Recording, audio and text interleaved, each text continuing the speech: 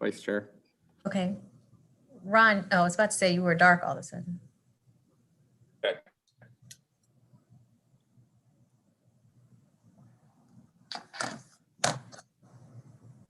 You're live. Thank you. Good afternoon, everyone, and welcome to the House Judiciary Committee for Bill hearings. Today is Wednesday, February the 10th. Members, please set yourselves to mute and only unmute when I recognize you to ask a question. After a witness testifies, you may ask a question by selecting the raise the hand feature on Zoom, and I will recognize you in order that you raise your hand. Witnesses, you will unmute yourselves when I recognize you to present your testimony. After you present your testimony and answer any questions from the committee, please exit the Zoom hearing room. At all times, members of the public will be able to view the live stream of this meeting. The live stream is accessible on the Maryland General Assembly's website. Per our guidelines, the following bills will work on the 2-1 rule, 2 minutes for the sponsor and 1 minute for witnesses. And then there will be some bills that are on the 3-2 rule, 3 minutes for the sponsor and 1 for the witnesses. And this, according to what I'm reading, that's all of our bills. So that's what we'll be doing today.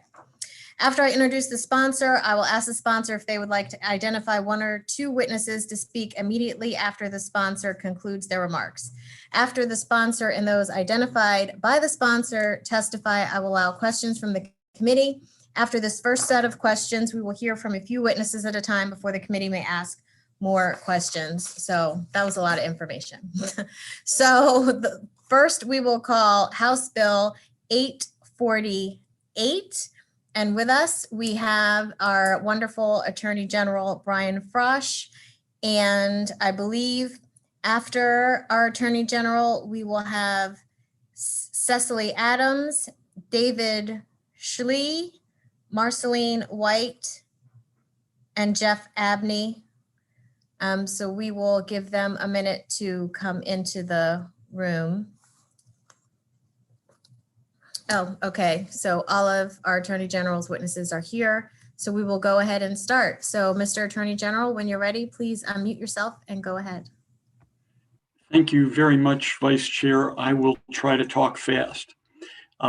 Article 3, Section 38 of the Maryland Constitution says, no person shall be imprisoned for debt. It allows exceptions to that only for child support and alimony. But notwithstanding that constitutional provision, people in Maryland get arrested and put in jail because they failed to pay a debt. This bill will prohibit the arrest or incarceration of a person for failure to pay a small debt. And it's a recommendation of our Access to Justice, our COVID-19 Access to Justice Task Force. And what this bill will do would be to bar arrest or incarceration in small claims court for claims of less than $5,000. The way it happens is that after having a judgment, often by default, entered against them, a debtor may be summoned to court to answer questions they don't understand. They don't get the notice. They figure they can't take time off work. They don't have money anyway. So oftentimes they don't go. And the result is a body attachment, arrest, sometimes jail. The chairman and I cross-filed bills in 2013 to put an end to this practice. And I remember the year before, there was a guy who was arrested pursuant to a body attachment, put in jail. He ended up in jail for 5 months. I'm not sure what happened. They forgot about him or whatever, but he was in jail for 5 months because he owed somebody money and he hadn't shown up to ask questions about it. This is totally unnecessary and it's often unconstitutional. Creditors already have powerful tools. They can garnish the debtor's wages. They can put a lien against the debtor's property, garnish a bank account, take a car. The theory is they need to bring the debtor to court to find out where the debtor's assets are. But in fact, you can do a much better job by just getting a credit report. And that's what the vast majority of creditors do. When I stop, you'll hear from folks who've been arrested and locked up for being in debt. You'll hear from Jeffrey Abney, who's at the University of Maryland Law School Consumer Clinic.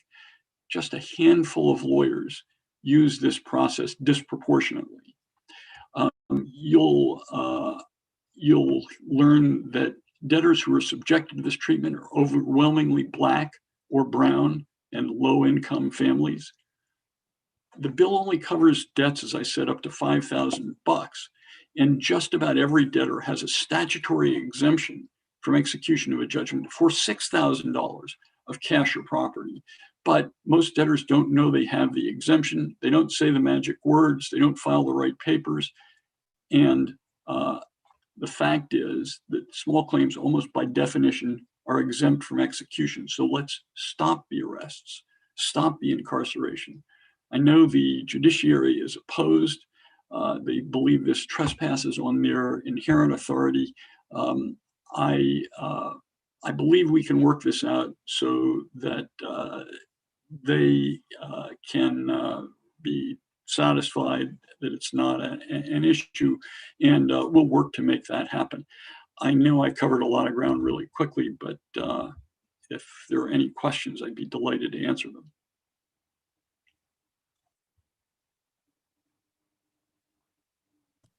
Thank you. We'll go ahead and call the remaining witnesses, and then we'll do questions.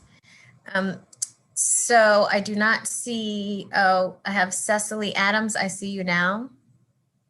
Hi, you can go ahead and you'll have 2 minutes to testify. So go ahead and unmute yourself. Okay, thank you.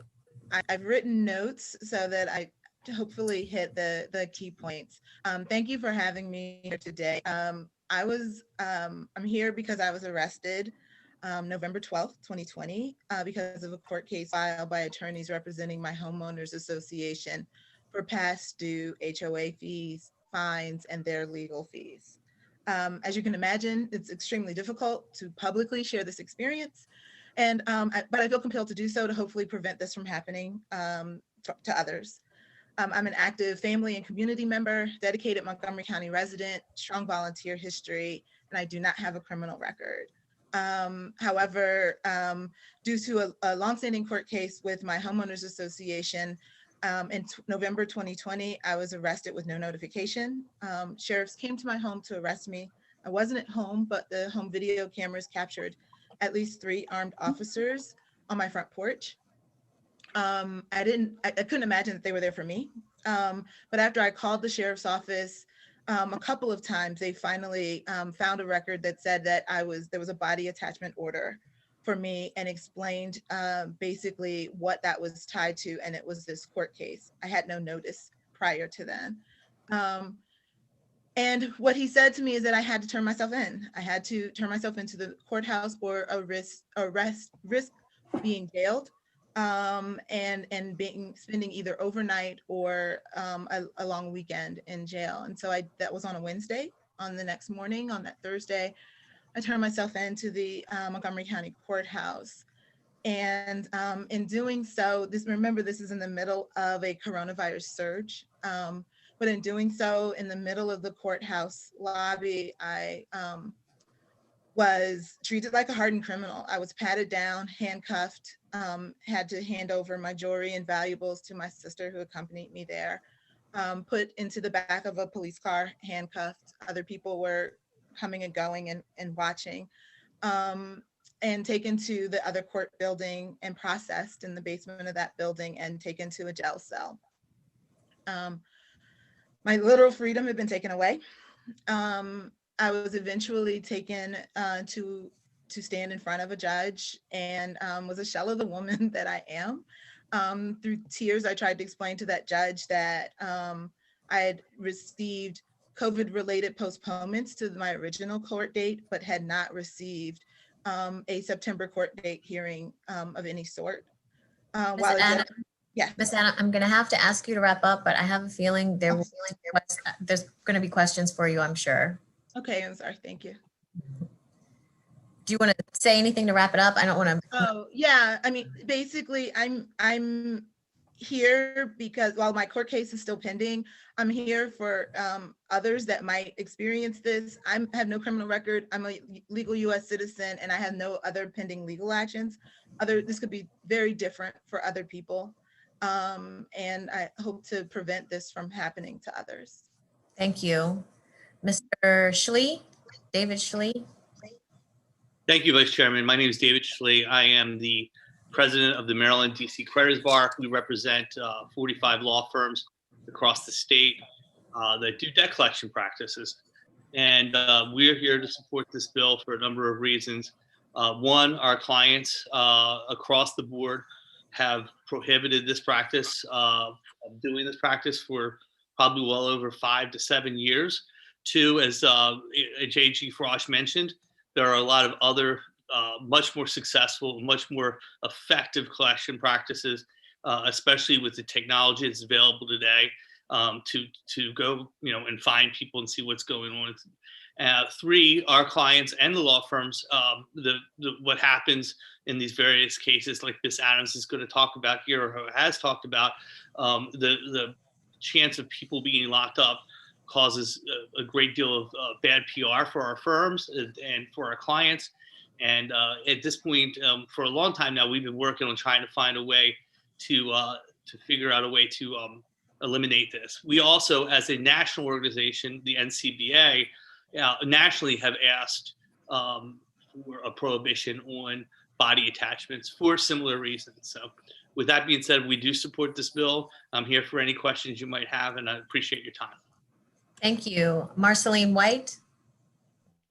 Good afternoon, Vice Chair, members of the committee. My name is Marceline White. I'm the Executive Director of the Maryland Consumer Rights Coalition, MCRC, and MCRC advances economic rights and financial inclusion through research, education, advocacy, and direct service.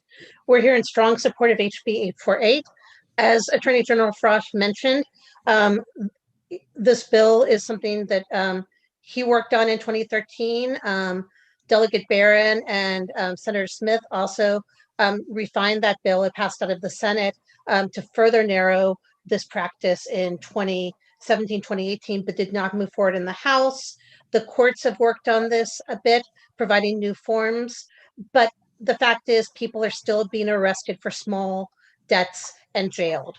So HB 848 provides a clear, bright line, creates clarity in the law, and ensures there's no more confusion. Our recent research shows that people have been arrested for debts related to medical debt. So hospitals are pursuing people who went to seek care and are arresting them and jailing them because they owe medical debt. I just want to make a couple points. I attached some stories in my testimony, and you have my written testimony, but this is a public health issue. As we heard from the witness, she was jailed during a public health crisis. We can't be picking people up and jailing them for small debts during a public health crisis. This is unconscionable. This is an economic justice issue. This will end debtors' prisons. This policy criminalizes poverty and creates a two-tiered system of justice. One for those who can afford to pay a debt, they go free, or who can pay a bond. They do not go to jail, but those who cannot afford to pay their debt or pay a bond are then jailed and incarcerated. We also know that there is more harm in jailing someone because some people are single parents who've been picked up and arrested. Others may lose their job. They can't then pursue a job. They can't pursue repaying the debt because they've lost their job because they've been jailed for more than 48 hours. This also helps reduce the cost and burden on sheriff's offices, the courts by reducing caseloads, jails, and on taxpayers by ending this practice. As you've heard, debt collectors have other ways to answer these questions and collect that information. So this practice is outdated and no longer needed. We also believe it's a strong racial justice issue. You may hear more about that from other speakers, but we know that non-white residents hold more debt than white residents in Maryland. And the debt collection lawsuits are pursued more aggressively in communities of color than in majority white communities. Finally, we know that body attachments are often executed when someone is pulled over for a minor traffic violation and it comes up on their record. And given the over-policing of Black communities and Black drivers, it is more likely that a Black driver may be pulled over and picked up on an arrest warrant, which again, given recent and long-term past history, could result in a much more violent interaction and a tragic encounter. And finally, the bail bonds industry is one of the most aggressive in seeking body attachments. And this again is indicative of the over-policing and over-criminalization of Black and Brown residents, especially young Black and Brown men. So Thank it's you, also a Ms. racial White. justice issue. I will just end by saying this is a policy that meets the moment, this time period of economic crisis, and of looking at ways to address racial justice. So for all of these reasons, we urge a favorable support for HB 848. Thank you. Thank you, Mr. Abney, Jeffrey Abney. Madam Vice Chair, thank you for having me here today. My name is Jeff Abney, and I'm a third-year law student at the University of Maryland Carey Law School. During the last year, our Consumer Protection Clinic conducted a study about judgment creditors' use of body attachments in civil death cases in Maryland. We discovered that from January 2015 until December 2020, at the request of the judgment creditors, Maryland judges issued at least 765 body attachments to enforce civil judgments against debtors. $6,000 of debtors' cash or property is automatically exempt from execution on a judgment. That means that the creditor cannot reach that $6,000. The average judgment is for a little over $5,000. Also, these debtors must affirmatively assert this exemption in court, which many do not have the ability to do by themselves. Based on an analysis of zip codes, these creditors disproportionately use body attachments against low-income people of color. The 20 zip codes that have the highest number of body attachments contained over 81% people of color. These same zip codes also have a median income of $49,000, well below the state median income of $83,000. Most creditors in the state use wage garnishments or property liens as debt collection methods as opposed to body attachments. Types of creditors that most commonly use body attachments: finance companies, municipalities, realty companies, homeowners associations, and credit unions. Arrests on body attachment warrants can occur soon after the issuance of the warrant, come months or even years later. During these periods of time, the person is subject to arrest, most without notice. In sum, our study shows that creditors are using body attachments against a significant number of debtors, most of whom are disproportionately lower income people of color. Many of these judgment debtors either have no assets or have statutorily protected assets and are still arrested and jailed or made subject to arrest for indefinite periods of times. I strongly urge the adoption of House Bill 848. Thank you, Ms. York.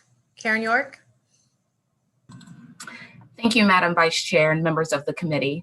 Good afternoon. I'm Karen York, Chief Executive Officer for the Job Opportunities Task Force, here in support of House Bill 848 to support the state's movement toward an end to the criminalization of poverty and, by extension, race. In 2015, given growing national attention and local concern around the impact of incarceration on working families, JOTF sought to define and determine the extent to which the criminalization of poverty is occurring in Maryland. Our 2-year investigation revealed that the criminalization of poverty is in fact occurring in Maryland with disproportionate impact on people of color. However, in recent years, the debtors' prisons has made a resurgence as an increasing number of poor people are being arrested and jailed for failure to pay debts.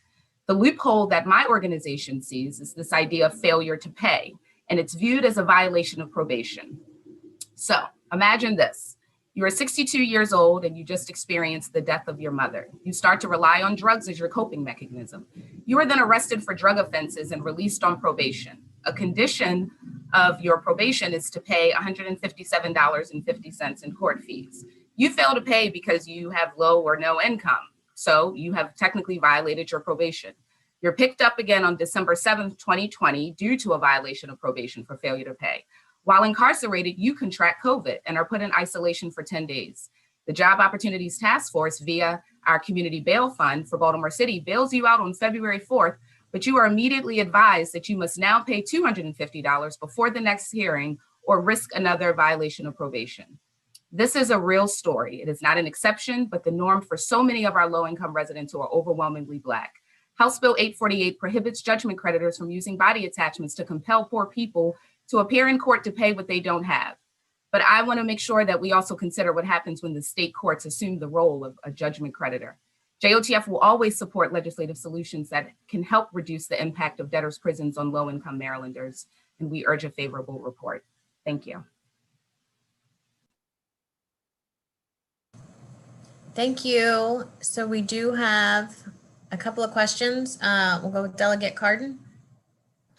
Thank you, Madam Chair. And it's always great to see David Schley and Attorney General Frosch on the same side. Wow, this is wonderful. Just very quickly, how somebody said that there's been a resurgence of body attachments and that it's mostly used by the bail bonds industry.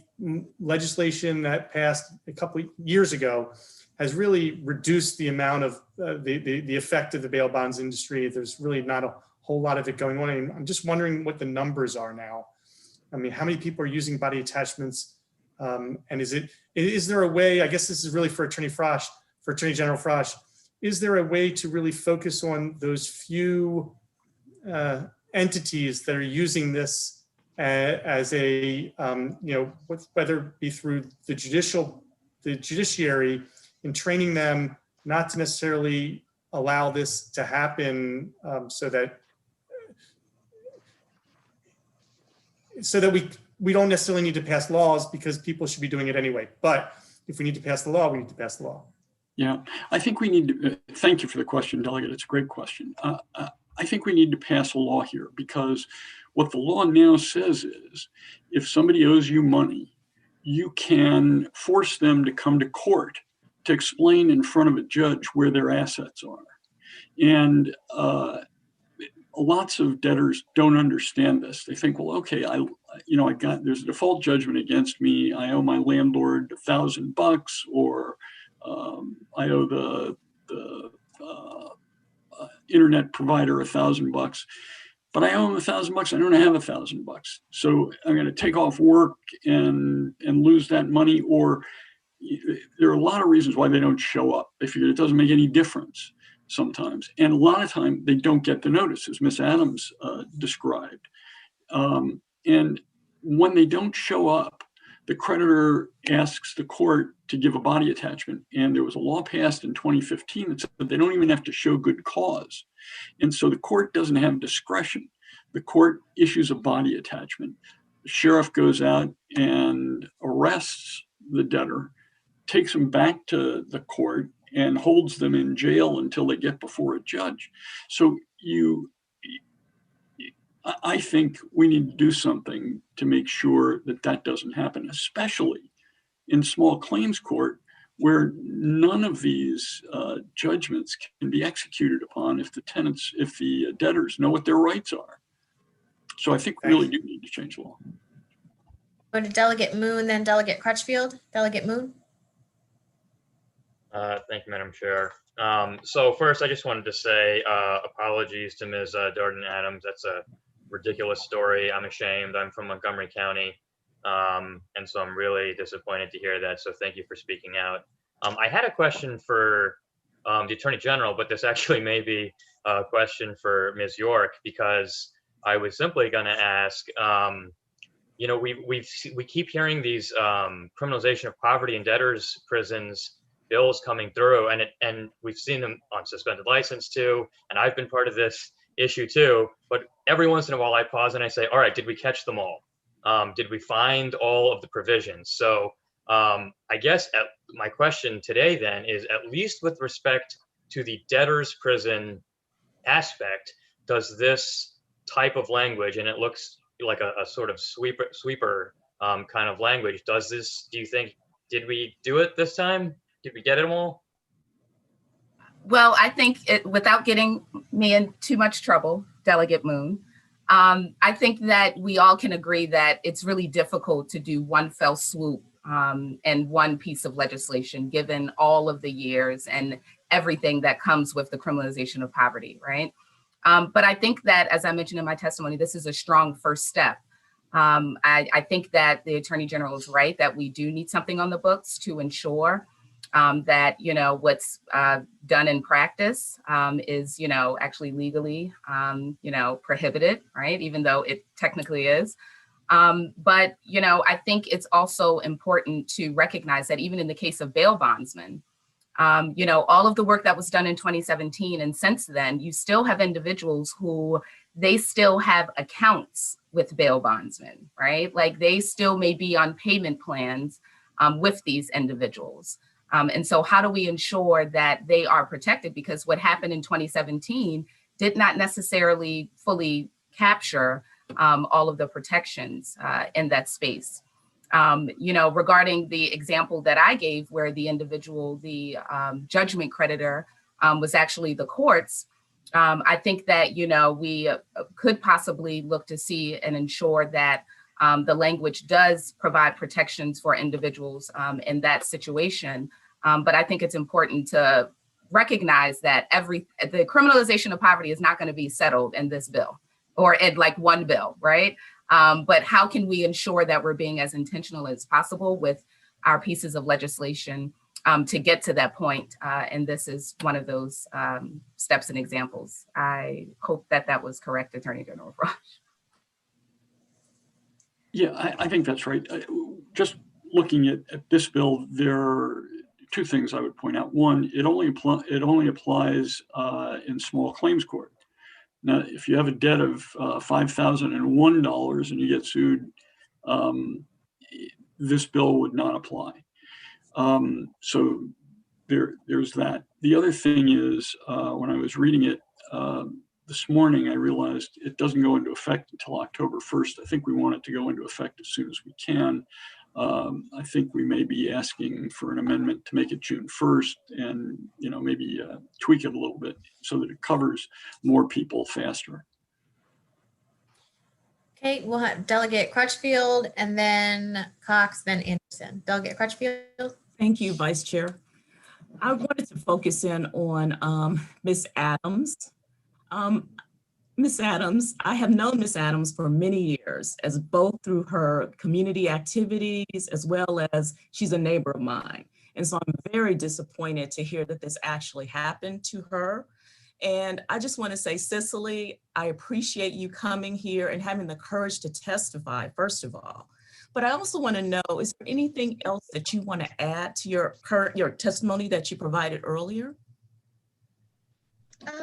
I would say thank you. Let me first say that everything, I'm trying not to be emotional in this moment. This is deeply emotional, and I'm used to speaking in front of crowds. I'm used to speaking professionally, and this is something that's so far outside of what I'm used to. I appreciate your patience with me.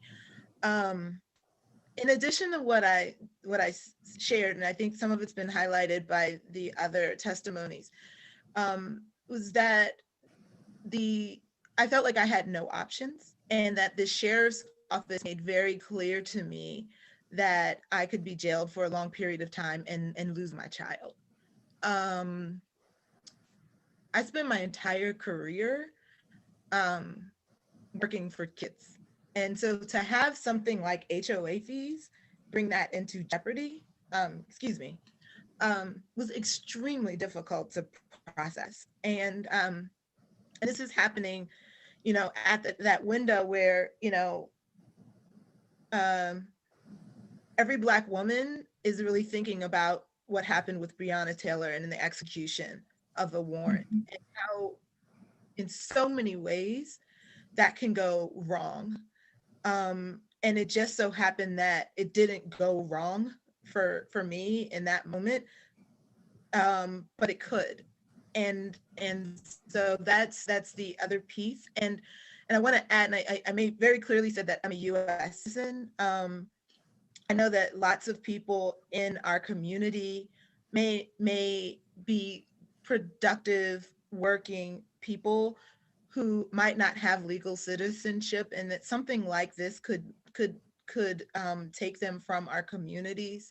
Was something that I felt, just all of these things I felt compelled to bring my story, because it's in a difficult story, it's a best case scenario. And I just wanted to elevate that piece, and also to say that I think I've heard a few people say that there are really certain organizations or certain entities that are just more likely to participate in this practice. And what my little bit of research, it seems like this particular law firm is deeply rooted in kind of predatory collection practices. And I think that if there's a way to dissuade that from impacting, folks that are really trying to do right, would be really helpful. Thank you. Thank you. And next, Delegate Cox and then Delegate Anderson. Thank you, Madam Vice Chair. Thank you, Mr. Attorney General, for bringing this great bill and for being here today. Nice to see you, sir. Good to see you, Delegate. I really like the bill. I actually represented a firefighter who won a Maryland Firefighter of the Year award because he rescued a woman, pulled her out of a burning car. And the reason why he retained me was because he was being threatened with arrest for failing to get notice of appearance. So quite shocking to people who really in good faith may not get the notice. And so I like the idea. I just have a couple quick questions. Does this go far enough with equal protection for interstate small claims bench warrants, such as Pennsylvania or somebody? It would be the first question. I'll tell you the other two real quick. Then does it cover court fees? And then thirdly, how do you get people to appear to ask them questions? Or are we just going to do away with the oral exam unless by consent?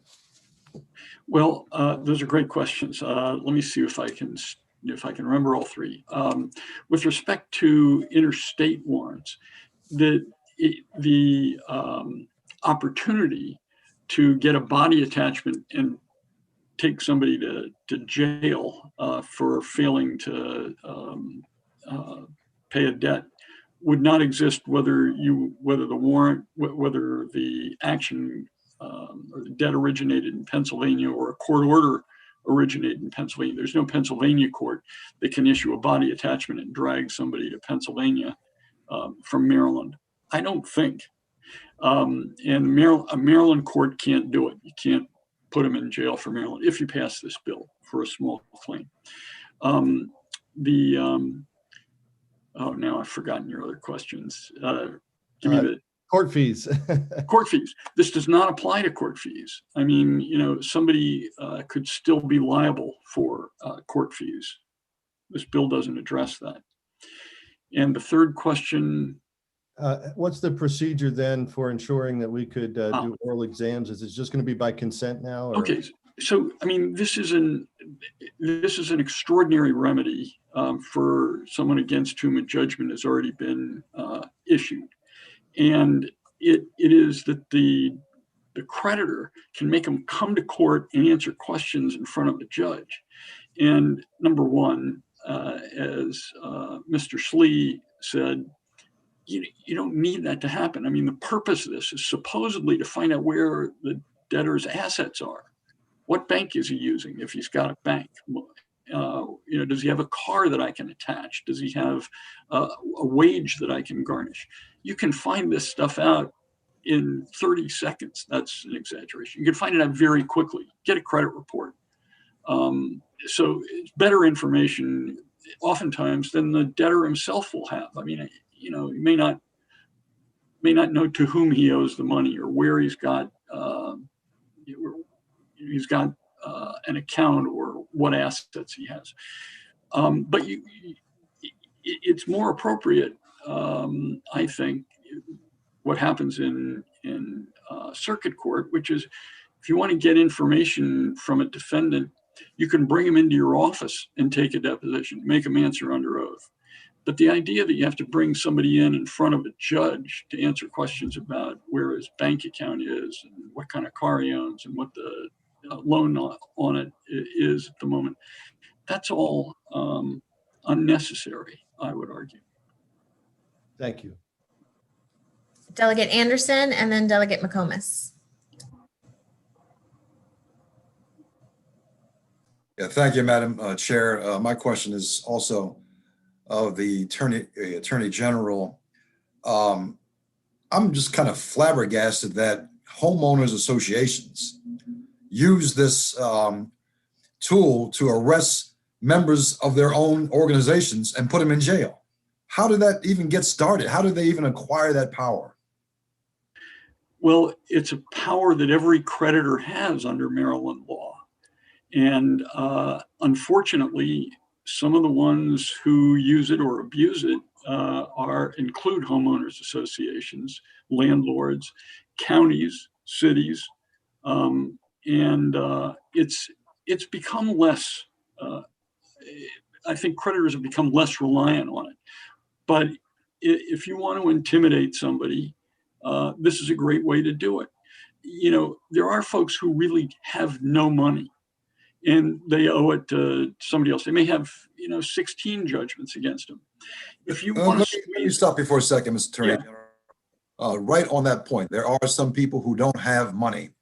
And in listening to Ms. York a second ago, obviously in criminal courts, and I know this bill doesn't relate to that, but in criminal courts, a person can be incarcerated for not paying a fine or for not paying restitution, or violate some other violations of probation.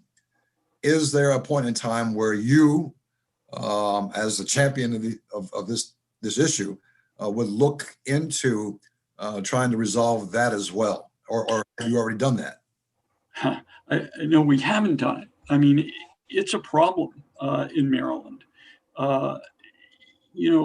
The idea that somebody would end up back in jail for failing to pay a $250 fine is, I think, bad public policy.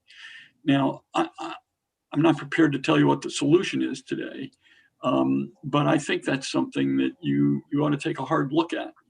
I can tell you that, in these civil cases, it is often unconstitutional. What happens to a guy who literally has no money and is threatened with jail because his judgment against him, and I'm using he, but it could just as easily be Ms. Adams or anyone. That person has, will start borrowing money from friends, relatives, anybody, in order to pay the $1,000 that'll be the key to the jailhouse door. So they just get driven deeper into poverty. And as I said, there's $6,000 of cash or property that is exempt from execution on a judgment. And so at least in small claims court, there's nobody who should be incarcerated. Nobody who should. All right, and real quick, what is your response to the opposition from the judiciary? So we don't think that it's unconstitutional, but I respect their view, and I want to explore, if I've got a week or so, a couple of different options that would achieve the same result without depriving them of what they believe to be a constitutional power. They believe the bill will create a separation of powers issue. I'd like to see if I can figure out a way that satisfies them that it won't. Thank you so much. And for the last question, Delegate McComas. Thank you, Madam Chair. Just briefly, this is for the individuals that have been affected by this policy. Were there any calls made to you, or would the creditor know where you lived? Well, they had to because they arrested you. But the point is if you were aware of it, you could probably talk to them and negotiate. But if it just kind of looks like a safe falling from the sky, there's no way that you could mitigate the circumstance of the pickup. And I was just wondering if there's any effort to reach out to the debtors before dropping the hammer of the attachment. Anybody care to comment on that? Okay, crickets. Another real quick. Sorry, I was trying to come off mute. I mean, if you'd like me to speak about my situation, I can. Like I mentioned, I had a court date that I was originally served for in February, and it was scheduled for, I believe it was April, and it was postponed because of COVID, and it was postponed a couple of times. I did not receive notice for the September date. I was later kind of told that the judge said that they were doing them virtually. Like I would have shown up for a Zoom court date, believe me. I received no notice saying you missed a court date. I received no notice from the attorneys that filed. I received no notice that there was a pending body attachment for me. I received no phone call, no email, and And you hadn't moved or anything like that? Same place, same phone number, everything, yeah. Yeah. The other question I wanted to ask for the person that's involved with the debt collection agencies that's supporting the bill, how much would it cost to use the internet or, so you could get the location of where the person was so you and see that they do or don't have assets? How much would that cost? Because I would assume you got to have several different databases for it if you're, a creditor. Yeah, so it's $1.50 to $1 for a search for address. And there are multiple databases out there that are very quick to find multiple addresses. For employment, it ranges anywhere between $22 and $25 per hit for a job, which is really what most people want to get to, because by far wage garnishments are the most profitable and best sort of collection method. And then there are bank guards, which are usually running anywhere between $25 and $50.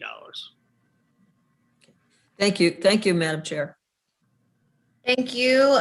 Thank you, Attorney General Frosch, and thank you to your panel for being here. Members, there is one other person signed up to testify in favor, Kathleen Highland, and I don't.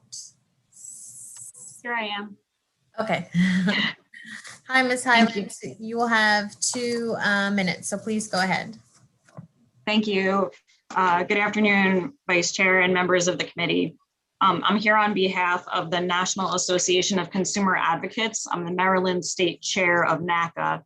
NACA is a nonprofit corporation whose members are private and public sector attorneys, legal services attorneys, law professors, and law students whose primary focus involves the protection and representation of consumers, and in particular focuses on widespread issues like this pertaining to debt collection and rights, and studies these extensively on a national level.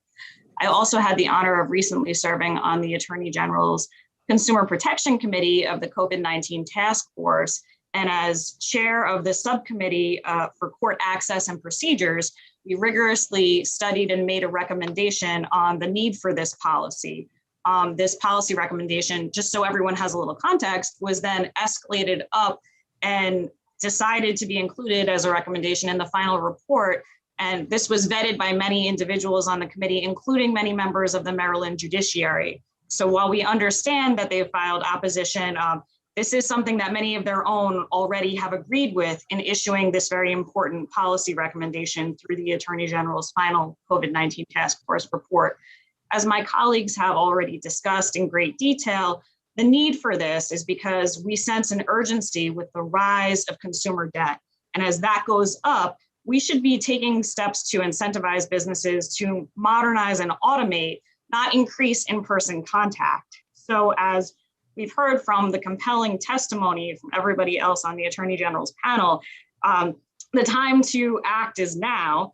And with respect to the judiciary's memo, I also want to bring up that this goes to a pattern we've seen in Maryland for many years. And the pattern is debt collectors using the courts and convincing the courts that it is their job to do things that debt collectors can already do.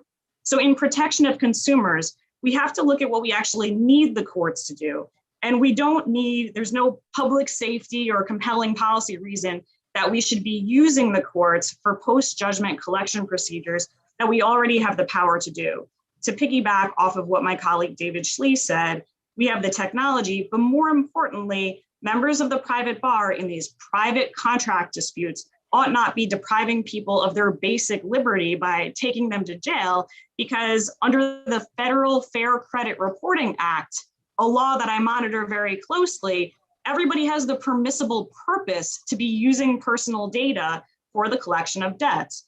And this is, something we look at in our state policy recommendations on data and privacy, but that right exists, the capability exists. We ought not be encumbering the courts and taking up their valuable time to do the work that the private bar can already be doing.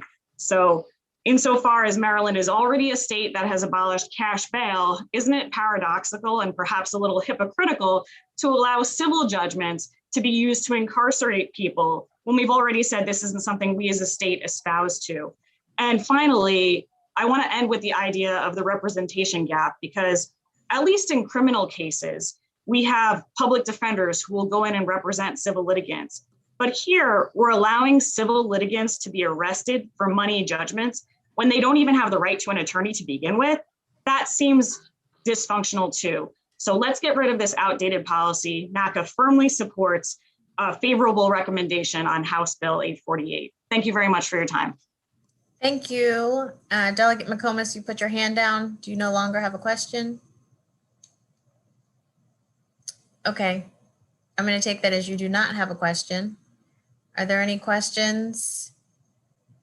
Okay, if not, thank you very much. And that concludes the testimony for House Bill 848. Enjoy the rest of your day. Next, we have Delegate Buckle with House Bill 681, and he is in here, but let's just give a minute for everyone to get out. And it is just Delegate Buckle here today. Just me. Okay, so you will have 2 minutes, Delegate Buckle, because this is a bill that we passed out last session. So whenever you're ready. That's fine. Thank you, Madam Vice Chair. This is HB 681 for the record. Delegate Jason Buckle, as Delegate Atterbury already indicated, this is a bill that this committee and the House of Delegates passed last year. Would hope that we would pass again, perhaps a little earlier. Last year, it was one of the many bills that was not able to be advanced through the Senate committee process because of the restrictions on our session from COVID-19. The bill very simply establishes a task force to study the Maryland orphans courts. I won't belabor the testimony that many of you will recall from last year. We do have some anomalies in our orphans courts. The different counties do this orphans court system very differently. We have 3 to 4 different models of how we administer justice for estates and trusts matters across different counties, and the task force would be charged with taking a look at that in a form and fashion, in a format that would maybe be more conducive to a better analysis than just flushing it through our very tightly compacted 90-day session. That's all the bill does. There would have to be one amendment, Madam Vice Chair. I should have caught this. You may see a letter in your file from the Maryland Judiciary. They don't like to have any of their members appointed to task forces because they think it takes them away from being impartial. We did that amendment. Your committee did that amendment before passing last year, and I would ask that that would again be considered this year to remove the judiciary representative from any task force. That's all I have. Okay, are there any questions for Delegate Buckle? Seeing none, thank you very much, Delegate Buckle. Thank you. Have a good day. Next, we will call House Bill 828, Delegate Cox. And Delegate Cox, it is just you testifying. Thank you, Madam Chair. I believe that's correct. I just wanted to, first of all, thank you, Madam Vice Chair, and the other members of the committee who sponsored this bill last year. You may recall, actually, we had 32 co-sponsors, and you all were the primaries supporting this.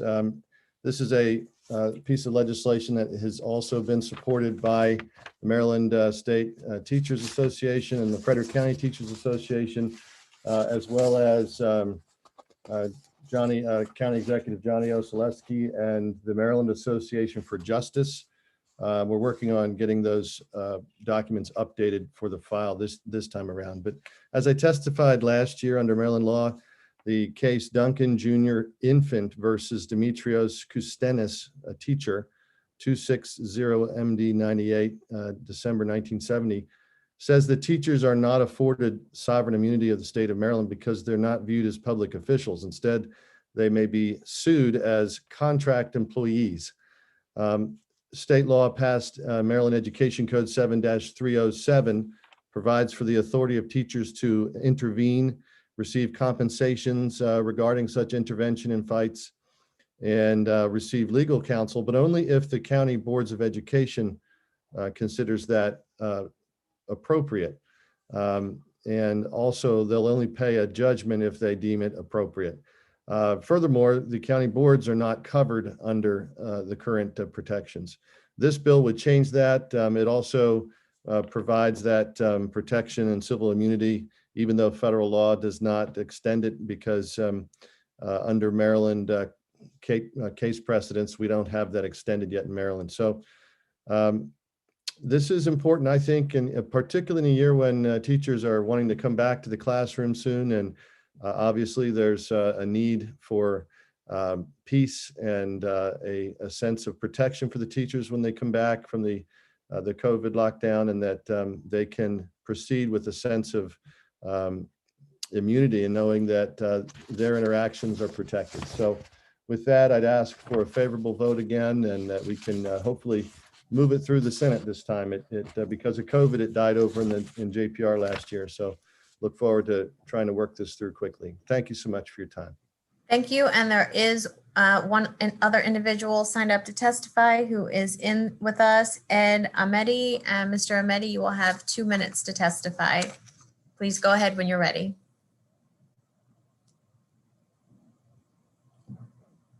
I've unmuted. Thanks for having. It's good to be here. Of course, I'm here to express my full support for the bill. I hail from North Potomac in Montgomery County, by the way. I'm a former teacher in Montgomery County, Prince George's County, and DC public school systems. And I was involved as a peacemaker or an enforcer in many altercations where this bill is something, which is a reason why I would support this bill so much. I have some written testimony. I'm guessing you both have it in front of you. But the third paragraph, I give a kind of my reasons why. And I talk about that the fact that when a situation is already heated, such as when students are actively engaged physically, it is not easy to talk them down. In these cases, it's often the best thing and the right thing to get between the antagonists, push them away from each other, pull them apart, separate them, perhaps even physically subdue them with a proper hold. Time can be of essence in these situations because no one can predict how fast and in what manner escalation will take. No one knows if the next punch thrown will be hit the spot and drop a child where they hit the head against a curb or something to that effect. I've been in lots of these situations. I give on the fourth paragraph, I kind of put a little bit of logic to the bill by noting that we don't explicitly disallow physical intervention of any kind by staff members in emergencies, because we all know sufficient action has to be taken by the adults in the room, and that it therefore follows that school members should have immunity from civil liability when they take the proper steps. I have a fifth paragraph, and you note that I mentioned that I'm aware that adults are often stronger and bigger than the students they're trying to subdue, and it's very easy to hurt them inadvertently. So I do want to ask that you also give consideration introducing a companion bill that provides school staff with training on intervention techniques before you have to do this kind of thing, and then how best to physically subdue or hold students so you can't injure them. For example, if you grab them by, go ahead. So your time's up. If you'd like to wrap up. I was just going to say, if you grab a child by the arm, he can twist to try to get away, and then you end up hurting the arm. So that's not a good idea. Thank you. And we do all have your written testimony, so we will take a look at that. Are there any questions for Mr. Ahmedi? Seeing none, thank you for being here. And that concludes the testimony on House Bill 828. Now calling Delegate, a former Judiciary member. Good to see you. Calling House Bill 538. And there are 3 individuals signed up to testify in favor and 1 opposed. So we'll let the favorables enter the room. John Jocelyn, Katie Novotny, and Mark Pennick. And we'll just give them a second. I see 1 person in here. I see some other people coming in. Let's just give it a second. And if you're entering the room, please mute yourself.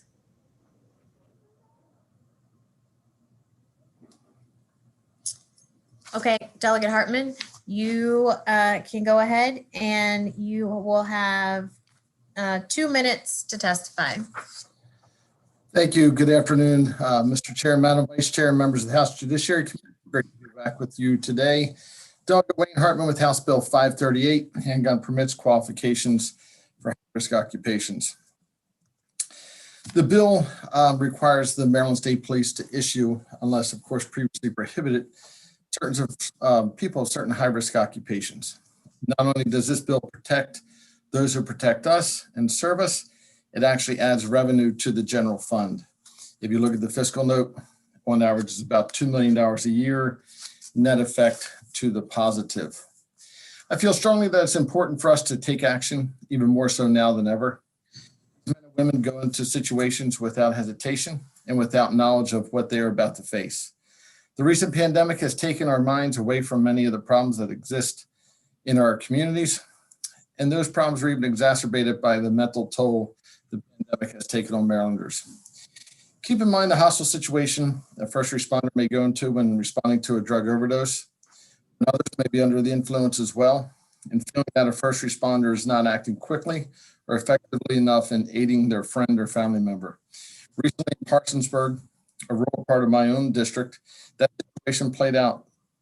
The paramedic that was attacked had to be taken to a trauma center for stitches to his head. Think about our correctional officers, probation and parole officers, as they may face potential retaliation each day. And also they may face retaliation from inmates, or even worse, potential harm by associated gang members or family members of current inmates. Think about the history of violence that has taken place in our most sacred of places, our churches. This will allow protection for our security personnel in the religious facilities. And I'll remind you once again of the nurses, physicians, assistants that have come before this very committee talking about the dangers and risks they face, not only in their job and workplace, but outside of the workplace. So I urge all of you to give a favorable report to Bill 538, and that we protect those who serve and protect us on a daily basis. Thank you. Thank you, Delegate Hartman. And next, John Jocelyn. And you will have 1 minute. Go ahead and unmute yourself. Thank you, Madam Chairman, members of the committee. John Jocelyn speaking on behalf of 2A Maryland in support of House Bill 538. The Maryland State Police currently identify 6 distinct categories of carry permits, some of which have subcategories, one of which is assumed risk positions, which this bill addresses. It simply documents and identifies the types of occupations that the Maryland State Police do recognize as assumed risk or high risk. We believe that this adds clarity where there currently is none. We support this legislation and we ask for a favorable report. Thank you, Ms. Novotny. You can go ahead and unmute yourself and you have 1 minute as well. Hi, thank you. It's Katie Novotny, District 7. Thank you all for hearing this bill today. So I'm in support of this. Throughout the pandemic, we've heard about how our first responders, EMTs, all these sort of people are, our heroes working through all this. And this bill just allows them to choose to protect themselves. They sometimes face, as Mr. Joslin said,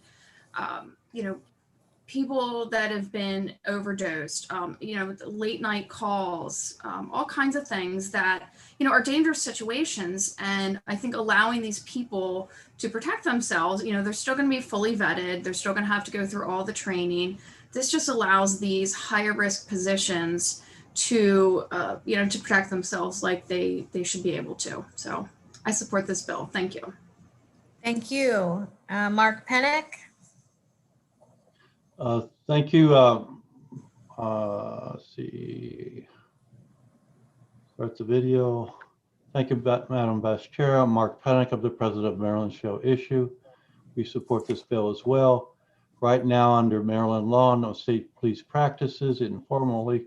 Only special people get permits in Maryland. And there's a special assumed risk category. And ironically, members of this committee and members of the General Assembly are pretty much assumed risk positions. Yet the people who actually place their lives on the line are not. And those people are listed on this bill as should be considered as assumed risk positions. So we support this bill because we don't believe in assumed risk positions. We think everyone has the right of self-defense. But if you're going to have the special people, these people are special and they should be accorded the same respect as others. Okay, are there any questions? I see 2. Delegate, I see 3. We'll start with Delegate Lopez and then Erican and then Watson. Thank you, Madam Vice Chair, and thank you to our former colleague of the committee who's now gone on to other things for introducing this bill.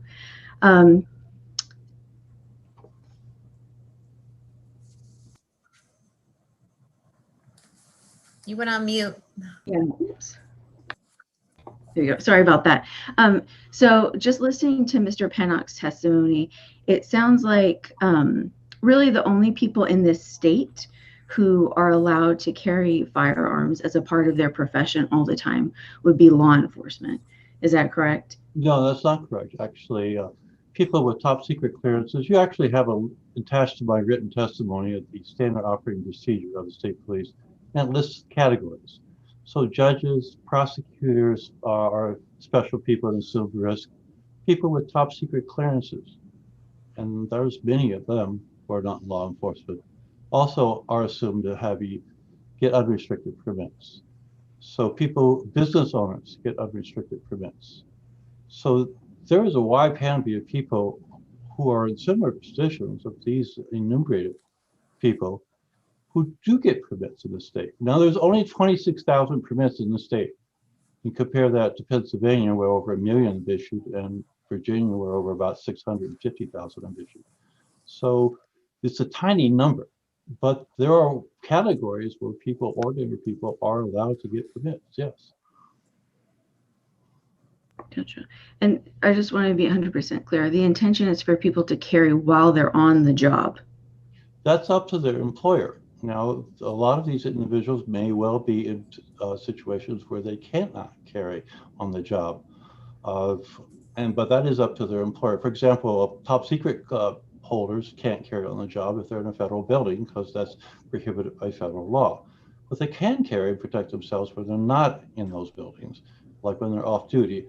And these individuals are no less at risk than the average business owner or prosecutor when they're off duty. So the prosecutor gets to carry all the time, whether they're on duty or off duty. And that's what these people would be able to do, is protect themselves, because they're identifiable to the public as occupying these positions, and they make enemies on the way. Gotcha. They're allowed. Would it be fair to say that police are the most frequent kind of workforce that carries firearms, though? Well, police, as a matter of course, carry off duty. Almost every police department allows their officers, indeed require their officers, to carry off duty. That's certainly true in the federal government. So there is an existing federal law called LEOSA that allows police officers and retired police officers to carry, notwithstanding any state law. So yes, certainly police officers do carry, and they're not limited to that. Gotcha, thank you. Delegate Erican. Question is for Mark Pennock as well, but good to see my constituent. Hi. Hello. So I thought I heard you say that legislators are also in an assumed risk category. So we can literally go get our unrestricted carry permits, but like people like an EMT cannot get it under that category. You're not identified separately in that SOP as having a special, but we all know with a wink and a nod that members of the General Assembly get permits because the state police know where their bread is buttered. Yeah, you are going to get permits for the asking. All you have to do is the training.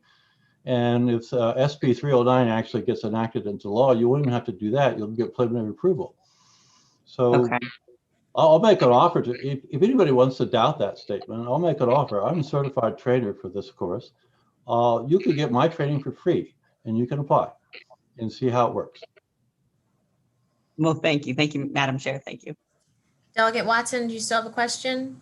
Yes, I do. So this is very interesting because I just got my wear and carry and I actually use the assumed risk position in my job as legislator. But my question is this, with the top secret clearance folks, I didn't think that it was so much the fact that they were in a risky profession. It's that they had already been vetted at the federal level with respect to background checks, which facilitated their ease.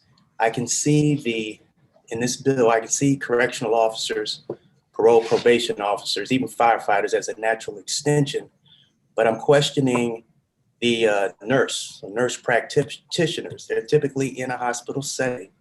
I did speak to several nurses last session or session before last who mentioned there is a lot of violence in that profession, but it's usually within the facility and it's never life-threatening.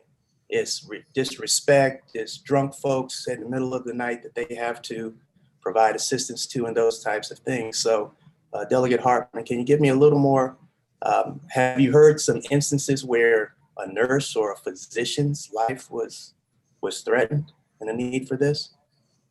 Well, if you remember the testimony when we heard from the nurses, I think not having looked at that testimony, I recall like an attack in the parking garage. The thought process was that they have a prescription pad, and with the drug epidemic that we're undergoing, they were included for that reason. Looking at the labor statistics in 2018, 73% of workplace violence victims worked in the healthcare and social assistance industry. Not all healthcare workers are working in a facility. There's home healthcare. Those people go into the various neighborhoods, and if there's the thought that they would have some type of medicine or something with them, I felt that they needed to be protected. Healthcare is outside of brick and mortar buildings. Healthcare, having gone through aging parents, healthcare workers regularly show up at houses and go into all types of neighborhoods and all types of situations that they're not aware of. And, I just think they're equally at risk. Yeah, no, good point. Thank you for that clarification. And good seeing you, my friend. Absolutely.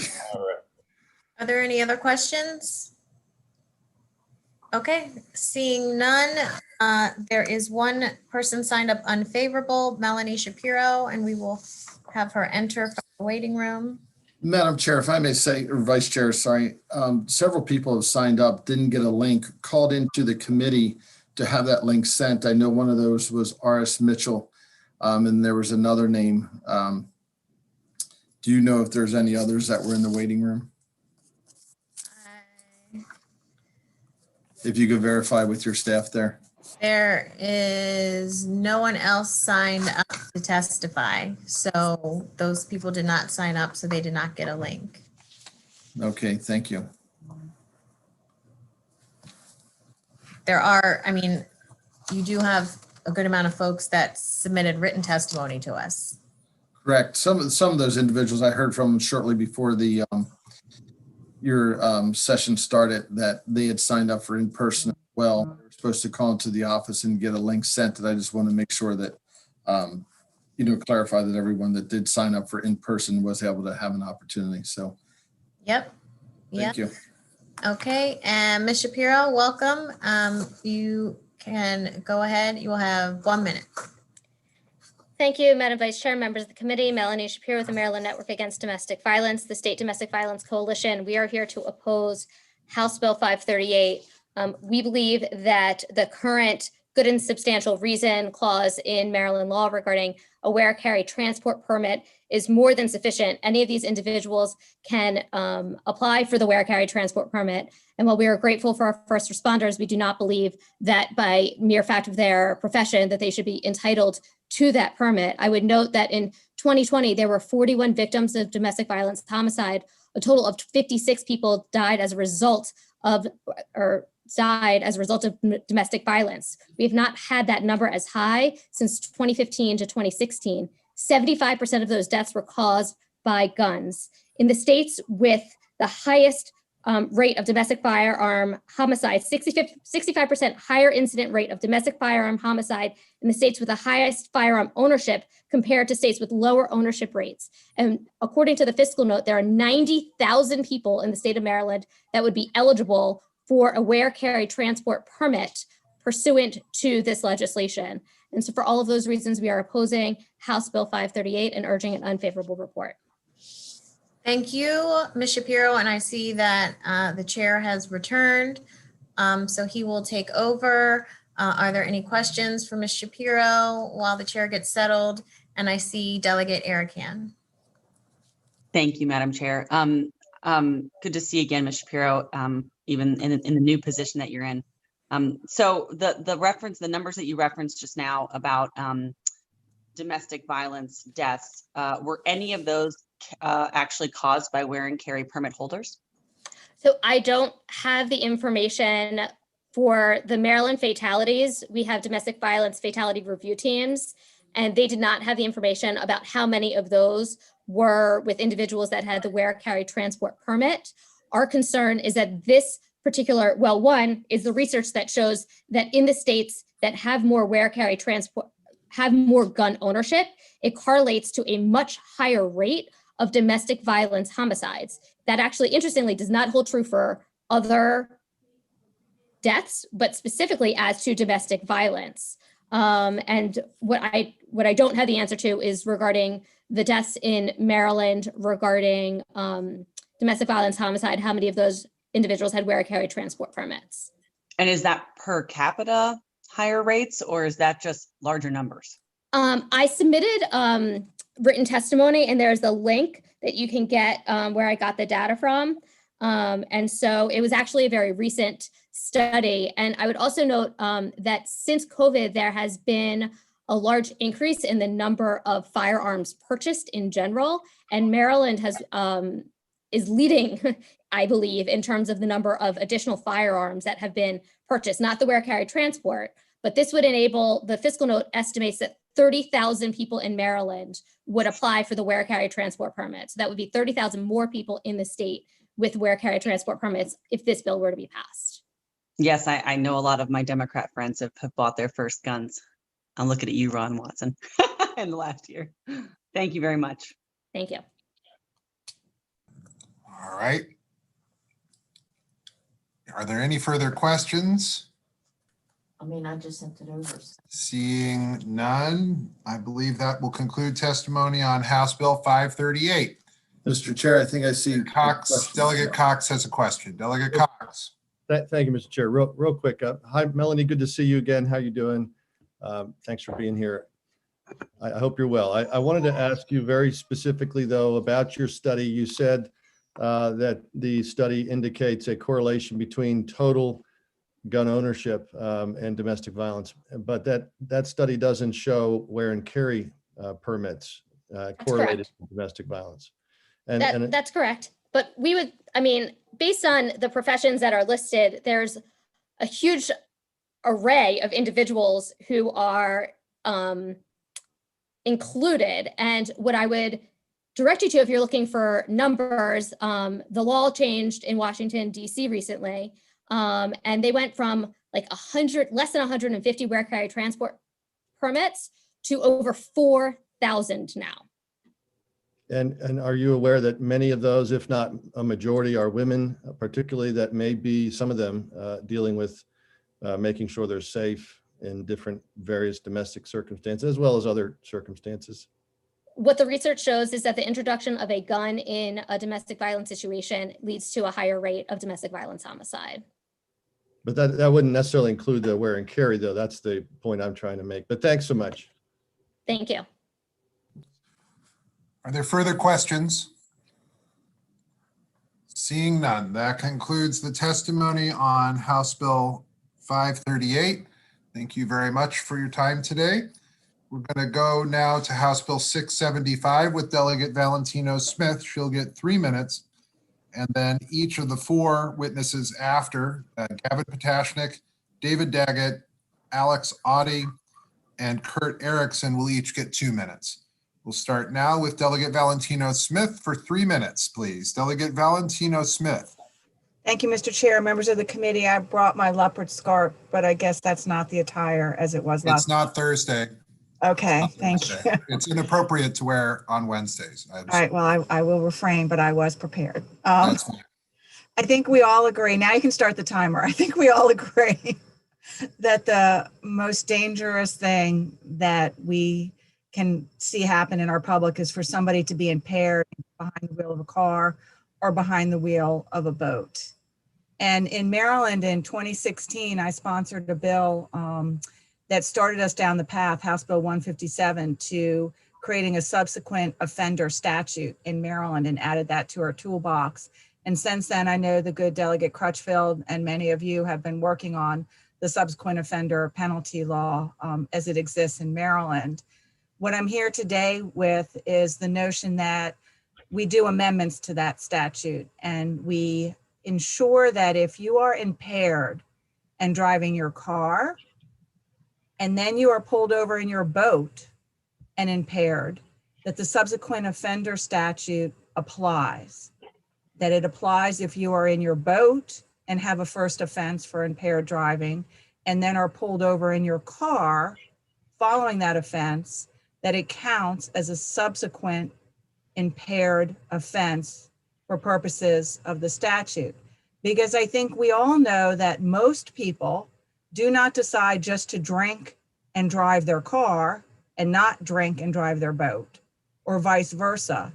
The types of offenders that we're dealing with generally drink and drive their boats impaired and don't differentiate and do it a lot more than the number of times for which they're actually caught.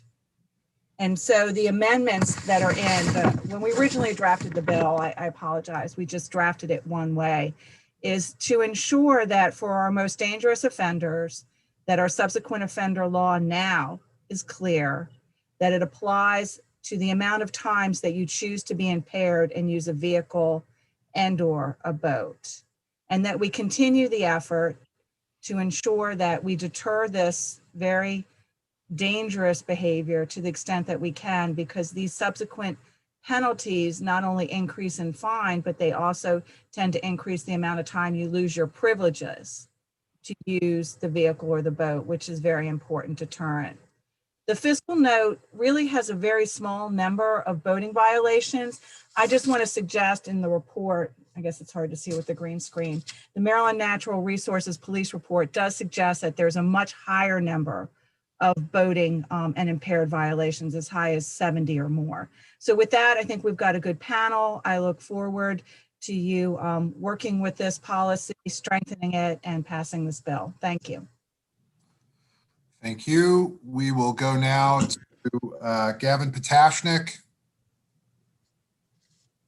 Good afternoon, Mr. Chairman, Madam Vice Chair, members of the committee. Gavin Potashnik, Deputy State's Attorney for Hartford County. We would ask for a favorable report with respect to House Bill 675, including the amendment, which I think is very important. Again, this is an important issue. I know you're dealing with a lot of important issues this session, and I respect that. I would say this is a very simple bill.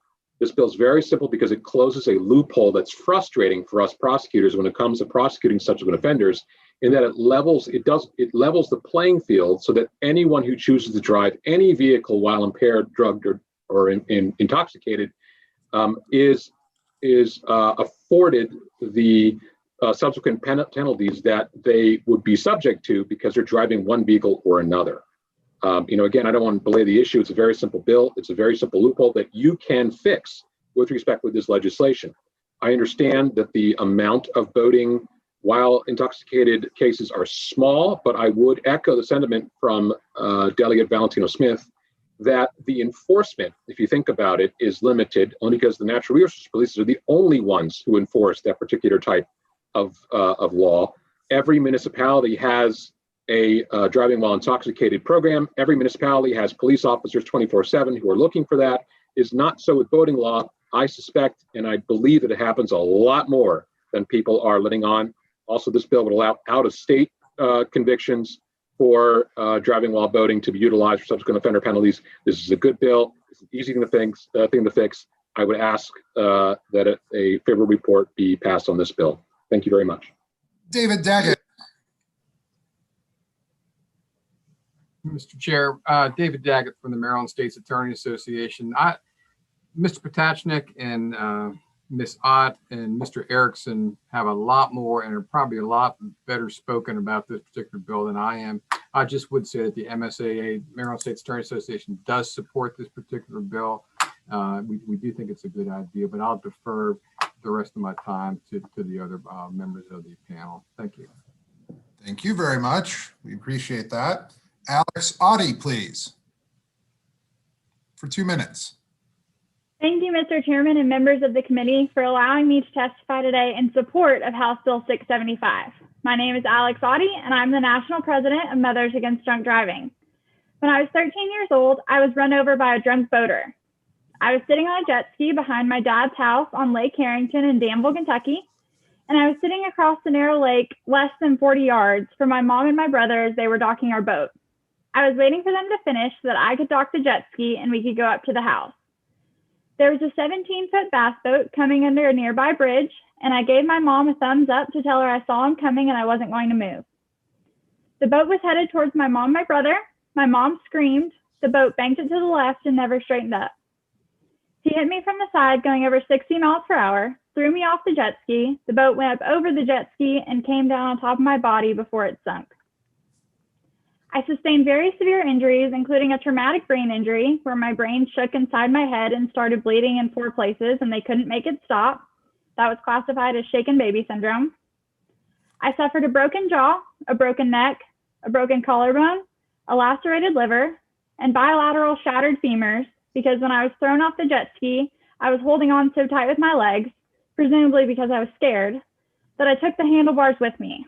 I now have metal rods in place of bone in both of my thighs. When the boat came down on top of me, the propeller landed on my legs. My left leg was under the water just enough that it only required stitches, but my right leg was severed completely by the propeller. The man who ran me over was 3 times over legal limit 2.5 hours later. He was charged $250. It's important to note that he had several DUIs on the land and on the water before and after this crash. I had 8 emergency surgeries in the first 7 days and many more since. I spent a week in a coma, several weeks in the ICU, a month in a neck brace, and several months in a wheelchair. To no fault of my own, this was my new life. I've been asked a lot over the years if I could do that night over, what would I do differently? And the answer is nothing. I didn't do anything wrong. And the only thing that would have changed that crash is if he hadn't been drunk. House Bill 675 would allow for BUI offenses to be counted toward anyone charged with a subsequent DUI. Mothers Against Drunk Driving and myself personally support this legislation as it is an improvement to the impaired driving law. Mr. Chairman and members of the committee, MAD urges you to please advance House Bill 675. Thank you very much. Kurt Erickson, please, for 2 minutes. Mr. Chairman, my name is Kurt Erickson. I head up the Maryland nonprofit Washington Regional Alcohol Program. You already have our written testimony. You've already heard what the bill does. I just wanted to underscore 2 things. One is alcohol use is the leading known contributing factor in fatal boating incidents, according to the U.S. Coast Guard. And to this day, nearly 1/3 of all traffic deaths occurring on Maryland's roadway specifically still involve drunk drivers, according to the National Highway Traffic Safety Administration 2019 figures. Impaired driving on land or on water is a distinction without a difference. Impaired driving is impaired driving and is a criminal behavior which far too often has deadly consequences. Recognizing as much, we thank you for your consider favorably reporting this potentially life-saving legislation. Thank you. Thank you very much. Are there questions for the panel? We'll go now to Delegate Cardin. Thank you, Mr. Chairman. Thank you all very much for being here and for testifying and for your very persuasive testimony, Miss Adi. This is actually a question for Mr. Potachnik. Do you automatically have the default of making a repeat offender subject to the repeat offender increased penalties, or does your investigator or your state's attorney look to decide is it appropriate or inappropriate? What's the default there? So I'll tell you some statistics. I know that DUI and drunk driving offenses are either number 1 or number 2, the offense up here in Harford County. next to domestic violence. As a result, it's our policy to always apply universally any subsequent offender penalties if a person has a prior drunk driving conviction every time. Okay. It's an important deterrence.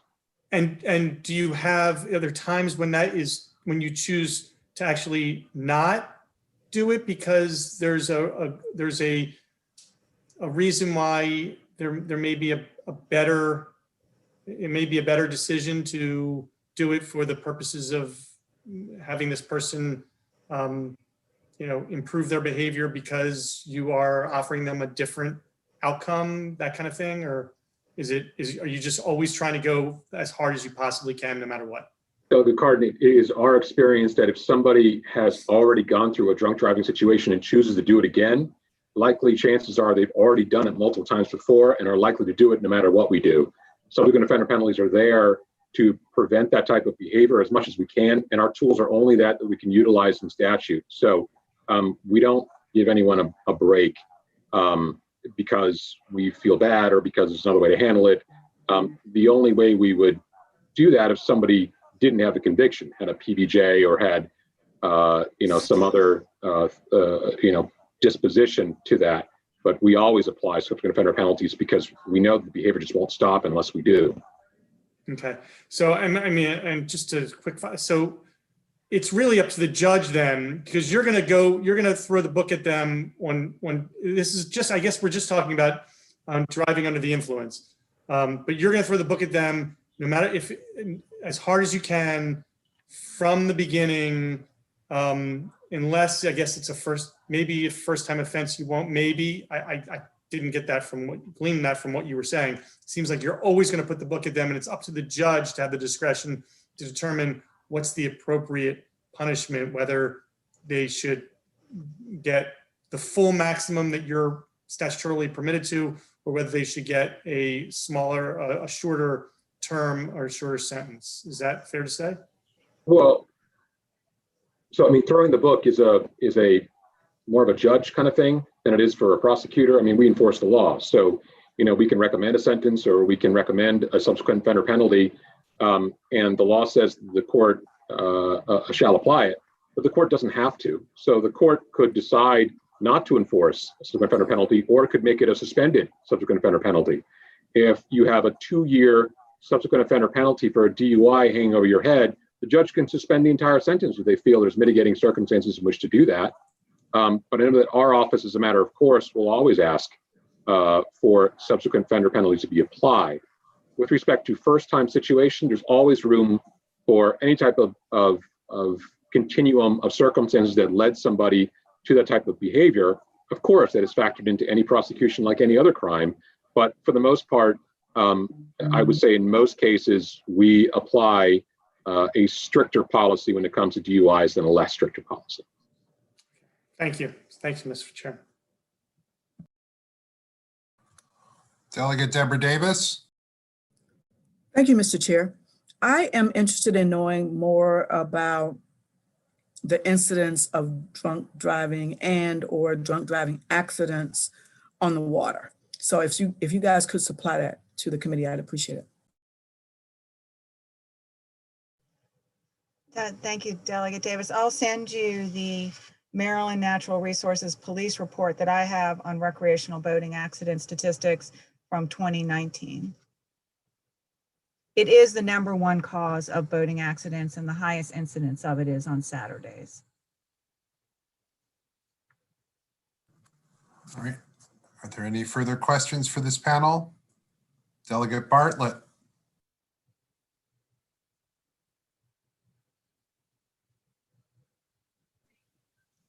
Hi, I'm sorry. Thank you, Mr. Chair. Quick question. Does the section, is it here under maybe under article or the transportation article or somewhere here that would allow for, and I was looking for, I couldn't find it, a person to also maybe go to, drug court or having classes and things of that sort. Is that also an option? I guess this is for you, Delegate Valentino Smith. So right now, the way the bill is written and with the amendments, it's only changing the penalty provision that's provided. All of the existing provisions that already exist in law, which the state's attorneys may talk in more detail to, that the judge has the opportunity to use and or that drug driving court has the opportunity to use, would still be in place. This is just ensuring that in the penalty provisions, that the subsequent offender penalties apply, notwithstanding what vehicle you're driving, a boat or a car. Okay, thank you for that clarification. Delegate Barton, and I will add that at least in Harford County, I would say 90, if not 95% of the cases, the court will order drug and alcohol treatment to be a part of your probation. It's pretty standard that any judge will do. That's what I thought. Thank you. Thank you very much. Thank you all very much. Seeing no further questions. Mr. Chairman, this is my last time before the Judiciary Committee, and Delegate Moon hasn't asked me a question all year. Are you sure we're going? That concludes the questions for House Bill 675. We won't entice him with the opportunity to ask a question. Thank you, everybody. Thank you. All right. Thank you very much. All right, now we're going to move to House Bill 633 and Delegate Beitzel. There's the delegate who will be able to speak for 3 minutes and then 4 other witnesses. I will put on the record that Delegate Cox wishes to speak on this bill as a witness. However, I'm not going to allow that. We do not act as witnesses. We're members of the committee. We don't do that. So we'll hear from the 4 witnesses and Delegate Beitzel, and we'll hear from him for 3 minutes, and we're ready for the snow report whenever you'd like. All right. Thank you, thank you, Chairman Clippinger and Vice Chair Atterbury. And so thank you for allowing me to come before the committee. I'm here today to present House Bill 633 for the record. I am Delegate Wendell Beitzel, and the title of this bill is Gun Theft Felony Act of 2021. You've seen this bill before, I think probably twice from me in this committee. And last year, the bill did have some favorable consideration, but there was one provision that we will address, and I have a presentation I'd like to put up real quick, if you don't mind. Give us just a minute. All right.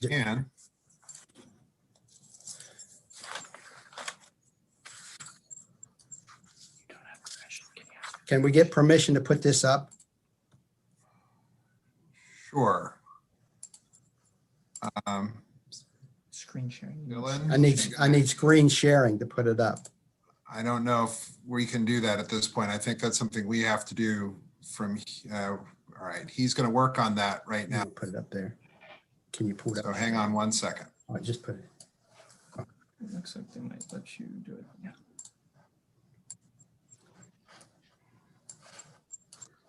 There, you got it? Go ahead. Can everybody see it there? Okay, again, I had already mentioned, this is the bill that we're presenting today. And this bill deals with the stolen firearms. And if you're sharing something, it's not appearing on the screen. Oh.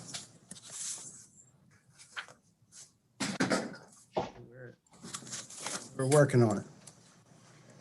If you'll bear with us, this is new technology and new thing, and so we're if it isn't coming up, I'll wing it. Yeah, I think. Okay, you don't see it? No. Okay, can you click?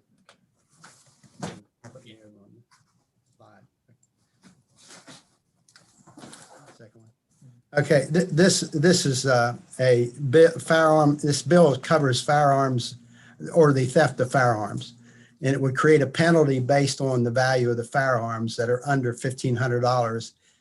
And currently anything under $1,500 in a theft of a firearm is considered a misdemeanor. So basically, simply what this bill does is it would make a felony for the theft of any firearm. And many crimes are committed with stolen firearms. And so what we're trying to do here is to make it a felony to steal the firearm, so that if they use it to commit a crime or in any unlawful purpose, it would become more than a misdemeanor, and therefore it would create it as a felony. And so felony offenders then would be prevented from purchasing firearms in the future or possessing or owning firearms. So really that's the context or the basic premise of the bill is to make it a felony. So those that steal firearms, if they used a firearm for any purpose or just for having stolen it and convicted of being stolen, of stealing it, would be a felony offense. And this classifies it as a separate felony offense. This establishes a penalty of imprisonment not exceeding 5 years or $1,000 in fine for the first offense, and 10 years and $2,500 fine for the subsequent offense. And really, if you steal that firearm now, those are just misdemeanor offenses. And so again, I'm saying this, what it does is it attempts to keep people from stealing firearms and or possessing firearms in any way. And it addresses the unlawful possession of firearms while protecting law-abiding gun owners. And it aligns Maryland law with other forward-thinking states, including Pennsylvania, Virginia, and Delaware that surround us. They all have the same type of they have this type of legislation in those states. And additionally, what we want to do here is to make it so that someone that steals that firearm,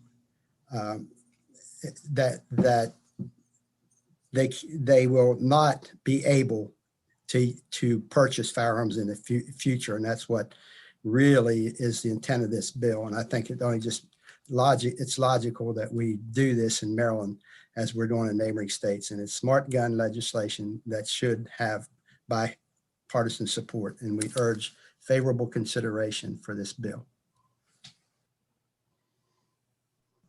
Okay, we're going to hear from John Jocelyn, Katie Novotny, and Mark Pennock for 2 minutes each, please. Mr. Jocelyn. Good afternoon, Mr. Chairman, members of the committee. John Jocelyn, representing 2A Maryland. We support House Bill 633. The current law considers the theft of a firearm to be a simple property crime. However, stolen firearms are invariably headed for the black market and crime. We believe this is a very severe condition and this bill will address it.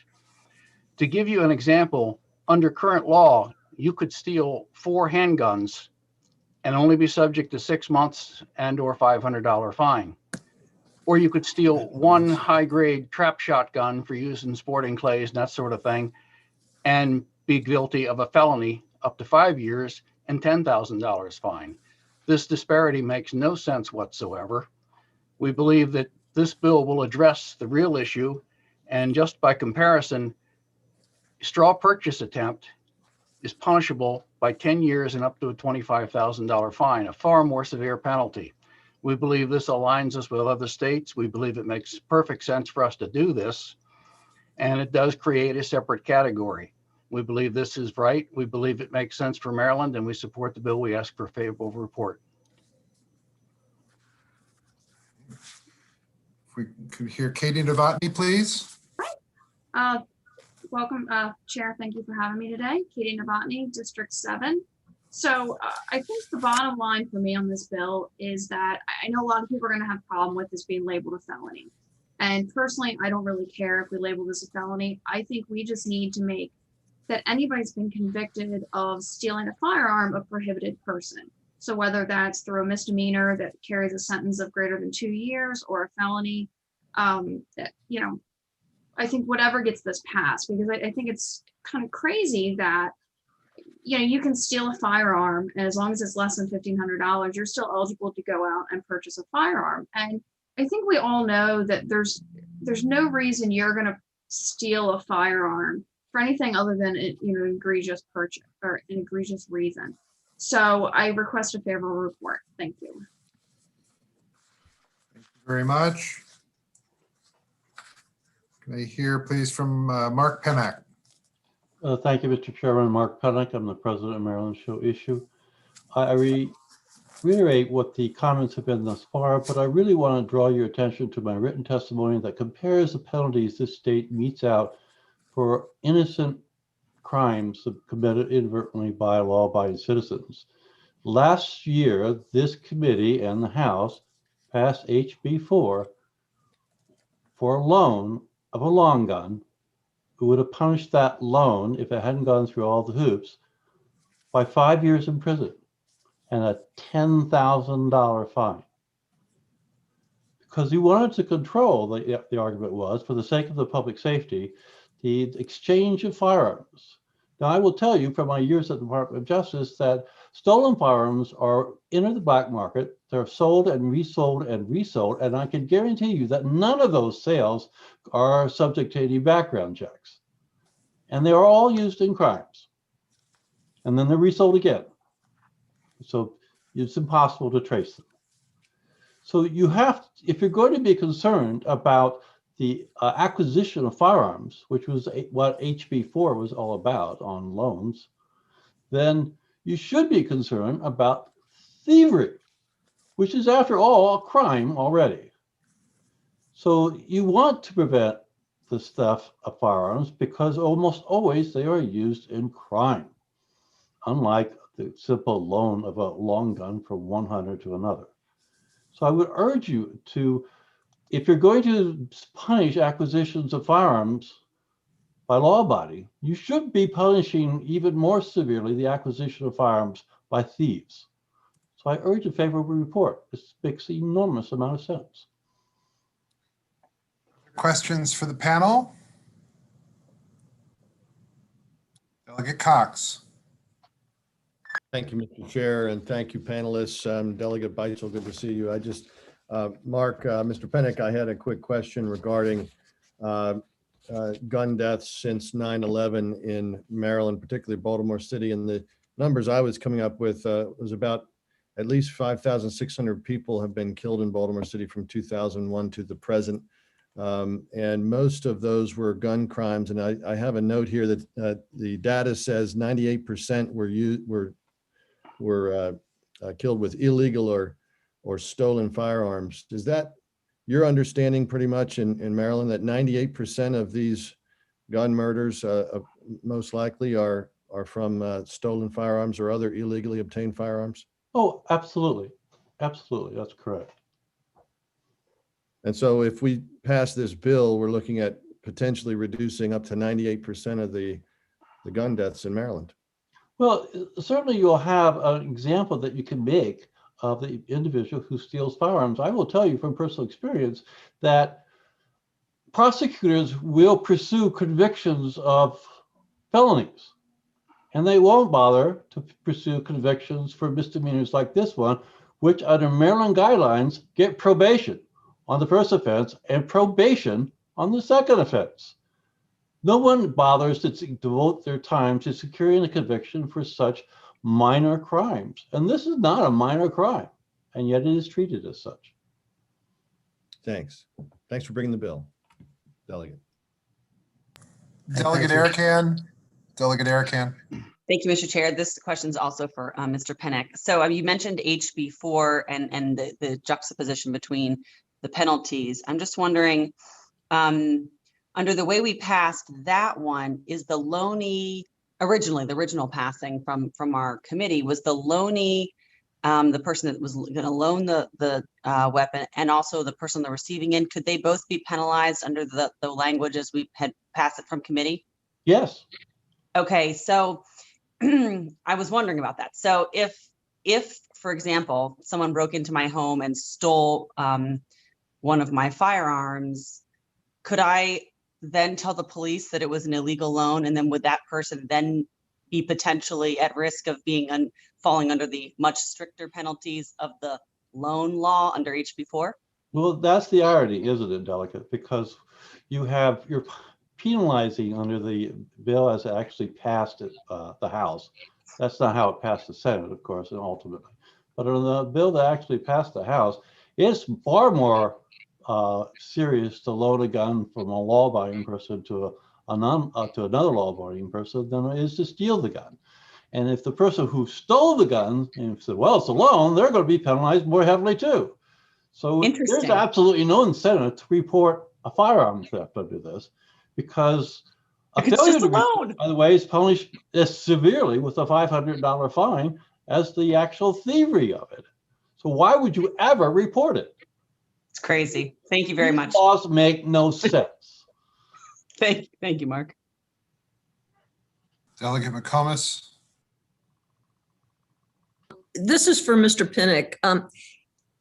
Looking at all the legislation that the legislature has passed regarding guns, how would you rate this bill in relationship to its effectiveness to prevent gun violence and keep us all safe and secure, as opposed to all the gun legislation that has gone before? The great irony of the gun legislation that this committee has sanctioned and the legislature has passed is that they regulate the law body and they attach severe criminal penalties on the law body. People who steal guns are not law abiding by definition. So if you're putting law abiding people into prison who are pose very little threat to the community, if any at all, and yet there's no prosecution of actual crimes like stealing a firearm, because there is no incentive to do so. And those are the people who are actually threaten the public safety, because those guns are used illegally to commit crimes, violent crimes. It's incomprehensible. It just doesn't make any sense at all. Just a quick follow-up, if I might. Is there any reason in other words, is there any reason for this kind of inconsistency that you're aware of? I mean, that we're so inconsistent that, there's no logic or nexus here. The Maryland gun laws in general are poorly thought out because they over-criminalize the innocent and under-criminalize the actual lawbreakers who actually pose threats. So if you were to sit down and try to figure out how any of these laws make sense vis-a-vis the other laws, and I list them in my written testimony, some of the ways you can run easily afoul of Maryland laws, and yet really serious crimes are not prosecuted at all. I would urge this committee to take a look at Johns Hopkins' June 4th, 2020 study about the efficacy of prosecutions in the city of Baltimore for really serious crimes. And you will find a marked difference here between Baltimore City and other parts of the state. But this crime isn't even mentioned because nobody gets any jail time for it. And yet this is a really serious crime.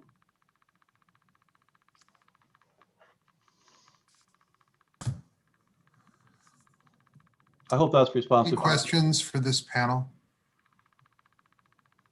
Any further questions, panel? Mr. Chairman, Delegate. if I may, there was one point that I wanted to make.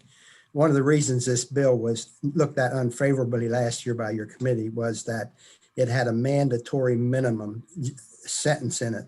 And there would have been more bipartisan support if that mandatory sentence would not have been in it. And we didn't get it fixed, but in this bill, it does not have a mandatory minimum. So that should alleviate some of the concerns of the committee members on this bill. But the bill does mandate a consecutive sentence, correct? Yeah, I think so. Okay. Questions on the bill? All right, seeing none. Thank you very much. That'll conclude the testimony on House Bill 633. And we're going to go now to House Bill 742 and Delegate Dumais. Thank you very much, Mr. Chairman, and good afternoon, Vice Chair and all members of the committee. I am delighted to be here today to talk about House Bill 742, compensation to individuals that are erroneously convicted, sentenced, and confined, which is also entitled the Walter Lomax Act.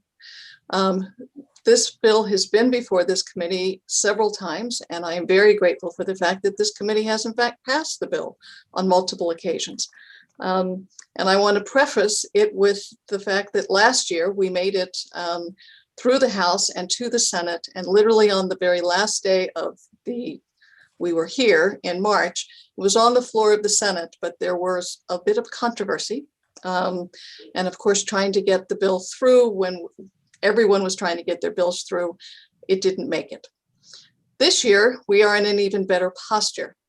I'm pleased to announce that the Senate actually passed it unanimously on third reader today or yesterday.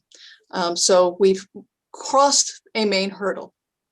The purpose of the bill is to basically be able to provide appropriate compensation from the state for individuals that were erroneously convicted. The purpose of the bill is to set out a process whereby an individual erroneously convicted or confined can apply through an administrative law judge, and the administrative law judge, an independent body, can make a determination of, one, if they are qualified, and two, the bill sets out what they would be entitled to. We have had a bill on the or statute for years about compensating someone that has been erroneously convicted. The problem has been that there's not been a process in place. And although, in fairness to Governor Hogan, he has certainly authorized through the Board of Public Works several awards over the last several years, it's not necessarily been consistent during the history of the law, and that's what we are trying to establish with the way this law is built.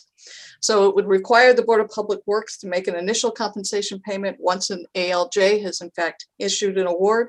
The initial compensation within 60 days of the order would be a payment equal to the median 1-year median income of Maryland. And it also provides that we recognize that these individuals that are coming back out into society really do need more than just the compensation. They need access to different things our executive agencies can do, such as providing health insurance, providing identification documents, providing education, providing other forms of reentry training. So the bill has been through an awful lot. I am very pleased to have a panel with me today of Michelle Feldman, who is from the Innocence Project, who has done a great amount of work in getting this bill to where it is. And Scott Schellenberger, the Baltimore County State's Attorney, who has also worked with us for a long time on this bill. And then again on my panel, I have Kurt Bloodsworth and Walter Lomax.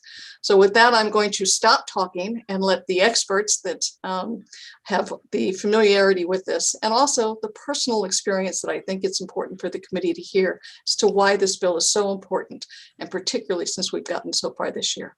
Thank you, Mr. Chairman. So what I'd like to do is I'll go with Michelle Feldman, Mr. Schellenberger, Mr. Lomax, Mr. Erb, Mr. Bloodsworth, and then we'll also hear from Jeff Kukuka and Crystal Williams. We'll do this one large panel. Okay, thank you very much. At the end of it. That's fine.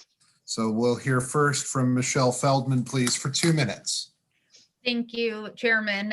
Good afternoon. I'm Michelle Feldman, and I'm here on behalf of the Innocence Project. Thank you to Delegate Dumais and Chairman Clippinger and Scott Schellenberger and so many members of this committee who have worked so hard on the exoneree compensation issue. I'll just really briefly talk about what this bill, how it would actually work. So the legislation fixes problems with the current law. First, it creates a clear process through the Office of Administrative Hearings for people to apply for compensation. Everyone has to go through the same process. They have to file a claim and get a ruling by an administrative law judge. And second, it makes eligibility based on proof of someone's ability to show affirmative proof of innocence. Right now, you get automatic compensation if you get a prosecutor approved writ of actual innocence, but there's several different ways in Maryland to overturn a wrongful conviction. So this gets rid of the automatic eligibility and everyone is on the same playing field. They apply to the ALJ and the ALJ has to find by clear and convincing evidence that the person didn't commit the felony or act as an accessory or an accomplice. Also, the important thing that this bill does is sets the amount and schedule of payments. So we just codified the formula that the Board of Public Works has been using. It's the amount is equal to the state's median household income times each year of wrongful incarceration after the conviction. So it doesn't include pretrial time, and it is paid out over 6 years maximum. And the third thing the bill does is it offsets state compensation with civil lawsuit awards. So right now, a person can get both state compensation and civil awards or settlements, and this creates an offset provision so the state can get reimbursed. And in terms of cost, we estimate 15 exonerees could be eligible, and 5 exonerees additionally who were compensated before 2005 could receive supplemental payments. So that is all from me. And thank you for your time. I'm happy to answer questions. Thank you very much. We'll go now to Scott Schellenberger, then Mr. Lomax. Mr. Chairman, Madam Vice Chair, members of the committee, Scott Schellenberger, State's Attorney for Baltimore County. I'm here in support of House Bill 742. So you all must be sitting there wondering, how does the crazy State's Attorney from Baltimore County, who typically opposes everything, come out in favor of something supporting Mr. Lomax and Mr. Bloodsworth? And the simple answer is it's the right thing to do. Back in 2017, you all created a task force on erroneous convictions. I was the Maryland State's Attorney's representative on that task force. Because the governor decided to appoint our friend Brett Wilson as a judge, I then became chairman of the task force. And in listening to the testimony and in listening to the processes that we've put into place, I am convinced that this is the right thing to do, and now is the time to do it, particularly since the Senate has passed the bill. It establishes the amount to be awarded based upon a formula that's been accepted. It directs state agencies to do more than just give money, but give services like giving identification cards.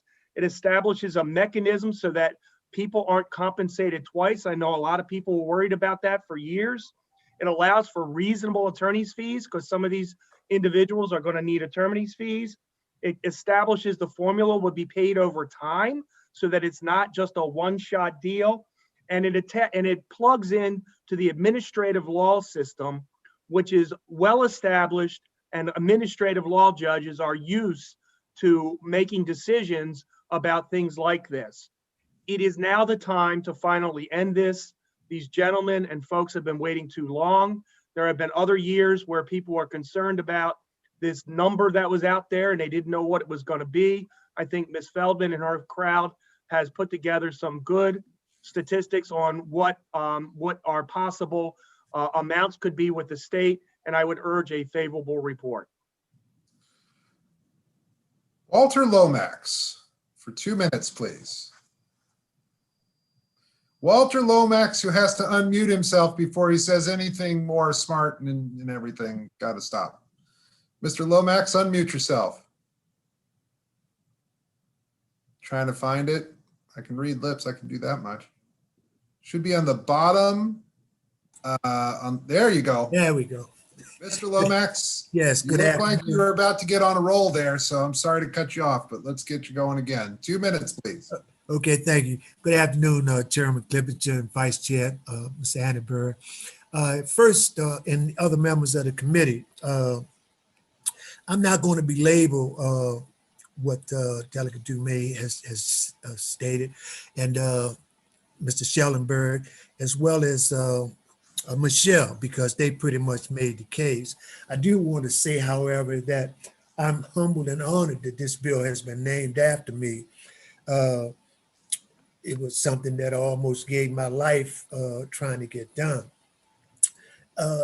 And had it not been for the sheriff and the deputy, or the state trooper that is, that saved my life, I would have been dead. So they literally saved my life. So I'm very fortunate to be here today. I want to say just how important it is for this committee to pass this legislation. I was released in 2006, was fully exonerated in 2014, and was finally compensated in 2019. And it shouldn't have taken that long for someone to be compensated after such a horrible tragedy had occurred. And I think my continuing involvement, even though I've already been compensated, is that so that no one else coming behind me would have to experience what I personally did and some other people did just to be compensated. The fact is that each individual is going to experience a great deal of trauma, and no one is the same. So therefore, it will be difficult to, I guess, fathom what type of and how serious their trauma is to them. The best or the least that could be done is that they could be compensated in a timely fashion so that they could at least be able to live some type of quality life moving forward. And that's why it is so important that this piece of legislation be passed. And with that, I will relinquish the rest of my time. Thank you very much. All right, I have some clarification. Eric Simmons was going to be speaking, not Nathaniel Erb. I misread the column there. So we're going to hear from Eric Simmons if he's in the room. If he's, I actually don't think he is just yet. So Kirk Bloodsworth, I see you. We'll go and we'll let you talk, and then we'll go back to Mr. Simmons. Kirk Bloodsworth for 2 minutes, please. Well, here we are again. You know, I've thought about this since Walters, you know, told me about it. And last year we were really trying to get it done. And, you know, for most of some of you that don't know who I am the first death row exoneree in the country to be exonerated by DNA evidence. And I spent a total of 8 years, 10 months and 19 days in prison for a crime I didn't commit. There was a girl by the name of Dawn Hamilton from the Essex area of Baltimore County, whom I'd never met. And it was all based on a witness identification of a person who was 6'5", curly blonde hair, bushy mustache, tan skin, and skinny. My hair was as red as a fire truck back there. And to make this short, the real killer turned out to be 5'6" and 160 pounds. I know, you know, I really appreciate Mr. Schellenberger coming on here too. I didn't have a really good luck with the folks at the Baltimore County Prosecutor's Office when I first started this stuff. But, you know, I was just told you about how long I spent in prison, in 2 years on death row. We don't have the death penalty anymore. I'm the only one that everybody has sentenced to death at this time. To be no more. And, you know, I've seen so many individuals. So I kind of, while I was waiting to get on here, I was looking at my time. So I did, like I said, 8 years, 10 months, and 19 days. That's 77,000 hours.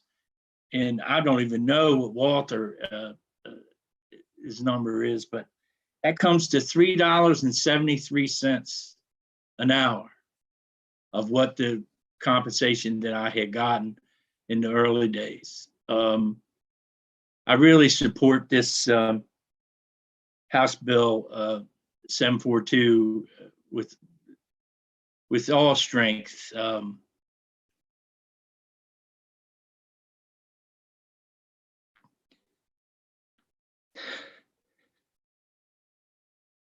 I'm 60 years old. I was 23 when this all started, and I'm still trying to fight for the rights we should have had a long time ago.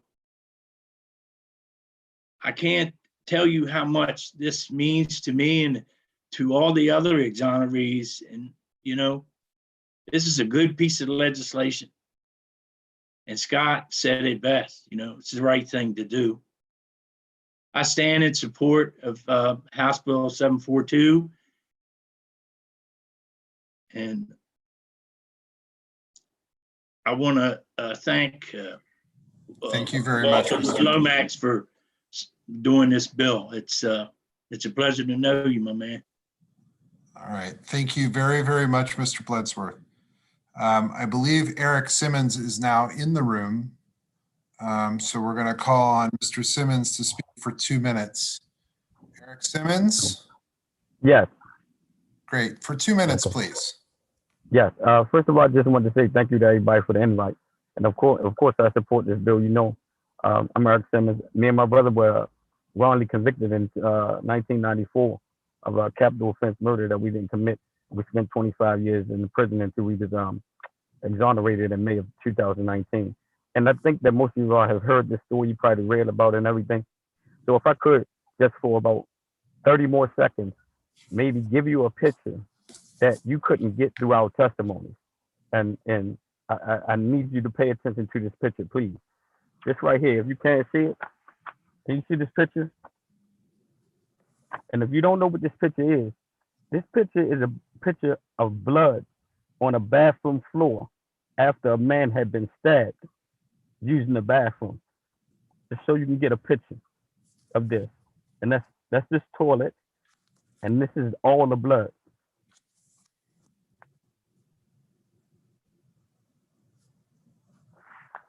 I wanted to show you that because we could tell you over and over and over what it's done about our loved ones and what we lost, what we didn't get back. But I think that this picture should give you some insight into what we had to deal with every day, being in that place and being innocent instead of being attacked or have to protect yourself in there and you innocent and have to turn to certain devices and you are innocent.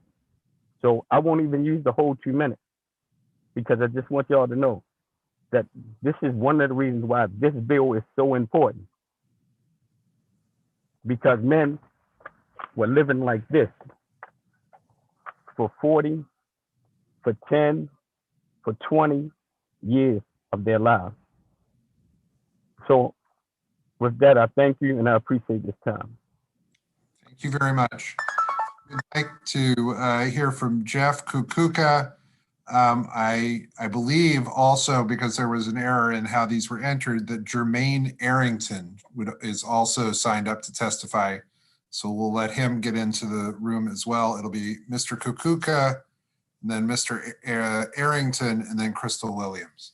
So we'll go now to Mr. Kukuka for 2 minutes, please. Hi, good afternoon. My name is Dr. Jeff Kukuka. I am an associate professor of psychology at Towson University, and I specialize in the scientific study of wrongful convictions. The plight of wrongfully convicted individuals doesn't suddenly end when their conviction is overturned. For years, I've conducted research on the many challenges that characterize life after exoneration. For example, in 2 recent field experiments, we found clear evidence that exonerees face both hiring discrimination and housing discrimination. Just last week, we completed the largest ever study of exoneree mental health, which revealed, among other things, that exonerees suffer from mental illness at much higher rates than the general population. Finally, the results of our mock jury studies suggest that civil litigation is not a reliable means of restituting exonerees, insofar as juries award damages capriciously or not at all. The system has wronged these individuals, and it's our moral duty to make it right as best as we can. House Bill 742 provides vital services that will ameliorate rather than prolong exonerees' suffering. I therefore urge your favorable consideration of this bill, and I welcome your questions. Thank you very much. We'll go now to Jermaine Arrington. Mr. Arrington. Good afternoon. Can you hear me? Yes, please go ahead. My name is Jermaine Arrington. I spent 15 years in prison for a murder in Montgomery County, Maryland that I didn't commit. Despite DNA evidence proving my innocence, I'm still not eligible for state compensation unless this bill is passed. When I went to prison, I was 19 years old, and I wouldn't be free again until I was 34 years old. There are some things I can never get back. I missed out on so much time with my family. I never got to say goodbye to loved ones who passed away while I was incarcerated. My dreams of joining the military were gone. I missed out on critical time in my life when most people are learning to become adults. Even after a decade of freedom, I'm still struggling from the effects of my wrongful conviction. My wife helped me get back on my feet when I first got out, but it's still hard for my family to make ends meet. I've tried to make the best of my circumstances, but I became a certified youth practitioner for the last 3 years. I've been a manager for a program in Montgomery County that helps at-risk youth get diplomas and job skills. But if I hadn't been wrongly convicted, wrongly incarcerated, I would have been further along in my career. I've taken college courses. I don't have the money to finish my bachelor's degree. With the college diploma, I could be able to do what I love on a bigger scale and help more young people. My wife and children would be more financially stable. This legislation would give me the chance to be compensated for the years that were taken away from me. It would give me a shot at finally getting justice, and I hope you vote to improve Maryland's compensation law and get this bill passed. All right, I really hope. Okay, go ahead. No, please finish. I just wanted to say that it's been very hard for all of us, you know, to go through this situation, spend years and years of time in prison for crimes we didn't commit, and have to struggle and go through the trials and tribulations that we have to go through when we come home, still being looked at as violent felons and things of this nature, even though we've been, you know, proven not guilty. And we still have to suffer with that, and we still have to deal with that. With this bill, this may help us get through those trials and tribulations. So I hope you guys really pass this bill. Thank you for very my much, time. Mr. Arrington. Thank you very much. All right, last not least, Crystal Williams, please, for 2 minutes. Thank you, Chairman Clippinger, and good afternoon to the members of the committee. My name is Crystal Williams, and I'm the Director of the Government Relations Division for the Office of the Public Defender. I'm here today to testify in support of this bill, the Walter Lomax Act. Truly, there is nothing we can do to sufficiently restore persons who have lost years to wrongful convictions and unjust treatment in our criminal justice system. No doubt, the loss caused by time in prison is pervasive and intangible, a loss that our attorneys who represent such individuals through our Post-Conviction Defenders Division know all too well, and as you've heard from those directly affected here today. An exonerated person may be alleviated of a conviction and have a black mark expunged from their record, but the skills eroded by time while incarcerated, the opportunities lost, and the relationships deteriorated cannot be expunged, nor can the trauma that incarceration causes. And while compensation cannot completely ameliorate all that was lost, it can aid in a path forward. The grant of financial compensation without civil suits and burdens of proof offers a small source of stability and certainty. Mandatory compensation not only provides exonerees with a nest egg from which they can build their new life, it tells them that they are worthy, that they are valuable. It tells them that we want them home, safe, and productive. The phrase, "put your money where your mouth is," exists for a reason. We cannot offer apologetic platitudes without substantiated reparation. We must consider our responsibility to wrongfully convicted individuals. It is not enough to permit them to pursue financial compensation. The onus cannot remain on those people who have had their lives taken from them. It is our duty to provide them with resources and hope. It is necessary to aid them, show them that they will be able to readjust after being wrongfully forced to live a life in a controlled institutional life. Thus, the financial, educational, occupational, and housing support offered in this bill is critical. When our government gets it wrong, it's our government's duty to aid those who suffer from our imperfections in their transition back into their rightful freedom. For those reasons, the Maryland Office of the Public Defender supports this bill. Thank you. Thank you. Thank you very much. All right, we heard from a couple more people than I thought we would, but I think that's fine. Are there questions from the panel, for the panel? All right, Delegate Wanika Fisher. Thanks, Mr. Chair. Thank you, Delegate Dumais, for bringing this legislation. And someone may have already said it in the panel, so if I'm saying something repetitive, I apologize.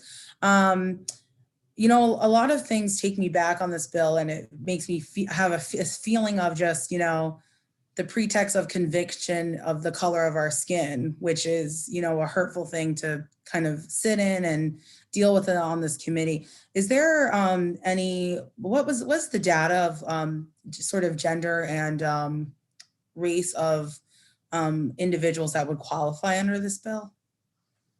And I apologize if someone already spoke to that. I think I just missed it. I don't think that question was specifically answered. I don't know if Michelle, Sure. We have a chart, but I don't know that it includes the gender and the race, but I'll let you respond. Sure. I mean, there's a very clear, disproportionate impact of wrongful convictions on people of color, and near 65% of exonerees in Maryland are Black. So it's, definitely affected the Black community. There's very few women who are exonerated because their crimes, tend to not have biological evidence involved. But there's certainly, the data shows the racial implications.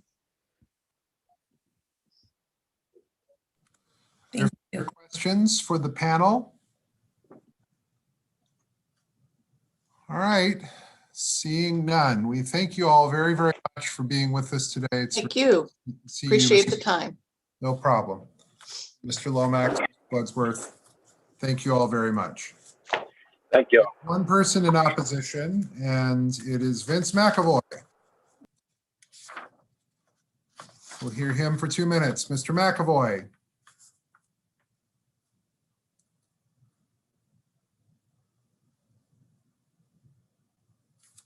Mr. McAvoy, you're muted. Thank you so much. I appreciate that, committee. I'm hoping that you can hear me okay. I switched headsets. Sure. I feel that I'm against this bill, and I'm going to give a couple of reasons. Because Mr. Lomax notwithstanding, this is a backward-facing bill. That is, we're looking to a previous time. We've improved the use of technology in our determinations, and to codify payouts to criminals or those convicted of a crime, I think is the wrong approach. I know when I'm doing my appellate review, we're finding a lot of appellate cases, sometimes they're handwritten. And what this is telling me is that simply you get to throw spaghetti at the wall, as it were. You get to just roll the dice.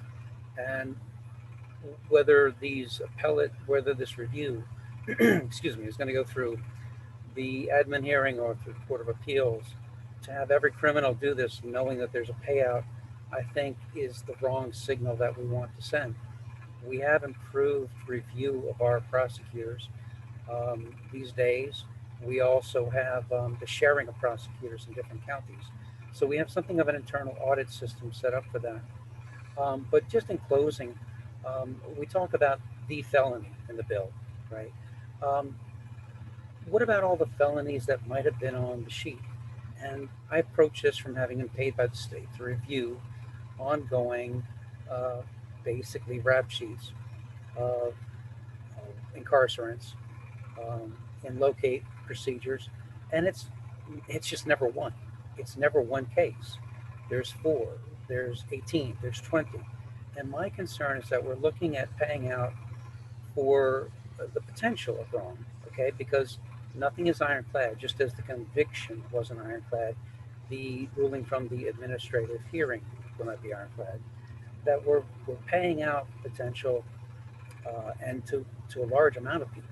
Imagine everyone incarcerated files against this in a year. Then what about the victims of those other crimes that never got any victim restitution? There's nothing in the bill whatsoever about that, about previous crimes that they were absolutely convicted, did not contest, and yet those victims weren't reimbursed. And I think that we need to, from the start, when we're looking at this, and again, Mr. Lomax notwithstanding, that time frame notwithstanding, that was before I was involved in the public sector in a different era, okay? But Mr. Lomax notwithstanding. Thank you, Mr. McAvoy. If you'd wrap up, please. And that's it. Thank you so much, committee, for listening. Thank you. Are there any questions for Mr. McAvoy? Seeing none, thank you very much. And that concludes the testimony for House Bill 742. We're going to move now to Delegate Ivey and House Bill 353. Delegate Ivey will speak for 3 minutes, and then we will hear from those people who are signed up to testify, including Reverend Kobe Little, Adrienne Miranda, Beverly John, Joseph McMillan, Don Dalton, Josette Blocker, and Carrie Hansel. Each of the witnesses will get 2 minutes to speak. And then in opposition, there are 4 people who are signed up to speak in opposition. So to that end, Delegate Ivey, if you'd like to begin with your 3 minutes, please. Thank you, Mr. Chair and colleagues. For the record, Delegate Julian Ivey here presenting House Bill 353. As introduced, House Bill 353 establishes that a law enforcement officer that deprives an individual or infringes on an individual's rights secured by the Maryland Declaration of Rights or the Maryland Constitution is liable for the damages brought in a civil action against the law enforcement officer. The bill does the following. First, it establishes that specific immunity provisions do not apply to a civil action brought under the bill. It prohibits the use of specific defenses and the cause of action brought under the bill. Third, the officer's employer is required to indemnify the officer for any judgment or settlement entered against the officer under specified circumstances. Passage of House Bill 353 paves the way forward to justice for Maryland's Black and brown families who have suffered at the hands of law enforcement officers, only to find that there's no viable civil recourse available to them. Qualified immunity is a tool of oppression and systemic racism created by our judicial system that shields law enforcement from true accountability. It prevents the victims of police brutality and violence from seeking justice through the courts. After the murder of George Floyd by police officers that was captured on video last year, our nation painfully watched the police brutality live on the news. The whole country was reminded of the violence committed by officers that is too often visited on Black and brown individuals in our country. These scenes and others only further fractured the relationship between the communities and law enforcement agencies. We must prioritize rebuilding the trust between citizens and law enforcement. And we can only start to do that when law enforcement officers are held fully accountable for breaching that trust when they infringe on or deprive an individual of their protected rights under the color of the law.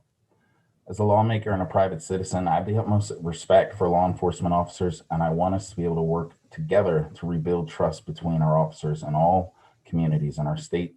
Let's start by holding law enforcement officers accountable for their actions.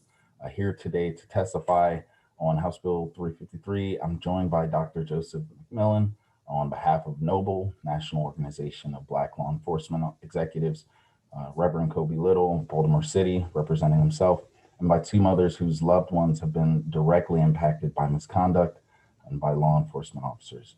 I ask for a favorable report on House Bill 353. Thank you very much. So we will go with the first two that the delegate mentioned. Dr. Joseph McMillan will speak first, then Reverend Little, and then I will go through the list as I had laid it out. Adrian Miranda, Beverly John, Don Dalton, Josette Blocker, Carrie Hansel. Thank you, Mr. Chair. All right, no problem. Dr. McMillan, please, for 2 minutes. Good afternoon. I appreciate the ability to offer a few comments as part of this panel. I'm Dr. Joseph A. McMillan, a past national president for the National Organization of Black Law Enforcement Executives, NOBLE. NOBLE has over 60 chapters and represents over 3,000 members. Hello? We can hear you. Keep going. I'm sorry. But if you have your, the YouTube channel on at the same time and that volume up, you'll hear us bouncing back. I apologize for that. All right, we'll start you again, Dr. McMillan. Again, I'll just continue through. Good afternoon. I appreciate the ability to offer a few comments as part of this panel. I'm Dr. Joseph A. McMillan, a past national president for the National Organization of Black Law Enforcement Executives, NOBLE. NOBLE has over 60 chapters and represents over 3,000 members worldwide. And that represents chief executive officers and command level law enforcement officials from federal, state, county, municipal law enforcement agencies, and criminal justice practitioners. NOBLE prides itself on being conscious of law enforcement. There's a need to establish a clear set of expectations and guidelines that define the accountability and oversight of police. Recently, I spoke before a panel and commented that if we can't see a problem, we can't fix a problem. Let there be no misunderstanding. Policing in America needs reformation and reimagination. NOBLE maintains the first action step in reconstructing a new policing system is to take immediate steps in strengthening police accountability and building trust with communities. Principal in this transformation is the need to take a look at potential reforms to the doctrine of qualified immunity. NOBLE supports modernizing police in our country through a variety of proposed national policies, including but not limited to the placement of limitations on qualified immunity for law enforcement officers. NOBLE believes the specifics for such limitations are set best left to the individual states. Noble believes any reforms must include placing appropriate limitations on the qualified immunity doctrine that currently prevents police officers from being held legally accountable when they break the law.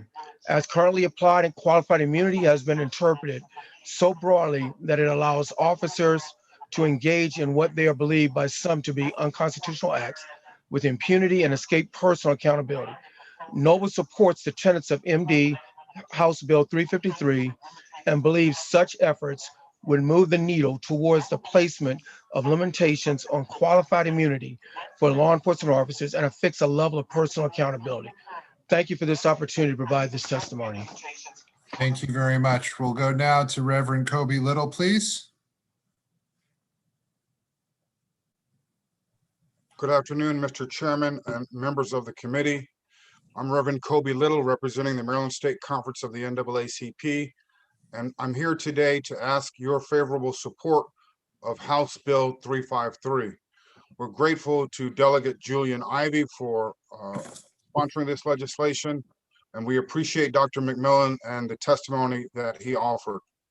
I'll keep it simple. This legislation transfers the burden and the responsibility for police violence to those officers who commit egregious acts of violence. It gives the victims of police violence and police terror the right and the opportunity to seek damages in a court of law. We have seen again and again police officers violate the policies and procedures prescribed by their departments. We have seen them violate the law. And we have seen countless incidents in Baltimore and across the state where police violence has either ended the life or caused severe damage to individuals. And there have been caps that have limited their families' capacity to receive damages. And at all times, the taxpayers are the ones who are on the hook for these law enforcement officers who violate the law. We're saying it is time for these police officers to be accountable. And so we ask this committee's favorable support of this legislation. It's an important part of the police reforms that we see coming before the Maryland General Assembly this year. And we hope that you'll be responsive to the feedback from Marylanders across the state who've asked Delegate Ivey and others to sponsor important legislation that will bring police accountability and transparency. Thank you.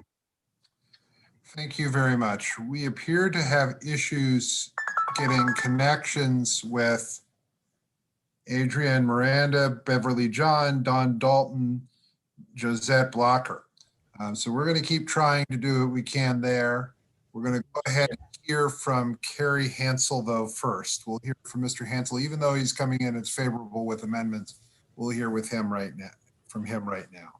For Thank 2 you, minutes, please.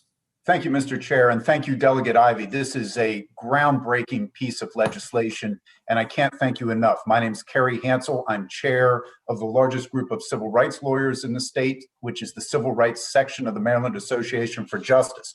We have 2 minor requests for amendments here. The first is that instead of 2 years, there ought to be the ordinary 3-year statute of limitations. Victims of civil rights ought not have 1 year deducted from their statute of limitations. With respect to the award of attorney's fees, we would ask that the award of attorney's fees not apply as against victims bringing claims. A $10,000 attorney fee claim is meaningless for the state to pay. It's ruinous for a victim of civil rights violations and would cause people not to file claims. Federal law allows for reimbursement of plaintiff's claims, but does not require defendants to pay. There's not been a problem there. In my 20 years of practice as a civil rights lawyer, I am not aware of a single instance in the state of Maryland in which a court ever once sanctioned a civil rights lawyer for bringing a frivolous claim. It doesn't happen, and so that portion is unnecessary, and it would cause people potentially not to bring these claims. Having said those 2 minor things, this is a marvelous bill. For the first time, it creates a civil rights cause of action statutorily in Maryland. It eliminates immunities that destroy people's rights. It allows for a good faith defense on the part of the officer, in the sense that that is a defense to payment and allows for indemnification. It provides for the fair compensation to victims by making sure that the government backs its officers, which also spurs change on the part of the police. So this is a critical bill. All of those mothers that we stayed up together last night till midnight to hear from are people crying out for justice. This bill and Delegate Moon's bill, to be heard later today, are the forms that that justice can take. We can make sure that people are fairly compensated. And I would ask for those two minor amendments and then to support the bill. And I am very much in support of Delegate Ivey's efforts here. And I thank him and I thank this committee. All right. We are apparently not going to be joined by the other four people. If Ms. Miranda, Ms. John, Ms. Dalton, or Ms. Blocker comes into the waiting room in the Zoom, then we will hear from them after we take these questions. Delegate Crutchfield, please. Thank you, Mr. Chair, and thank you, Delegate Ivey, for bringing a great bill to this committee. But I do have a little confusion about a couple of parts of the bill. One in particular, I know, and I just want to make sure I understand this completely. So this bill is really an attempt to eliminate immunity for police officers for violent acts, damages, etc., if I'm not mistaken. And with that in mind, yet there is this piece about indemnification. And I guess I'm having a little bit of a problem with that, and specifically why that's in the bill. I mean, because, you know, clearly that now says that a police officer can be indemnified by his employer for certain acts as well. Can someone just clarify that a little bit for me? Make sure I understand why there's a need to have this indemnification piece in. Well, Delegate Crutchfield, thank you for the question specifically. Mr. McMillan would like to offer up a response that would be wonderful. This is the product of, you know, the work that the drafters and I have been doing. It appears to align with other attempts to repeal qualified immunity. And so that is where this provision came from. Delegate Crutchfield, if I may, as a civil rights lawyer, I can tell you that the provisions of the bill where they talk about indemnification root it in the officer's good faith or lack of good faith. So it appears to me to be a fair attempt at balancing the interests of maintaining officers and making sure that victims are fairly compensated. So as a civil rights lawyer who has represented over 1,000 victims of civil rights in Maryland, I can tell you I think that portion of the bill is a fair balancing act and does so based on the officer's good faith or lack thereof. The officer's good faith belief that he or she is doing the right thing doesn't always align with what we see on the ground. And so this allows for recovery if there is a constitutional violation, but allows for indemnification if the officer can prove to a court that there was a good faith belief. But you should rest assured that the indemnification only occurs if the officer can prove that good faith. So you know, in that sense, it's something that we as civil rights lawyers do very much support. Okay, and what would the standard of proof be on that? Well, you know, it's interesting. It's probably more likely than not. In other words, 50% plus one in terms of how a judge or jury might decide that issue. And, you know, that probably remains to be seen in terms of how it plays out. But that's the typical civil standard in this case. And it would be wrapped up in a case that we might bring that would ask all of the other important questions that these cases ask. And so there's a great body of case law depending on the decision that has to be made, as you know, that supplies standards for the courts to use and also for juries. Yeah, usually I see this in the format of contracts, you know, licensing agreements, those kinds of things. So I'm just curious, like I said, as to how this plays out on this particular format. Okay, yeah. Thank you.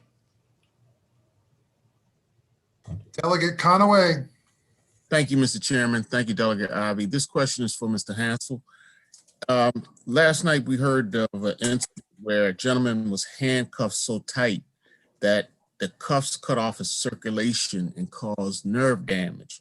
Now, you just spoke about good faith belief.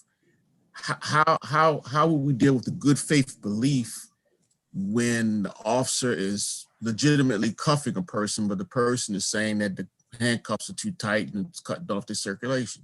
How would this apply to that type of situation? So the beautiful thing about the way this bill is crafted and about our system in general is that we rely on juries. And I can tell you as a civil rights lawyer, I trust juries. When we get together a group of people from who are your constituents, who are our peers, when they pass through the jury selection process and everyone's happy with them, the judge and the defense lawyer and the plaintiff's lawyer, they're entrusted with decisions like that. And I can tell you they can be trusted with those decisions to look at a question like that. And it would turn on a lot of issues that go well beyond, I think, the time we have here today. So for instance, I've had many clients where handcuffs were used punitively.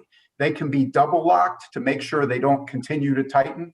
Did the officer double lock them to make sure that doesn't happen? Almost every policy I've ever seen requires that.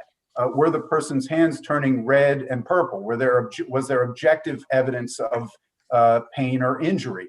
Was the person otherwise demonstrating that they were not being truthful or honest about the situation? In other words, had they evidenced during the exchange already that they were crying crocodile tears? Did the officer walk in the room and the person throw themselves on the ground and scream, "Stop hitting me"? Things like that are all of the things that a jury would use their common sense to look at and weigh. And I think they're capable of making those decisions. What we as civil rights lawyers need and what the victims need is just to have our hands untied to be able to give those issues to juries. And the officers are well represented by defense lawyers that the taxpayers pay for and can make all of those arguments. But I trust juries, sir. I do. Thank you very much. Are there further questions for this panel? Seeing none, and seeing no further witnesses in favor, we thank you all very much. I'm going to hear for the witnesses in opposition. There are 4. Matthew Peter, not sure if that's Matthew Peter, Vince McAvoy, Michael Sanderson, Chaz Ball.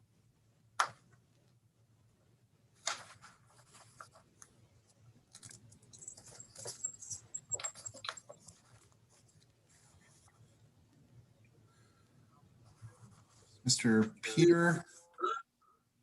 I don't see Mr. Peter. I saw Mr. Sanderson first, so we'll go with Mr. Sanderson. Thank you very much. Thank you very much, Mr. Chair and committee members. I'm Michael Sanderson with the Maryland Association of Counties. Sorry for the technical delay. I just got let in. We've submitted written testimony opposing the bill, and I want to walk through just a couple of points. First of all, the core idea of Maryland's, like lots of states, the Tort Claims Act, is not an absurd idea that putting the employer as the entity to satisfy a judgment or a settlement is a way to make sure that an injured party actually can be compensated rather than going right after the individual employee. So if our bus driver hurts somebody, it's the employer who settles that. And same thing for law enforcement officers. So I don't want to lose track that there's a fundamentally decent idea behind the way we've set up those rules. If I understand the core concept of the bill, and that's amidst a number of things that are technically and legally difficult, if the core idea here is to have the individual officer bear some direct responsibility and accountability for the worst kind of actions, then this bill belongs in the context of lots of other bills that your committee is facing this year, right? So you all will need to be the judge about whether that core concept in this bill, is this the best way to go about that? Or to other approaches that you're looking at, things like opening up discipline records and so forth, is that the best way to promote that kind of individual officer accountability? I think there are some technical and legal things in this bill that suggest that what you have before you isn't the ideal approach.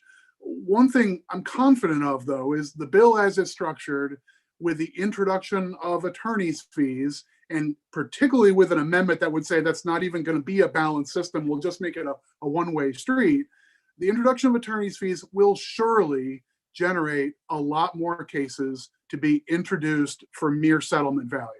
And if you create a system that allows for attorney's fees but doesn't have some of the components that are in federal cases, and I don't know if Mr. Peter is going to be able to join us, but I know in federal cases, there's a lot of different procedures for these federal claims that are offsetting, things like offer of judgment and so forth, which would be absent in this bill.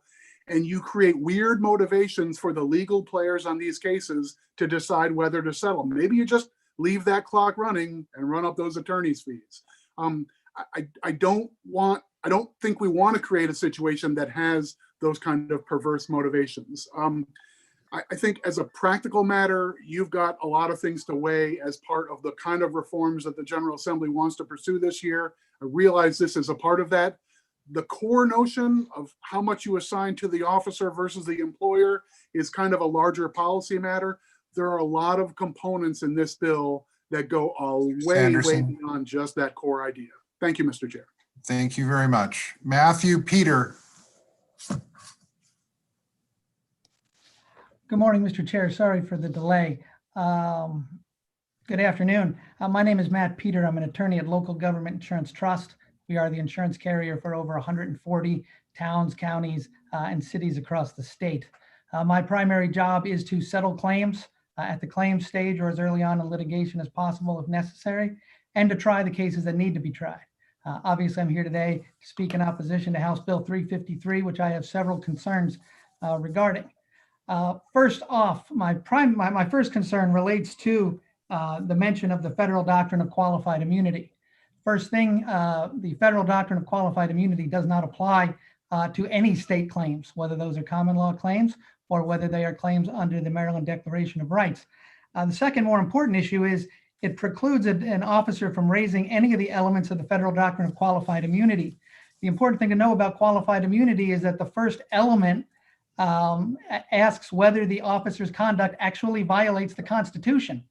If you tell a police officer that they can't raise the defense that my acts didn't violate the Constitution, you might as well write a check right away. There's no way an officer can prevail.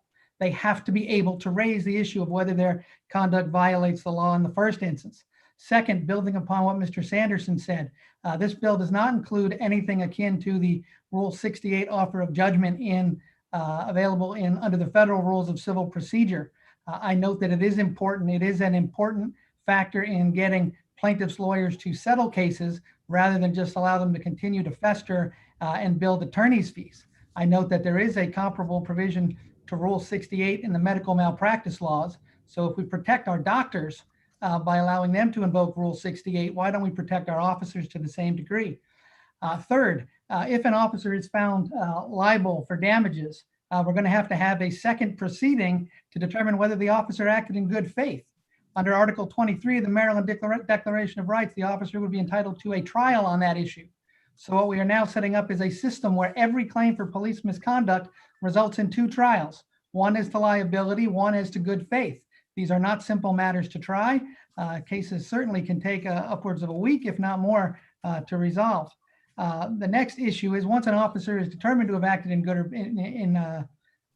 in bad faith, we have to have another proceeding where the officer has to get in court and make it clear to everyone whether or not he has the assets to satisfy that judgment up to $25,000.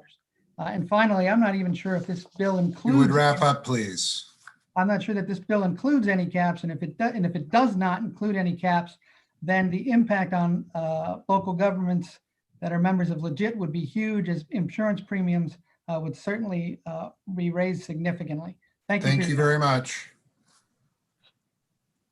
Right, we'll go now to Chaz Ball. Good afternoon, Mr. Chair, Madam Vice Chair, members of the committee. I'm speaking on behalf of the Maryland State FOP against House Bill 353. Specifically, House Bill 353 takes matters of the law to fix that aren't broken and then breaks parts of the law that do. A individual who is aggrieved by police officers in the state of Maryland has a right to sue under the current law. At present, an individual whose rights have been violated by a local government officer can sue under the Local Government Tort Claims Act. An individual that has been had their rights aggrieved by a state trooper or state employee or correctional officer can sue under the Maryland Tort Claims Act. Both of those rights exist. And as to constitutional claims under the state constitution, or as to common law claims, assault, battery, false arrest, false imprisonment, those suits can happen. Those suits do happen. And as my brother in the bar, Mr. Hansel, said, he's handled many of those cases. And without this law, he's been able to handle those cases because of the rights that exist under the Local Government Tort Claims Act and the Maryland Tort Claims Act. I'd add, as to the accountability aspect in this bill, that under the Local Government Tort Claims Act, if an officer is found to have acted with actual malice, one, that plaintiff could seek punitive damages specifically from that officer, and secondly, that that municipality could seek indemnification from the officer as to those damages. That accountability already exists in the current law. Under the Maryland Tort Claims Act, if an officer is found to have acted with actual malice or gross negligence, then the officer can be sued individually and the plaintiff can seek it from that officer. I'd note, as was noted by Mr. Peters, that qualified immunity does not exist for state claims. So stating that qualified immunity cannot be used in this, it already cannot be used in those claims under the Local Government Tort Claims Act or the Maryland Tort Claims Act. And beyond that, the issue of actual malice has decades of case law in Maryland defining what can be or what is actual malice or what is not actual malice. The idea of good faith does not have that. So we, in this bill, they would require the courts to, in essence, restart in order to determine what exactly constitutes this good faith or what isn't this good faith. As stated by Mr. Peters, this money comes out of the coffers and the tax revenue from taxpayers. Having 353 not have any caps that would exist under the Local Government Tort Claims Act or the Maryland Tort Claims Act subjects the taxpayers to having their money taken. And it also allows for attorney's fees. And you could have a case in which a jury Mr. Ball, if you would wrap up, please. Yes, you could have a case in which a jury could award nominal damages of $1 for a small infraction. And there could be thousands or tens of thousands of dollars of attorney's fees that would come from that. Thank you. Thank you very much. We'll go now. There is a name I missed. Angelica Bailey, please. Angelica Bailey, for 2 minutes. I'm here. Thank you, Chairman Clippinger and members of the committee. I'm Angelica Bailey. I'm the Director of Government Relations for the Maryland Municipal League. I'm here to testify in opposition of House Bill 353. You have our written testimony. I know it's been a long afternoon, so I'll be brief. Our main concern is the bill's financial implications for local governments.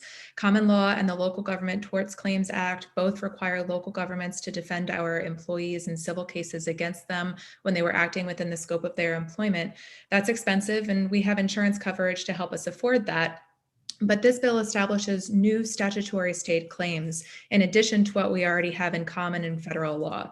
So that means more causes of action against which we would have to defend and for which we could be liable for monetary judgments. That means more liability coverage insurance. Premiums would go up for local governments, even those without police departments. So we're very concerned that this bill would increase liability for already cash-strapped local governments. It's always a pleasure to work with our municipal alumni like Delegate Ivey, but we must respectfully request an unfavorable report. Thank you very much. Vince McAvoy, please. Thank you. I'm against this bill. It appears to dismiss the good faith in dangerous situations and ignores the police bringing actions in the field, applying their knowledge of law in fight or flight situations. Some people are dealing with law from the perspective of just fight or flight situations in a bar exam. It's a different standard when we have an increasingly hostile public literally gunning for police officers. When we're looking at objective evidence, which was brought up earlier there, This bill isn't necessary, I don't believe, because the facts of the case allow seeking compensation. And the bill encourages bringing injunctive relief, so anyone who gets arrested may look to collude against the officer and ultimately affect public safety. It puts the police department in the place of picking up the cost, as was just previously mentioned. And I think that we can infer statements if they don't. I don't think that's appropriate, because police officers are never W-9 employees, and putting them in a stance where they're some kind of free agent or freelancers is not correct. So, urgent unfavorable, and thank you for your time. Okay, are there questions for this panel? We'll start with Delegate Bartlett, then go to Delegate McComas. Thank you, Mr. Chair. I believe my question might be for Mr. Ball. What is the time frame to file a claim under the Maryland Tort Claims Act? Under the Maryland Tort Claims Act, it's the same time frame for any other civil action, which is 3 years for most claims, 1 year for assault, not battery form of assault, but 1 year for the threatening assault. The Maryland Tort Claims Act and the local Tort Claims Act both have a 1 year notice requirement at this point. Right, and so under this bill, House Bill 353, it looks like the time frame is 2 years. So it does provide, in your opinion, does it provide a little bit more time for the possible victim? It provides more time in terms of the notice aspect of it, but often, and I'll say just from experience, plaintiff's attorneys usually wait closer to the 3 year mark to actually file a case. So so let me make sure I understand. So under the Maryland Tort Claims Act, you have 1 year in which to give notice, but you could actually file your case within 3 years after harm or damages, or when you knew or should have known about the harm or damages? Is that what you're saying? That's correct. Okay, and then under House Bill 353, you would have 2 years to give notice, as well as the 3 years regular claim of when you knew or should have known about the damages. So essentially, House Bill 353 gives you an extra year. I read House Bill 353 is only giving 2 years to file suit, but there is no notice requirement, as is in the local Government Tort Claims Act and the Maryland Tort Claims Act. And respectfully, I think that a potential issue with that is having that notice allows the agency or the state to actually review the claims, hold the evidence for the claims, and then if there's a potential for money that may need to be paid out, to set aside that money. Okay, thank you. Thank you. Delegate McComas. Thank you, Mr. Chair. Just briefly, this is kind of, if the bill passes, do you feel, right now we're having trouble getting folks into the sheriff's department and the police departments in the municipalities? It's just hard. It's hard to recruit. So would this, because this could open up a officer's personal liability here, even though, that it's the fear factor, would this have an effect on recruitment? That's what I'm concerned about. But besides the problem with setting up reserves and raising the insurance rates for the state and local government insurance trust. I would say absolutely that's the case. We have most agencies in this state that are understaffed at this point. The Baltimore Police Department, which is the largest agency in the state, is 500 officers short at this point. So in telling officers that not only, obviously if they go way afoul of the law, they could be criminally prosecuted, but in these aspects, they could be trying to do their job and every time there's a suppression hearing, which is granted the other way, and they say, well, this search was illegal for this reason, there's a potential for the officer to be sued. And according to this bill, that officer could have to pay out that money for his or her self for up to $25,000. So I think you would get a lot of potential officers deciding to go into other fields as opposed to going into law enforcement. If I may echo Mr. Ball's comments, I wholeheartedly agree with him. Anecdotally, I speak with law enforcement chief executives across the state, because we do insure towns and counties and cities across the state. Every single one of them is down officers. I was on the phone with a town yesterday where they've lost 6 officers in the last few months. It is difficult to recruit. Former Chief Judge Harvey Wilkinson of the Fourth Circuit Court of Appeals, which is where federal cases in Maryland, where they're brought, they go up.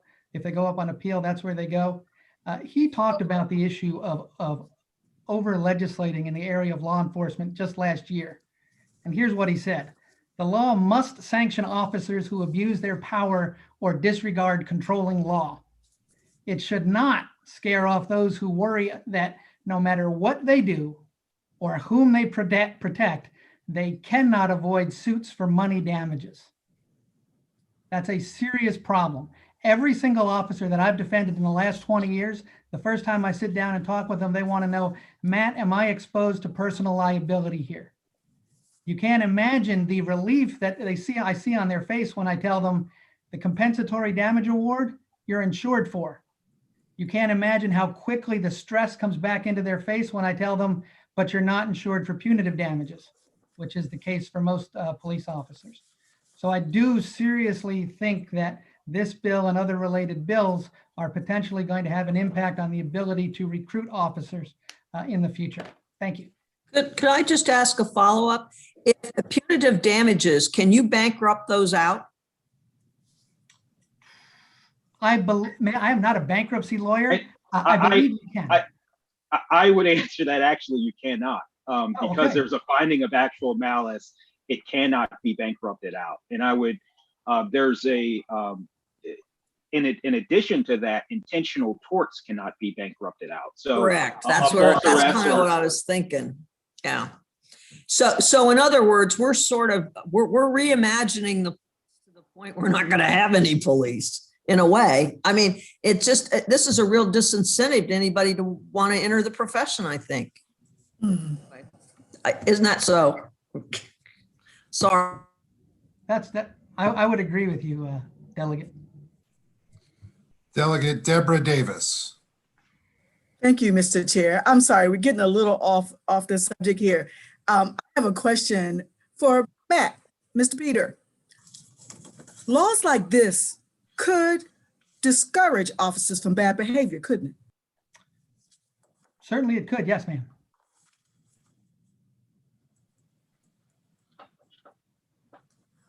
Okay. Are there further questions for this panel? Delegate Davis again? No, okay, sorry. Seeing no other questions, thank you all very much, but Adrienne Miranda, who was supposed to be on the panel of favorable people, had difficulty logging in. We have her now, I believe, and I think we're able to let her in, making sure she's coming in now. So we're going to hear from her because she had a technical issue. I had told Delegate Ivey we would try and hold the door open here, and we will. So if Ms. Miranda, are you ready? Are you there? I am. All right, if you'd like, you could speak for 2 minutes, please. Okay, thank you for allowing me to give my testimony. But we have to ask you to turn on your camera. My camera, it isn't turned on? It is not. Host has asked you to start your video. Okay. There you go. Good. Okay, is that good? Right. Okay. Yes. Thank you. Thank you. Yes, my son, Joseph Miranda, was brutally murdered at the age of 19 in 2006. His death is confirmed a homicide by an assault by the medical examiners. The Maryland State Police, along with the Baltimore County Police, did conduct the criminal investigation, and both law enforcement entities committed intentional misconduct and malfeasance, which include intentional perjury, obstruction of justice, abuse of power, aiding and abetting, withholding evidence, crime scene photographs, police reports from the medical examiner, dereliction of duty, violating their own policing procedural policies, violating their oath of office, allowing the crime scene to be disturbed, which is a felony, never bringing a reconstructionist, violating my civil rights and victims' rights. And they also sent the paperwork to the medical examiners while they were conducting a criminal investigation saying accident. And they sent one crime scene photograph while they had 91 crime scene photographs. The bias, prejudice, malice, and ridicule that they have shown towards me is unconscionable. This is going on for 14 years and it continues till today. And the qualified immunity that protects the police. I know there are many, many wonderful police that put their lives on the line for us every day, but there are also ones that do not belong wearing the badge. And I know every one of them. I know who they are. The Maryland State Police, it is David Kitzinger, Lieutenant Colonel Ron Collison, Lieutenant Colonel Thomas Coppinger, Trooper Rebecca Bosley, Chuck Moore, Michael Mann, Dean Richardson, and then Scott Schellenberger with the Baltimore County Police took over, and the medical examiners confirmed my son's death is a homicide by an assault. But Scott Schellenberger tells us that a homicide by an assault is not a crime. This is outrageous. This is unconscionable. And he is also he is falsifying the evidence and manipulating the facts. Thank you, Ms. Miranda. Are there questions for Ms. Miranda? Delegate Cox. Mr. Chairman, I would just like the record to reflect that I object to those comments about Scott Schellenberger. I don't think it was appropriate. I am sorry, sir, that you All right. object to the Okay. comment, but they are facts. They are Okay. facts. That's fine. We're going to stop right here. That's fine. Are there any questions for the witness? All right, seeing none, thank you very much. All right, that will conclude the testimony for House Bill 353. We thank everyone for speaking with us this afternoon on that legislation. We're going to go now to House Bill 719. That's Delegate Moon. I think it's just one other person, and I think that she is here. Delegate Moon will go for 3 minutes, has a video to play, I think, and then Lisa May will be, well, Lisa May is on the other side, actually, so we're not going to bring Lisa May in yet. We're going to hear Delegate Moon for 3 minutes, and then we'll go to the opposition. Delegate Moon and staff, if we could help him with the video, please.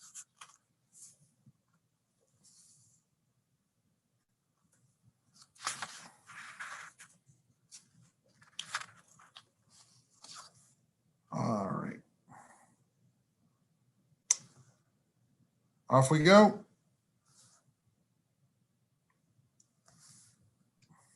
Yeah, okay. Sorry.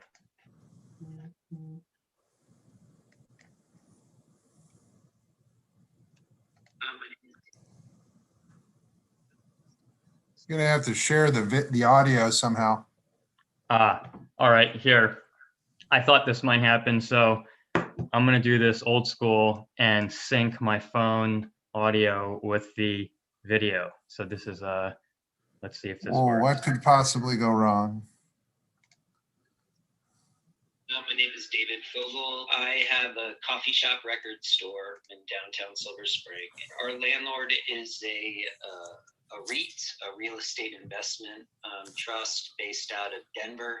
They own thousands of buildings across the US. I had never heard from my landlord in 7 years. They contacted me personally for the first time on April 1st or April 3rd, 2020, 3 weeks after we'd been closed, to tell me that my rent was late. Here's a NDA you have to sign in order for us to even begin to talk to you about any kind of rent abatement. I signed it, returned it to them, hadn't heard back. It wasn't until mid-August that I heard from the landlord, as of right now, we expect you to pay your rent in full. In my situation, 30 some odd page lease, they stuck in a personal guarantee clause. This is pretty normal business practice, even though it's rather predatory. And in order to get a lease, you basically have to agree to these things.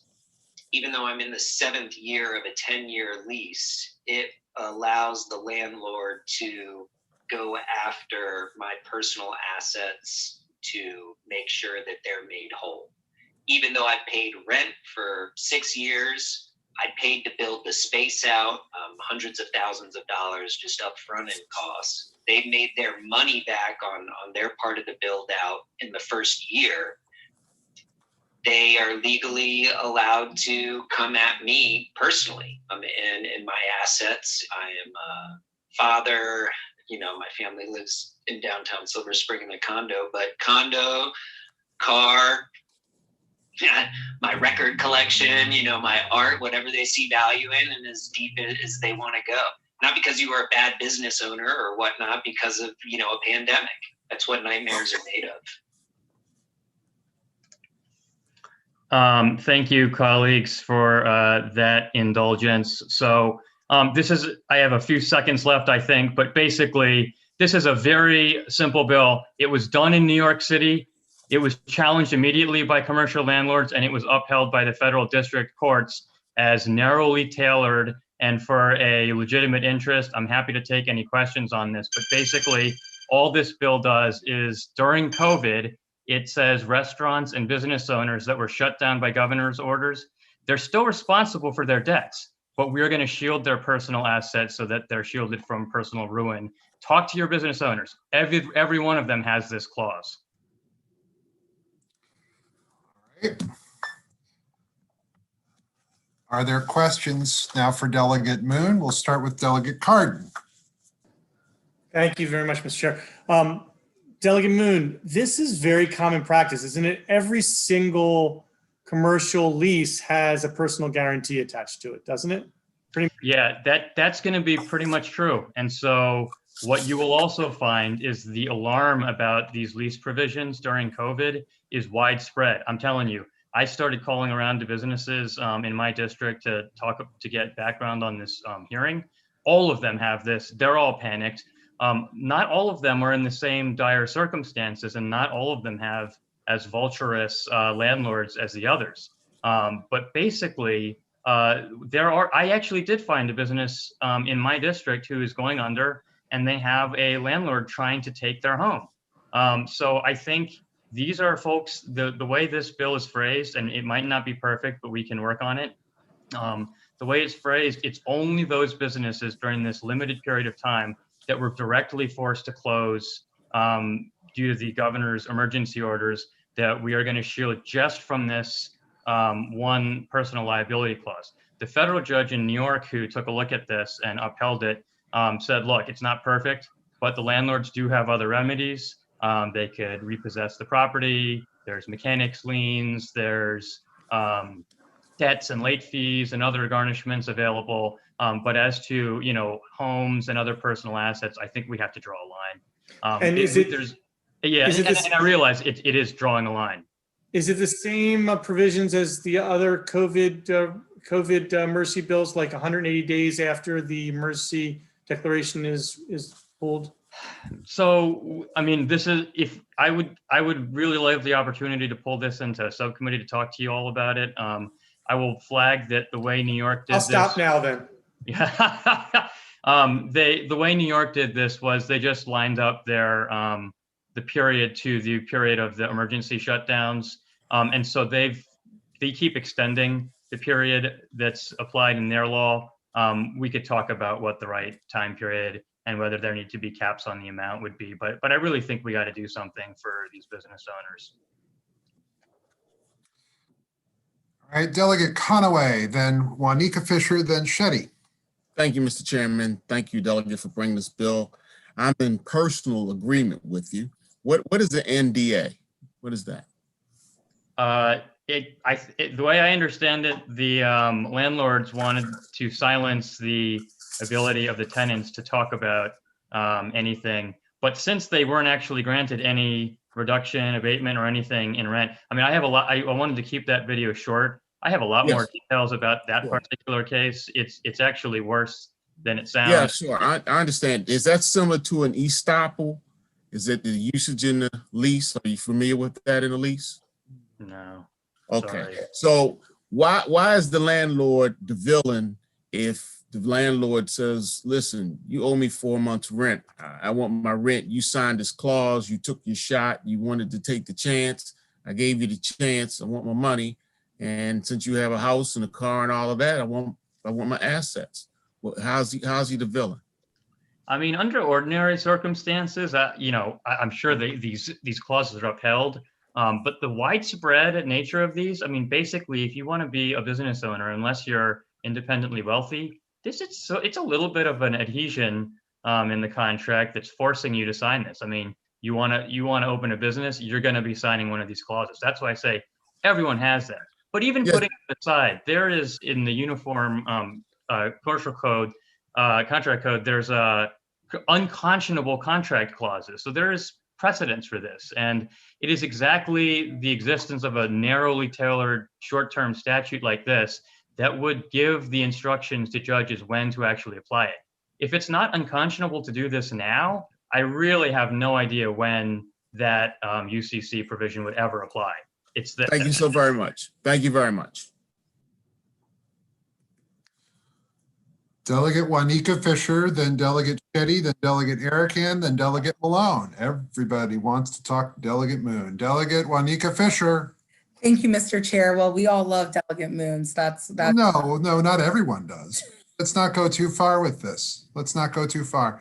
I mean, it's fine, but all right. Delegate Juanica Fisher. Sorry. I had to let off some steam from the last couple days. All right, there we go. It's okay. Thanks. Thank you, Mr. Chair. Thank you, Delegate Moon, for this important piece of legislation. I had similar timing questions as Delegate Cardin, but I'll hold that for hopefully a potential subcommittee. And then my other question was, it doesn't vary, like this kind of legislation doesn't vary in the type of landlord.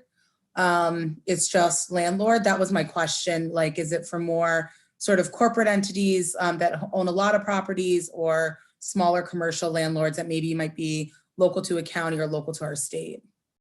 So I will tell you, you seize right at the heart of one of the difficulties here.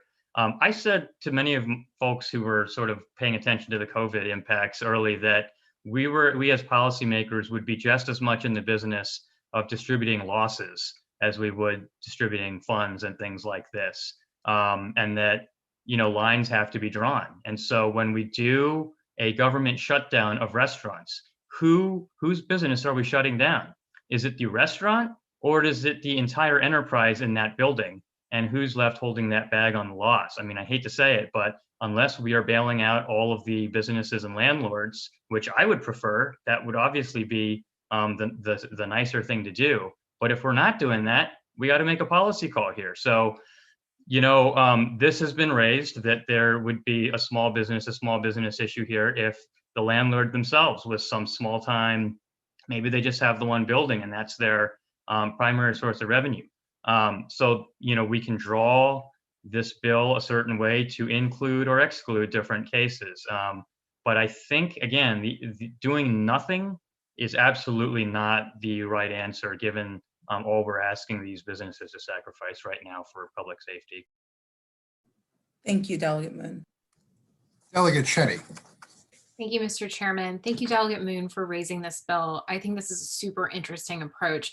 I know sort of early to midway through the pandemic, some of the counties and maybe even the state were discussing different bailout options for landlords in particular. And I know some of that was focused on like residential landlords, but I feel like I recall some of the discussion being around commercial too, specifically to address some of this. And I'm just curious if in your research you came across like examples of maybe landlords that did receive support, but then turned around anyway, and then tried to pursue, tenants through personal asset recovery.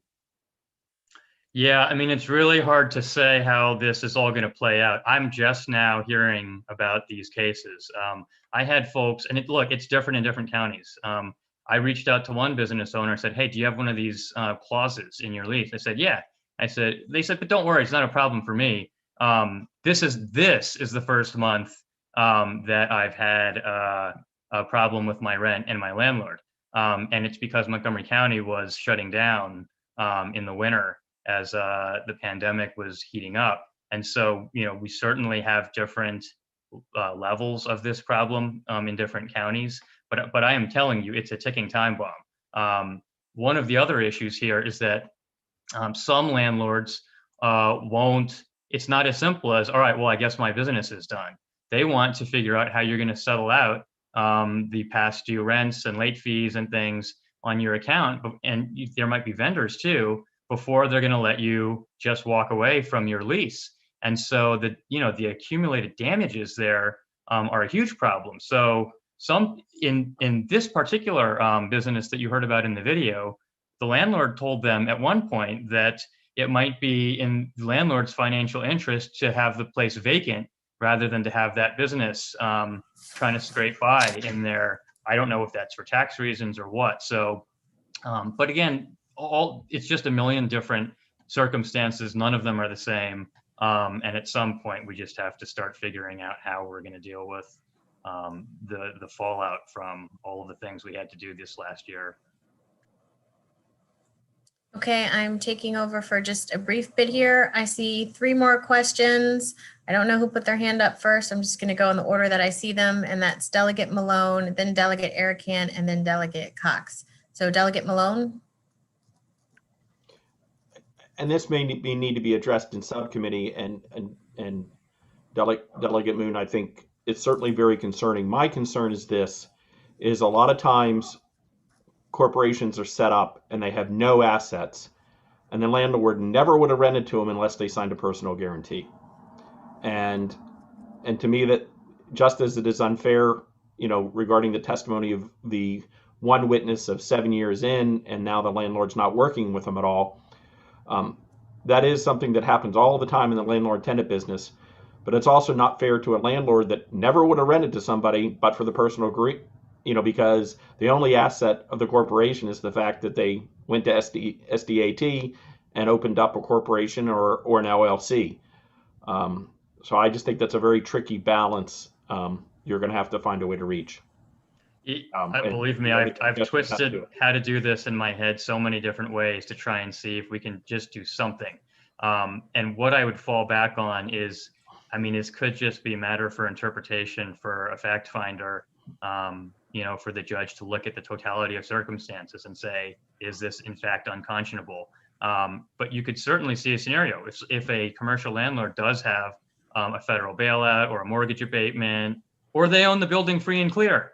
There's any number of scenarios you can think of. They're in an opportunity zone. There are any number of these scenarios where I think you could easily find unconscionability here to override what you're talking about. But you're right. I did hear about a case from the counter of my bill, which is a landlord who just took over a property with a holdover tenant from the last owner. And just as COVID hit, that tenant suddenly can't pay, and the person just bought the building with what they thought was a good paying tenant. These are not easy questions. I do have to wonder how many of these commercial lease defaults are going to be in that small business category versus some huge REIT and trust. We can take a look at data, but again, I think the answer is not to do nothing.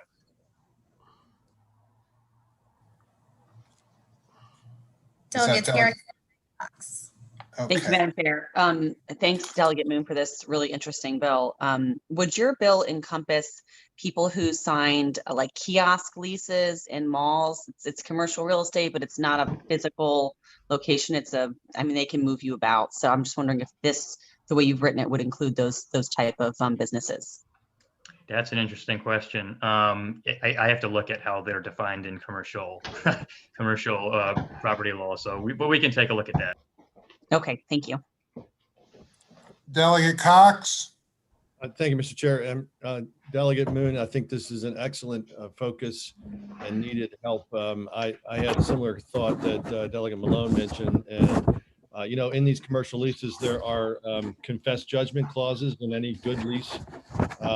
And I'm wondering too, when these businesses apply for these assistance grants under the pandemic rules, they have to demonstrate about a 25% at least minimum loss during the time for day-to-day shutdowns being in effect. In other words, whatever the entity was that shut them down, in order to pick up the loan, the pandemic loan, they have to demonstrate an actual loss that was connected to that time frame and not reasonably connected to another time frame. So my thinking is, I wondered if you could, and I looked at the realtor's objections, if you could include a shifting clause where like a confessed judgment could then be automatically liable retroactively against the entity that issued the shutdown order within the parameters of the requirements of that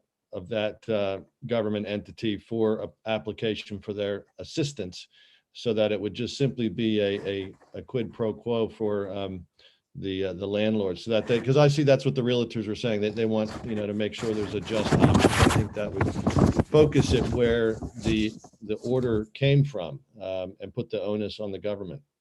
So maybe would you be open to something like that? Yeah, I mean, yeah, and I think the fundamental question here too is, do we just draw a line in the sand somewhere and keep a very simple law in place, or do we really start to massage this and try and deal with very specific scenarios? I can sort of see the case for both approaches.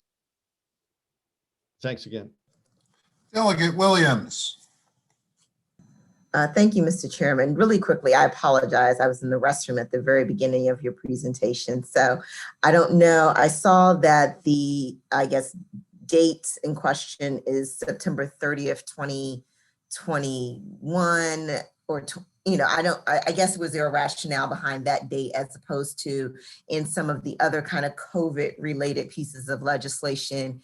You know, I think that was mentioned earlier. It's the end of the termination of the governor's executive order extended out for, say, like another 180 days. I just was wondering what the rationale was, your approach versus some of the other approaches that have been presented in other COVID related bills.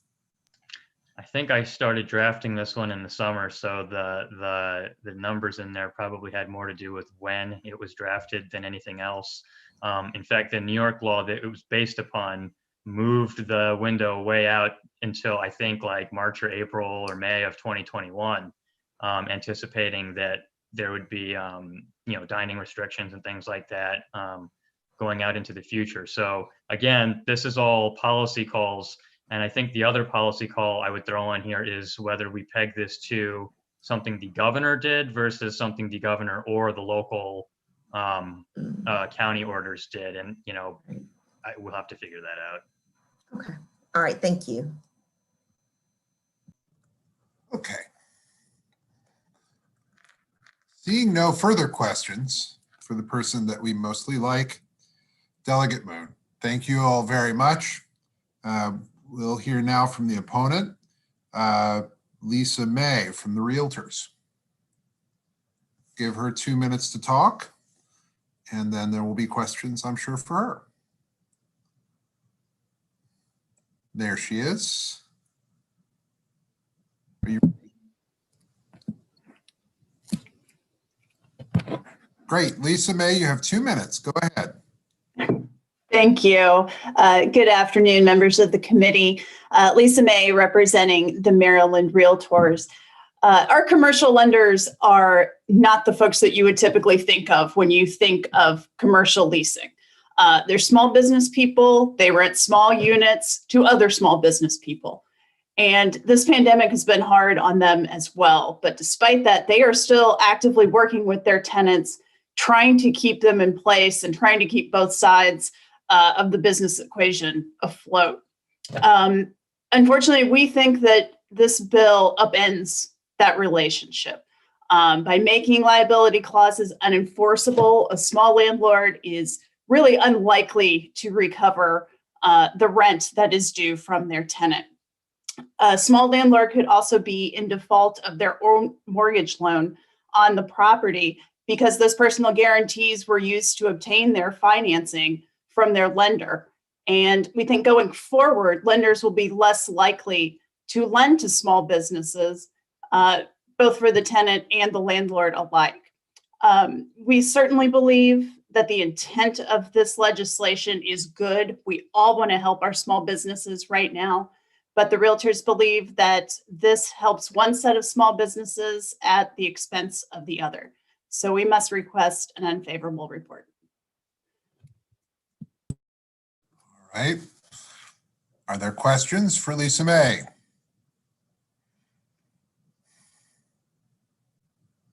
Okay. Well, if there are no questions for Lisa May, thank you very much. We appreciate hearing from you. And that'll Thank you, Mr. Chair. No problem. That'll conclude the testimony on House Bill 719. It's only 5 o'clock, and miraculously, we're on our final bill of the evening, House Bill 721. There are some witnesses for this bill. This is Delegate Moon's bill. Delegate Moon will be speaking himself, and then there are 1, 2, 3, 4, 5, 6, 7, 8, 9, 10, 11, 12, 13, 14 others. So I think what we'll do is we'll take Delegate Moon and 6, and then we'll take the next and the final group after that, and then we'll hear from the people who are here unfavorable. So it'll be Delegate Moon, and then Carrie Hansel, Michael Winkleman, Marilyn Clark, Tiana Boardman, Meliha Halpern, and Samuel Shapiro.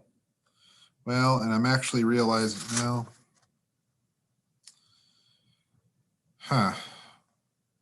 well, yeah, that's what we'll do. We'll mix up, looks like trial attorneys and citizens on the second panel a little bit and the first panel.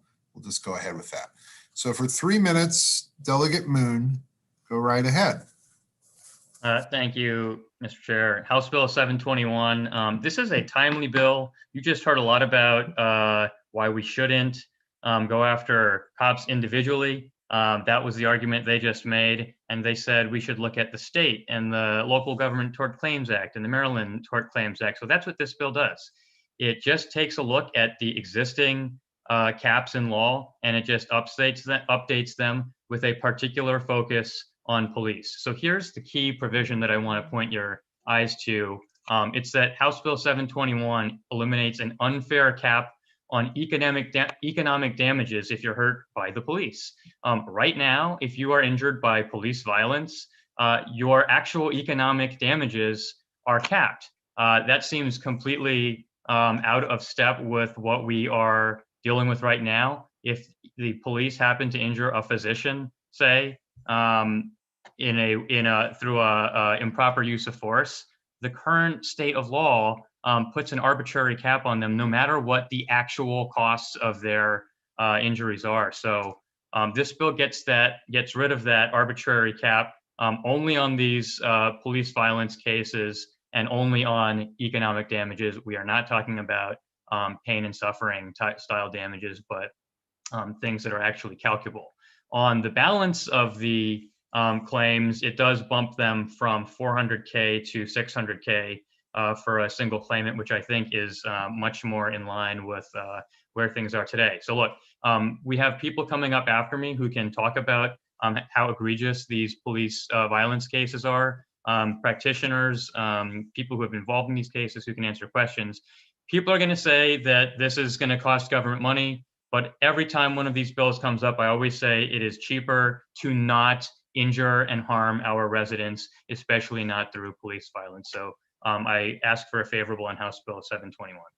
Let's hear from Carrie Hansel, please, for 2 minutes now, 2 minutes. Thank you, Mr. Chair, and thank you, Delegate Moon. As a civil rights lawyer, of 20 years in Maryland, I can tell you this is the single most important reform in front of this body this year. It does two things. It more fairly compensates victims, and it also incentivizes reform. In more fairly compensating victims, the most important issue is that the current cap applies both to pain and suffering and economic damages, and it is a hard cap of $400,000. I have a client, for instance, who's in a wheelchair, who doesn't have the use of his voice, who can use only his left hand. He's going to be that way for the rest of his life as a result of a civil rights violation, and he is capped at $400,000, even though the government's own witnesses agree that his actual out-of-pocket damages far exceed that in terms of lost wages and medical bills. Every other cap in Maryland, medical malpractice, wrongful death, survivorship, the cap under Courts and Judicial Proceedings 11108 for personal injury, all exclude economic damages. Why? Because it's simple fairness. A court system is designed to put the victim in the same place they'd be had they not been injured. And we cannot do that with a cap on actual out-of-pocket damages. So this is a question of simple fairness. This also very marginally increases the cap on non-economic damages to $600,000, which would make it the lowest of all the other caps I mentioned by hundreds of thousands of dollars. Medical malpractice is $830, personal injury is $875, wrongful death is over $1 million. So there is an enormous discount for civil rights violations even after this direction change is made.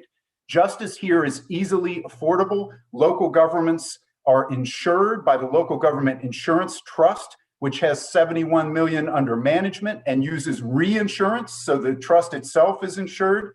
And other governments in Maryland have budgets that are sometimes 5, 6, 7, 8, 10,000 times higher than the current cap. So if we want to incentivize change, we must change what drives decision-making and allow for more fair recovery for the victims, for the mothers that we all heard from until midnight last night. To give you an Mr. idea. Hansel, if you'd wrap up, please. Thank you, Mr. Chair. Again, we would just urge a favorable report on House Bill 721. I would encourage questions from this committee because you will not have a more important bill, and we're here to provide our support and answers. Thank you, Delegate Moon. Michael Winkleman, please, for 2 minutes. Thank you, Mr. Chairman, members of the committee. My name is Mike Winkleman, and I practice civil rights law in Prince George's County. I'm here to support House Bill 721 as it represents a chance at fairness and justice for victims of police misconduct. Yesterday, I sat through hours of testimony on legislation intended to prevent future police misconduct. While that legislation is exceptionally important, and I testified on several of those bills, we must not forget that the need to provide justice to people who have been injured by police misconduct is equally as important. Present law does not provide adequate compensation for victims of police misconduct. Even worse, present law injures most those who have been injured most. By that, I mean the more you are injured, the less you are entitled to under present law. You will hear from a later witness an instance where an individual was injured and their medical expenses exceeded $600,000. That was my case, and under present law, that person was capped to recover $400,000 for all of their injuries. You don't need to be very good at math to understand if the most you are entitled to recover is $400,000 and you have to pay back $600,000 for your past medical expenses. That leaves nothing for your future medical expenses, nothing for your future lost wages, nothing for your future pain and suffering, and nothing for the victimization that you have had. Present civil rights law in Maryland victimizes people twice. First, when they are victimized by the system, and second, when they're victimized by the legislation that caps their recovery. You will hear from opponents, I suppose, that they are concerned that this will increase their expenses. And I would echo the sentiments of Delegate Moon, who stated, if you want to decrease expenses related to police misconduct, the answer is exceptionally simple. Stop killing people. We urge your support for House Bill 721. Thank you. Thank you very much. Go to Marilyn Clark now, please.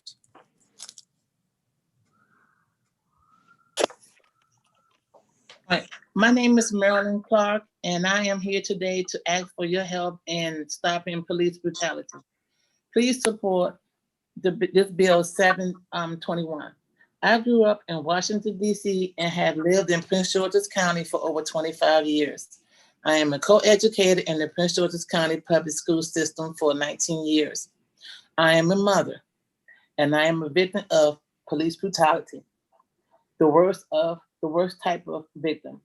I am a mother of an unarmed Black man who was killed by a Prince George's County police officer. Brandon, my son, was making a delivery for a mall of furniture in January of 2007 when he was shot and killed by a police officer. A police officer with a long history of violence and mental issues. The government, when faced with a lawsuit, denied responsibility and distanced themselves from their officer. They used the law against me to further victimize me. The government never made a single offer to settle my case and made me go through years of trials and endless sleepless nights. I am not a lawyer. I do not understand all the laws that are being talked about today, but I am a mother. And I can tell you, if any new law can help save another mother from the nightmares and I have woken up to for the last every night for today will make 14 years that I buried my son. It would be the best law ever passed. Thank you. Thank you very much. Tiana Boardman, please. Thank you, Chairman, and thank you, Delegate Moon, for introducing this bill. My name is Tiana. I am a third-year evening law student at the University of Baltimore, also a paralegal at a civil rights firm, and a very strong advocate for civil rights reform.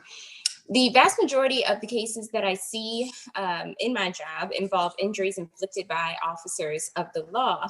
This bill is not for the purpose of defaming law enforcement officers or to inhibit the good officers from properly doing your job.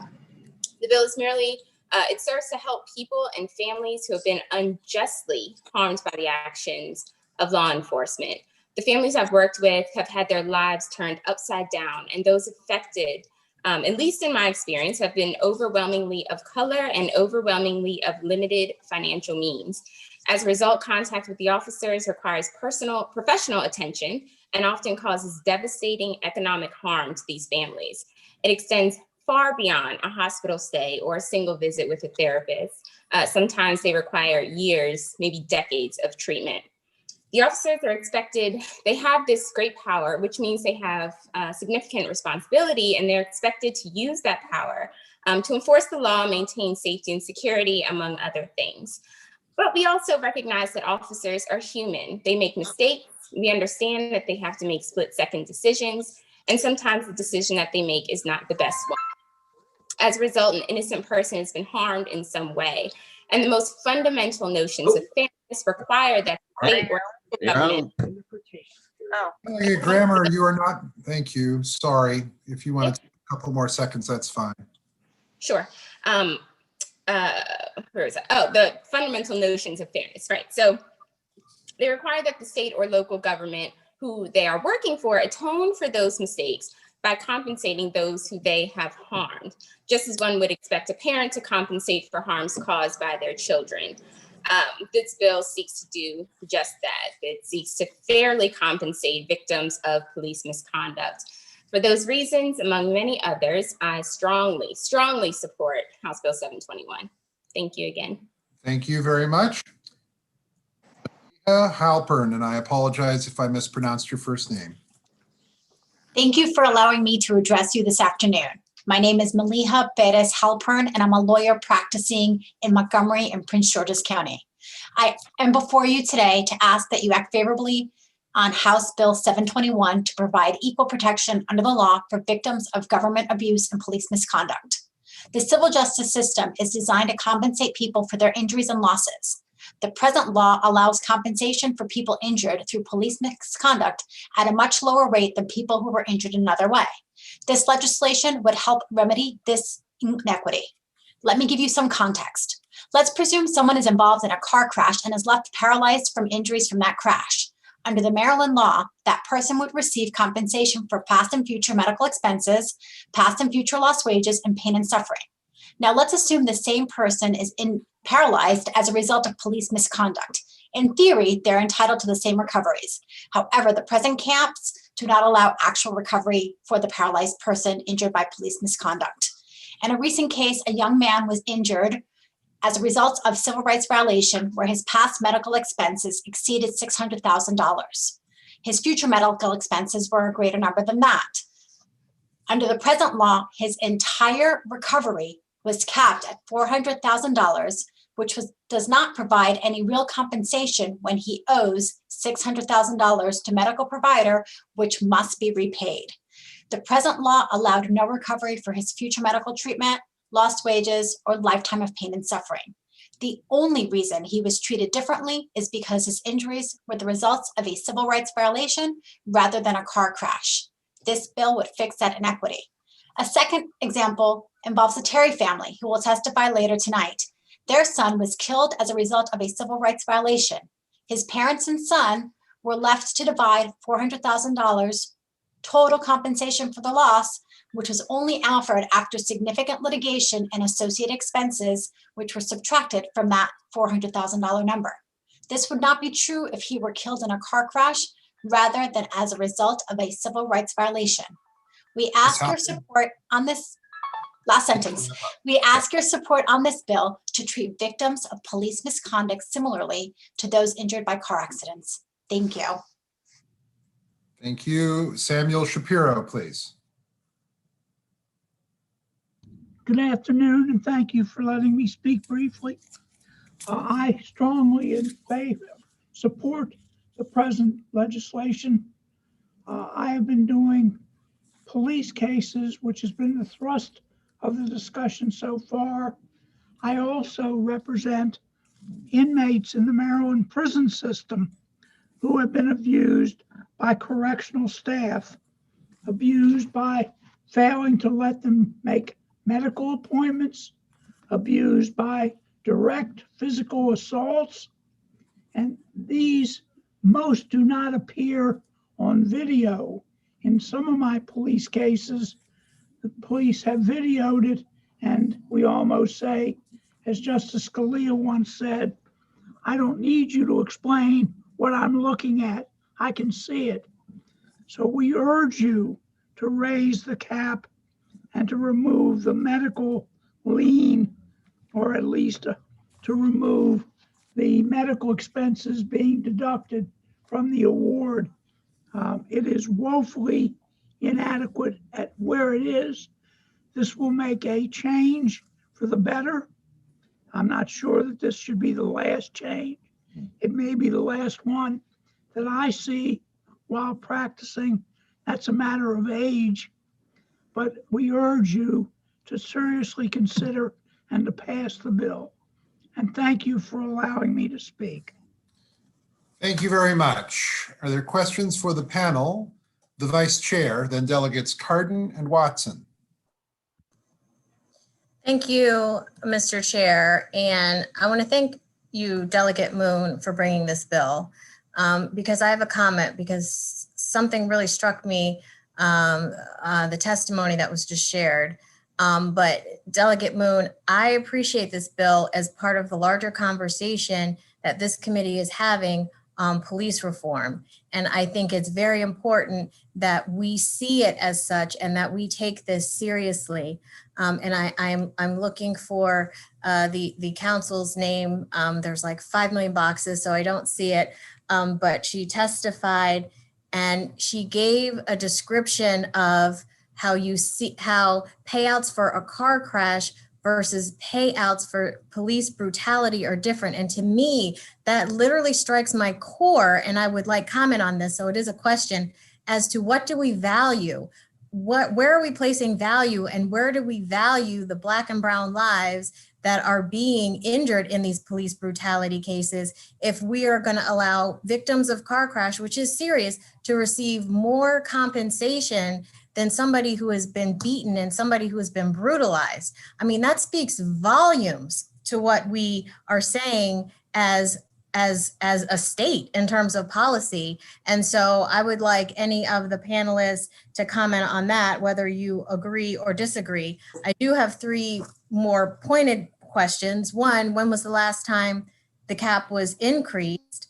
2, do you think that, because I do, so it's kind of a isn't it that so question, but do you think not only will this compensate victims of police brutality, but do you think that this will serve as a deterrent in an effort to try to stop police brutality? And then, Mr. Chair, my last question is, I imagine that the opponents of the bill are going to come forward and, like Delegate Moon mentioned, talk about the expenses for the payouts. And Delegate Moon eloquently talked about stop police brutality, you wouldn't have these expenses. But I mean, the municipality is like, hey, you're also paying tons of money for it already in these payouts. And then when you look at what the insurance costs, so my question is, isn't it already an expensive proposition? And if you can kind of weigh that in terms of increasing the cap versus, what are municipalities and jurisdictions already paying out? And in terms of what they have to carry for their insurance, I mean, what does the scale look like? Madam Vice Chair, Carrie Hansel, I will tell you in response to a number of your questions, the cap was last increased in 2015 from 200,000 to 400,000. Oh, I was here. That's right. You are absolutely correct. Okay. That the current law makes civil rights violations affordable. This is the cheapest kind of misconduct in Maryland. That's how our court system treats it. Yet it is far more egregious. So my colleague who mentioned a car wreck, that's an accident. Accidents happen. Often no one is to blame morally. In the case of police misconduct, we're talking about intentional misconduct. So to make it the most affordable type of misconduct really turns the world on its head. With respect to whether or not this is a deterrent, I will say to you that money, very sadly, for many jurisdictions, is the only deterrent that I've ever seen work, the only deterrent. The only opposition to this bill is going to be people telling you that their expenses are going to go up. That's it. Nobody's going to tell you this is unfair or unreasonable. Nobody's going to tell you that a mother shouldn't expect at least 600,000. Nobody's going to tell you that my gentleman in the wheelchair shouldn't at least get his medical bills paid and his Medicare liens. So what they're going to tell you is this is expensive. Well, it should be expensive to continue to engage in these violations. On the other hand, in weighing the public fisc versus this misconduct, it's important to know that if this bill passes, this will still be the lowest cap out of all the ones I mentioned by hundreds of thousands of dollars. If we increase to 600, medical malpractice, personal injury, and wrongful death are all at least $230,000 more. And in the case of wrongful death, it's $1 million versus 600,000. So that balance is found in this bill. And for all those reasons, I certainly would encourage a favorable report. This is a much needed deterrent. On the other hand, it is very affordable. The local governments have insurance. The Local Government Insurance Trust represents over 130 local governments. It's very inexpensive insurance because it's a nonprofit. They don't make money like an insurance company does. And if they do end up with excess profit, according to their website, they return it to the local governments. So what we see is that Maryland can afford justice. And anyone who raises the cost of justice with you, I'd ask you to challenge them with the cost of the lack of justice. What is the price of doing nothing and watching more people die? Thank you. Thank you, Mr. Chair. Thank you very much. We'll go to Delegate Cardin, then Watson, then Williams. Thank you, Mr. Chairman, and thank you, Delegate Moon, for bringing this bill. Quick question for you is, and I guess this is either to Carrie or to Delegate Moon, but you discussed the good faith exception, the good faith action in the previous bill. I believe it was Delegate Ivey's bill. Does this have any kind of ability to create some good faith exceptions or not in this bill? Number one. And number two is, Delegate Moon, why didn't we just make this equitable with the other personal injury type caps so that we don't have to come back in 2 years and say, you know, we really need to make this equitable? I can answer the first question, Delegate Cardin. So built into the Tort Claims Act structure, not something you have to do, but built into it, are protections for officers. So for instance, Delegate McComas had concerns about the other bill pushing away officers. The Tort Claims Act has protections already. These increases will only apply to the cap against claims that the government pays. Okay, so the individual officers are protected, provided under existing law, provided that they do not act with malice or gross negligence, which under the law are extraordinarily high standards. I'm happy to expound on that, but they're extraordinarily high standards. Malice requires evil and rancorous motive. Gross negligence has to be tantamount to intentionally injuring somebody. So those are very high standards. So as long as the officer doesn't act with those standards, then the government pays, and that's existing law and there's no change required. So in comparison with the last bill that had a sort of a good faith standard, this provides more protection to the officer because it isn't just down here at good faith. The officer has to be shown to commit something with malice or gross negligence, but that isn't something Delegate Moon or I have asked you to do. That's in existing law. This just changes the numbers. I can tell you that I think it makes eminent sense to merely equalize the caps. And that a wonderful thing this committee could do would be to simply say that every type of claim in Maryland is capped currently, every type. Personal injury, wrongful death, survivorship, medical malpractice. We ought to just simply say that the same caps apply to civil rights, because there shouldn't be a discount for civil rights. And right now, even if this bill passes, that discount remains at hundreds of thousands of dollars. But, you know, we're come to you with, our victims come to you with their hats in hand because they're some of the most maligned victims under current Maryland law.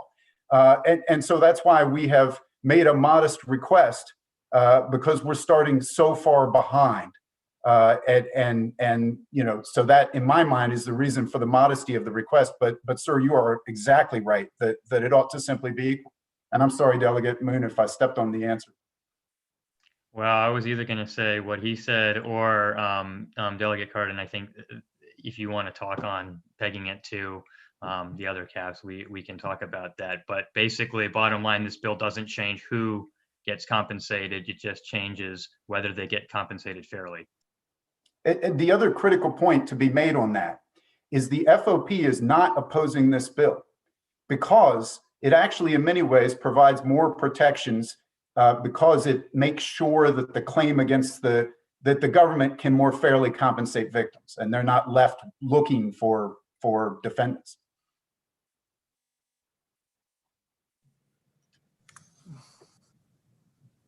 Okay, we'll go to Delegate Watson, then Delegate Williams. Thank you, Mr. Chair. And thank you, Delegate Moon, for this. You know, it's not too often that I can speak when you talk all this legal lingo, but I have a question, and I want to thank Ms. Clark for testifying. I do remember very vividly that Keith Washington case, and it's a shame that her son Brandon, and I think cousin Robert was shot, Brandon had to die. In that case, the officer was off duty and it was ruled involuntary manslaughter. And my question is, is that officer still under some type of protection? Who pays? And the fundamental question is, if that law was in place today and that incident happened tomorrow, what would the Clark family be entitled to? Would there be a max? How would that be different from the way it is now? So Delegate Watson, if I may answer that, is that all right, Mr. Chairman? Hi, Mike. Hi, how are you? I represented Mrs. Clark, and we remain very close friends today. The involuntary manslaughter was the criminal side of things. And so criminally, Mr. Washington was convicted and he is presently still in jail. On the civil perspective is where the issue of immunities, qualified immunity, common law immunities all came into play, and the government distanced themselves as far as they could from Mr. Washington. So for years they had embraced him, they had promoted him, they had given him every protection. But as soon as this happened, they stepped away just as quickly as they could. This law and the other laws would help because it would provide accountability and would provide so that the governments can't just hide behind all the protections that they have. As to this particular bill, Delegate, what it would have provided is hopefully some chance of at least some resolution. We went through that entire litigation, several trials, with not a single offer of settlement because the government kept saying, we don't care. If you get a verdict against us, it's essentially meaningless because the most we would have to pay is $200,000. That was the cap applicable at that time.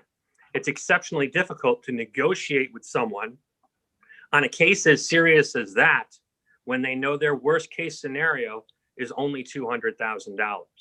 So that's why we believe this economic incentive would at least provide some remedy to people, because if you are disincentived, then you have more of an opportunity to do the right thing and to help people. All right. Thank you very much for that explanation. Thanks again, Delegate Moon, for this bill. Delegate Williams. Thank you, Mr. Chairman. My question, obviously we know what the payouts have been on cases that have been brought under the statute because of the caps. I was wondering if there's any data or anything about kind of any differences between obviously the caps and the awards versus kind of what a jury would have wanted to award but couldn't because of the caps. Delegate, thank you for the question. I don't know that there is any survey data in that sense. I know that every one of the lawyers that's going to testify today could give you their own experience. And what I have seen repeatedly in my experience is juries who are the voice of the community, who are your constituents, who are the people that we trust these decisions to, making awards that are reasonable. So what we don't see are a lot of massive numbers. What we do see is very careful weighing. When you put people in the jury box, they know they're taxpayers. They understand ultimately where the money's coming from, okay? So we don't see a lot of, what you might think of as very high verdicts. What we see is very measured and fair verdicts.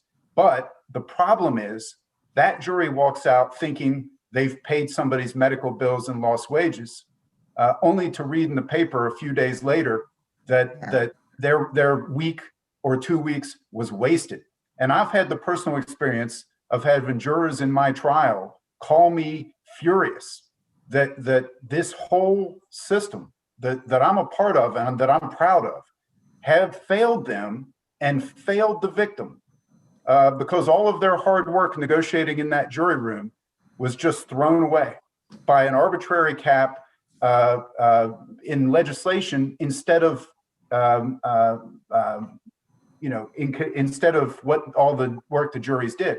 The most important thing about caps to understand is they only apply if the jury finds a higher verdict and if the judge affirms that higher verdict. So these are situations where, a panel of jurors, your constituents have made this decision, a judge has approved it, and very often 3 or as many as 10 appellate judges in some of my cases have affirmed that award. So we're only stripping just awards from people. And that's what we see, and they're very measured.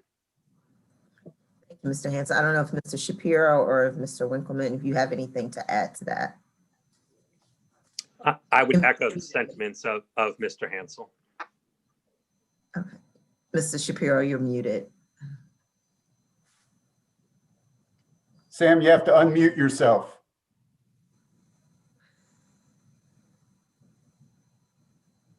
There we go.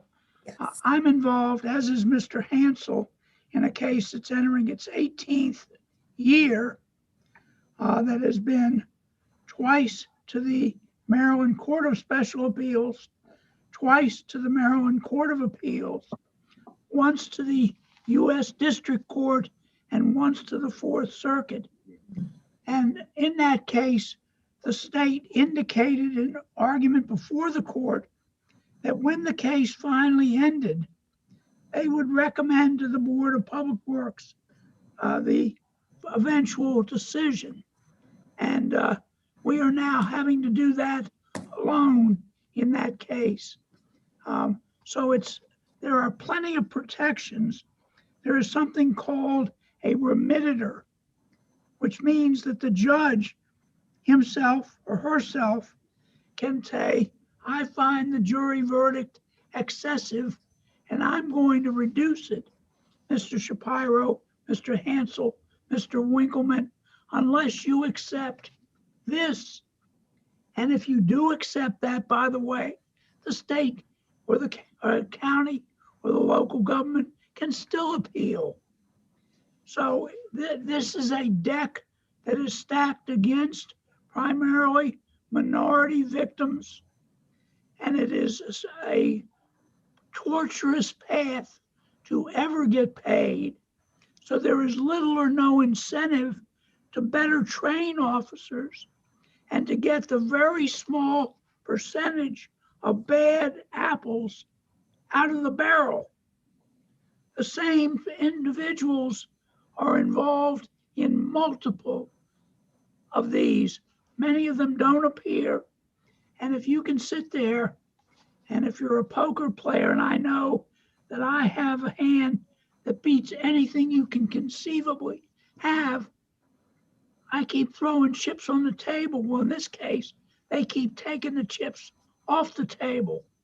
So it is grossly unfair to, in my case, two populations, police victims and prison victims, both of whom aren't parading and getting parades thrown for them. Right. Thank you. You're welcome. And would you say this also discouraged plaintiffs from bringing forth cases because of this? Certainly, because there are cases where many of my cases start on a piece of yellow notebook paper with a letter from a prisoner. And the cost, for example, in malpractice cases is extremely high, and they are very, very much long shot cases. Right. And so if I don't get involved, I write back to the client and say, I don't know of another attorney to refer you to. And if it's a good enough case, then I will call. If it's more than I'm a private solo practitioner, I call my good friend, my young good friend, Mr. Hansel, and we try to work on it together, unless he says, this is one you're misjudging. So far, he seldom told me that, but they are hard cases to win. Right. And so it's not a walkover. It's not a rear end automobile collision with a driver who wasn't paying attention and did it not because he said, there goes Sam Shapiro through the intersection. This is my chance to get him. These are deliberate acts by people in authority. Thank you. Thank you. Thank you. All right, I don't see any further questions for this panel. Thank you all very much for talking to us today. There are still 8 more people to talk on this bill in favor, and then we have an unfavorable panel. Lawrence Greenberg, Matthew Rogers, Courtney Thomas, Ruth Schaub, Gwen Marie Davis, Nicole Wallace, Erica Hamlet, and Jewel Terry.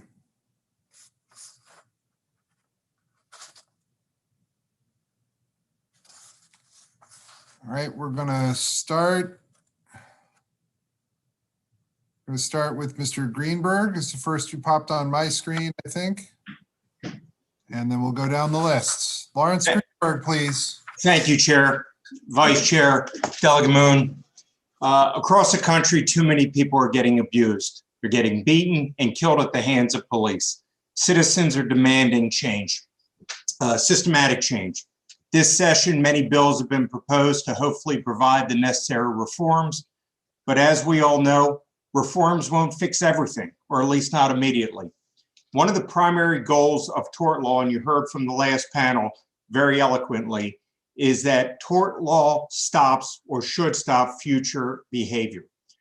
But when reforms don't work, victims need a remedy. And Delegate Moon's bill very eloquently states that remedy. Tort reform has no positive impact on stopping civil rights abuses. By keeping the cap as it is, well, we've seen where that's got us. Opponents will say it'll bankrupt the system. It's just not true. You heard from Mr. Hansel.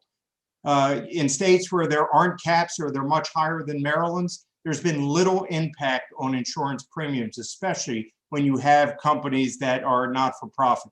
On the other hand, tort reform actually causes harm to those who need justice most. It prevents injured people from obtaining justice.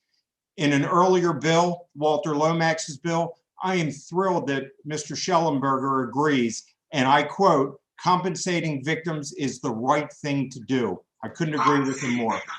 In 2014, Mr. Hansel and I, we represented Daquan Wallace. You've heard somewhat about him, and you're going to hear from his mother, Nicole Wallace, soon after. He was beaten. He was left for dead as a result of officers' negligence. He is unable to walk or talk. He's unable to care for himself. His medical expenses, and that's why we're here, they exceeded the current cap. The sick part of it is that the medical lien, if paid back in full, leaves Mr. Wallace with no justice. And more so, it returns the money back to the state, those who employ the officers. So I will say two things. The cap, although a minimal change from 400 to 600, it only, in this case, allows for occasions when economic damages are large for the people who need it the most. I believe the amendment that I think Delegate Cardin mentioned to bring it current with other caps in Maryland, the cap on current pain and suffering in the state of Maryland on personal injury cases, that makes things simple. But even the modest increase of 400 to 600, but to allow for Please economic— wrap up, Mr. Greenberg, if you please. Wrap up. Thank you, Chair. One last thing. If anyone questions, and they will this increase the likelihood of a bad case being brought or increase the value of a case where the value isn't there, I will tell you categorically, lawyers like me and Mr. Hansel and everybody else, we don't take cases if they are not worthwhile. And I thank you. We're asking. Thank you very much. Thank you very much. Matthew Rogers, please. Okay, Mr. Rogers not in the room. We'll go to Courtney Thomas, who is. Hello.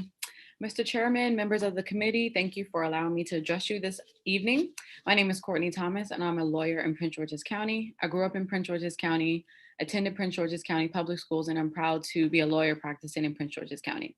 I'm here to speak to you this evening in support of House Bill 721, a bill which speaks to equality in our legal system for victims of police misconduct. For too long, victims of police misconduct have been treated unfairly by both law enforcement and the legal system. HB 721 provides a chance to remedy some of the injustice moving forward. Victims of police misconduct are not entitled to the same level of compensation for their injuries as victims of other tort actions in Maryland. In fact, victims of police misconduct are subject to lower caps, lower recoveries, and a lower level of treatment by the legal system. This is not justice, but HB 721 would help victims of police misconduct realize justice. The law, as it presently stands, does not allow victims of police misconduct to be fairly compensated for their injuries, and particularly detrimental to those most seriously injured. We periodically read about large verdicts in cases involving police misconduct and think people actually receive those verdicts, but after the headlines are gone, no one reports that, in fact, that those verdicts are not paid due to Maryland law. Let me give you a few examples. In Espina versus Jackson was a case involving police misconduct where Mr. Espina was executed by a police officer in front of his son. The same officer then maliciously beat Mr. Espina's son, causing him serious injury. The jury awarded judgment in favor of the Espinas for millions of dollars. This sounds like justice to the family, but because of the cap, the award was reduced to $405,000. In Cooper v. Rodriguez, an individual was killed as a result of a civil rights violation. After hearing the heinous testimony in this case, the jury awarded the victim's family millions of dollars. The verdict gained headlines, but there were no headlines as the courts reduced the verdict to comply with Maryland law, and the family only collected $200,000. This legislation would not allow the entire amount of those verdicts to be collected, but this legislation would move us significantly forward in a jury verdict, resulting in justice for individuals harmed through police misconduct. I would also note research has shown that caps, like the one in this case, have a desperate impact on minorities and women. It further exposes the most at risk in our society. Caps unevenly affect Black and brown people as well as women, and those in any context would invoke equal protection concerns. Therefore, I ask the committee to support House Bill 721. Thank you. Thank you. Ruth Schaub.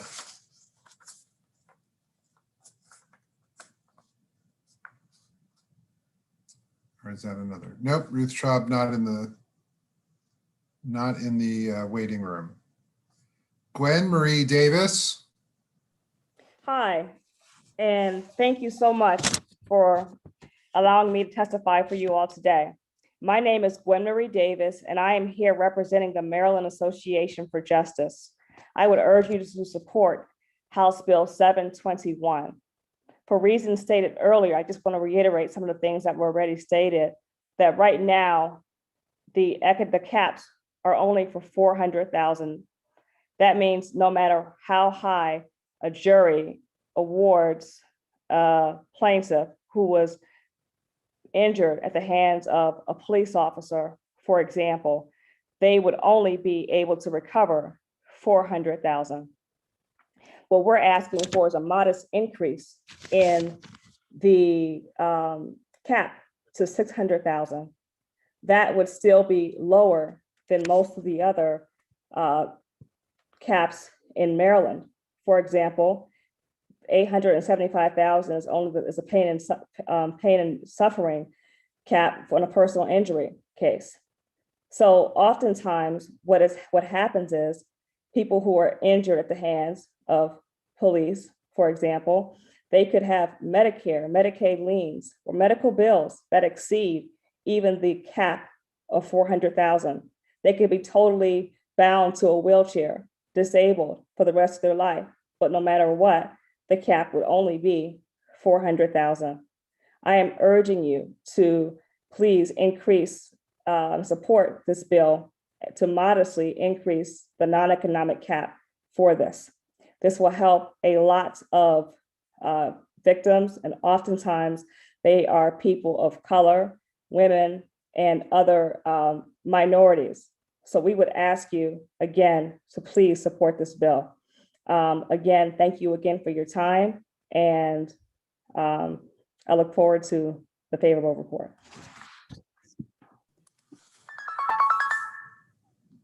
Thank you very much. All right, Nicole Wallace, please. Nicole Wallace, you need to unmute. Doing it now. Good evening. Go ahead. Okay, I'm Nicole Wallace. As you see, this is my son, Daquan Wallace.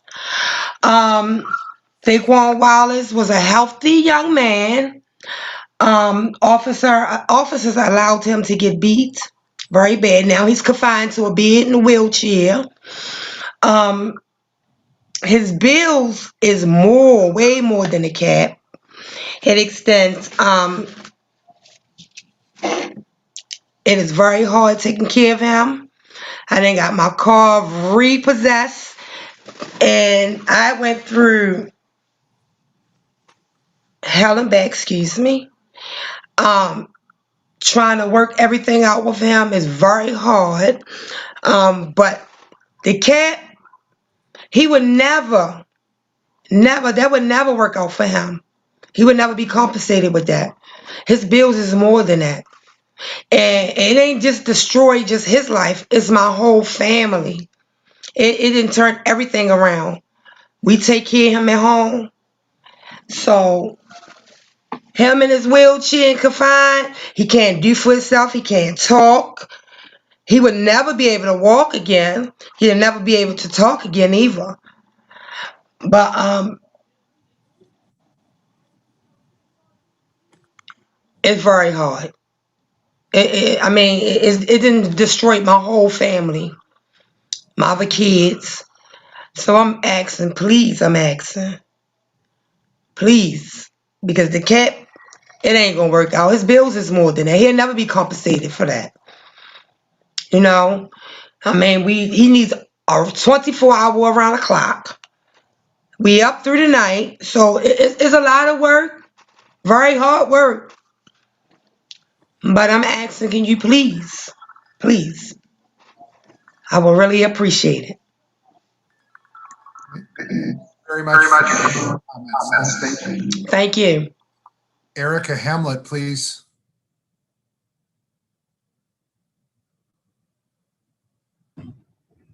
Good evening. Sorry, let me start my video. Good evening. I had to start my video, you all. I'm back again. I'm one of the mothers that was up until late in the midnight hour last night testifying because a Baltimore City police officer about 4 years ago decided to pull a gun on my 16-year-old son. Unwarranted for no reason. It's the cap, puts a cap on justifying the actions against innocent victims. Police officers, throughout this whole ordeal of testifying, I've heard what kind of protections and provisions they need, but I seldom hear what kind of protections and provisions that innocent victims get. I've spent the past 4 years trying to make my son whole. And it's not just about the money, it's about the time that you spend trying to get justice. 3 and 4 years waiting for court dates. And then when you get to court, everything seems to be on the side of the officer. We continue to argue about protections and provisions, but we aren't holding officers to a higher standard with being accountable for their actions. When they hurt people, when they harm people, when they murder people, it affects their entire family, not just that one individual. My son is now 20 years old with a son of his own. And again, I struggle trying to make him whole, trying to help him understand that not all officers are bad, that maybe this was just one incident. So when we ask for caps, to not have caps on the amount of monetary compensation that we can get for lifelong trauma, there is no limit. $600,000 isn't enough. $400,000 isn't enough. But when you think about the long-term effects of this, we ask that you please vote for the max. Thank you very much. Jewel Terry, please.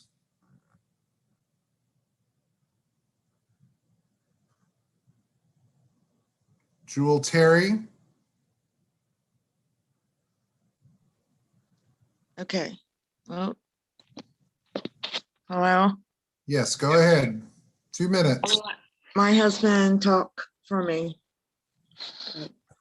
How you doing, sir? My name is Norma Terry, and as you just seen, that's my wife, Jewel Terry. We're here to support House Bill 721.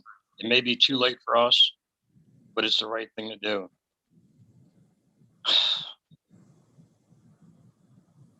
Our son was killed when his civil rights were violated in 2015. The tragic loss of our son has been bad, but the way the legal system has treated us since his death has almost been worse. The government wouldn't make us any kind of offer to settle our case, and we were required to file a lawsuit. Finally, last fall, 5 years after our son was murdered, the government settled our case for a maximum of $400,000. This is after years of litigation and tons of dollars spent. And this amount has to be split between everyone involved in the case, leaving everyone with a small recovery. At time of his death, our son had his own son, our grandson. He also was part of this lawsuit and part of the recovery. It's hard to justify to a 14-year-old who has lost his father, lost the love of his father, loved the advice of his father, and everything a father could do to his son. This law is very unfair to victims of civil rights violations, and we ask for help in correcting this. Thank you very much. My wife cries every day, and since I've seen his murder, I dream all the time, can't sleep, can't nobody talk to, can't talk to our other children because it tears them up. So we're just asking for your support. Thank you. Thank you very much. Are there questions for the panel? Delegate Anderson. Yeah, thank you, Mr. Chair. Thank you, Delegate Moon, for this bill. I'm going to vote for it, and perhaps any amendments to increase the cap to make it equal to some of the other caps that exist, as one of the other gentlemen were testifying to. My question is to either Mr. Greenberg or Ms. Davis with regard to how much more difficult is it for these cases that, like for the cases that have won millions of dollar verdicts in state court, to have gone forward in federal court where this type of cap doesn't exist? Delegate Anderson, I will start off by saying we all live in the state of Maryland.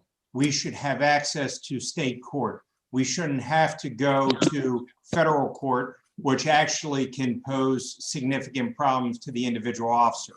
If we stay in state court, there's protections that are afforded, as Mr. Hansel noted before. We would much prefer to have justice done with the appropriate parties. That being said, when a police department or when a county or city agree to voluntarily give a settlement that exceeds the cap, that's a voluntary settlement. For whatever reasons they do it, for whatever stressors that are going on at the time, they elect to do that. But the majority of cases are not that.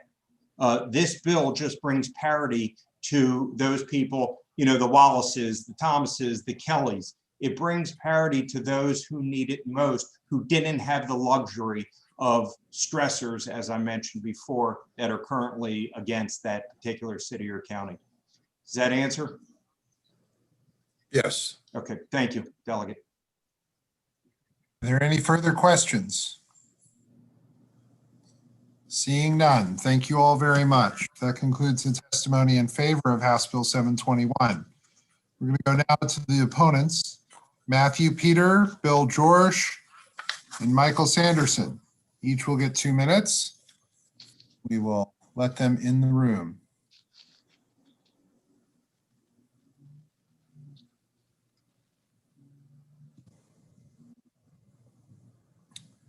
Mr. Peter. Oh, I saw Mr. Sanderson first, so we'll go with Mr. Sanderson for 2 minutes when you're ready. Thank you very much, Mr. Chair, and apologize for the technical issues. I come from the glorious pink of my daughter's former bedroom. Mr. Chair and committee members, I'm Michael Sanderson with the Maryland Association of Counties. You can't help but have sympathy for the families and victims that the committee's heard from about these select cases. And I'll be candid, I wish there were a way to thread the needle, to find a way to deliver some full compensation in that limited set of cases without having all the spillover effects that I think this bill would absolutely have. And so, earlier witnesses have spoke in almost a pejorative way about the kind of testimony you'll hear from those of us who represent the local governments and the taxpayers who would pay for this as, oh, it's going to be about cost. But the fact of the matter is this bill has a massive cost consequence. Number one, we've heard lots of conversation about police. Please understand, this bill is not just about police cases. I know that the civil rights cases are the ones that you've had your attention drawn to, but this bill speaks to every kind of case. Local governments and state governments are your classic deep pockets, and we get sued over everything. The street light was flickering, I fell down at the park, I'm mad about a zoning decision. All that stuff is under the Local Government Tort Claims Act. And this bill says it's time to triple our exposure for all those cases compared to where we were not 50 years ago, but 5 years ago. So that's the financial consequence here. And I know that the way the House of Delegates works, that issues are apportioned into different committees and so forth, and fiscal matters aren't really, you're expected to be the committee's forte. But on the floor of the House, you've just overridden and passed a bill, or on your way to passing a bill that'll oblige billions of dollars in county required funding for education. Perfectly good policy, awfully big fiscal consequences. Another committee right now in the House is looking at how much do the county governments have in their rainy day funds, because we might want to cut their income taxes by hundreds of millions of dollars. Let's see how much they have lying around in the sock. Fiscal consequences do matter. And the real effect of this bill would be the occasional case that actually gets up to the cap and creates the circumstances that you can't help but have sympathy for. But it will also require a flood of new cases that show up. That Mr. Sanderson, please wrap up. And that'll be the principal fiscal effect, which will be big consequences on judgments, settlements, and the premiums.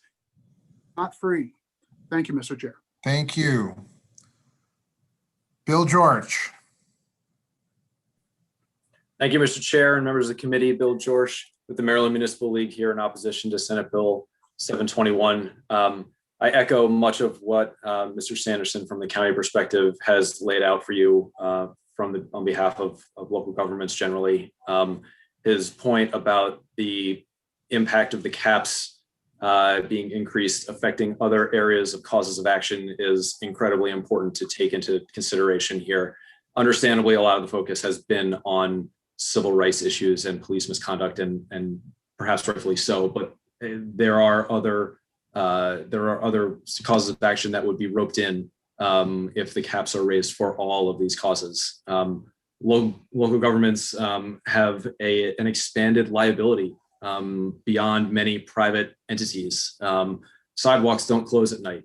We have many facilities that are open odd hours, even 24 hours a day. So exposure, as Mr. Sanderson stated, is extremely high, and for a vast variety of reasons beyond just the reasons, the causes that you heard this afternoon, which of course are extremely sympathetic.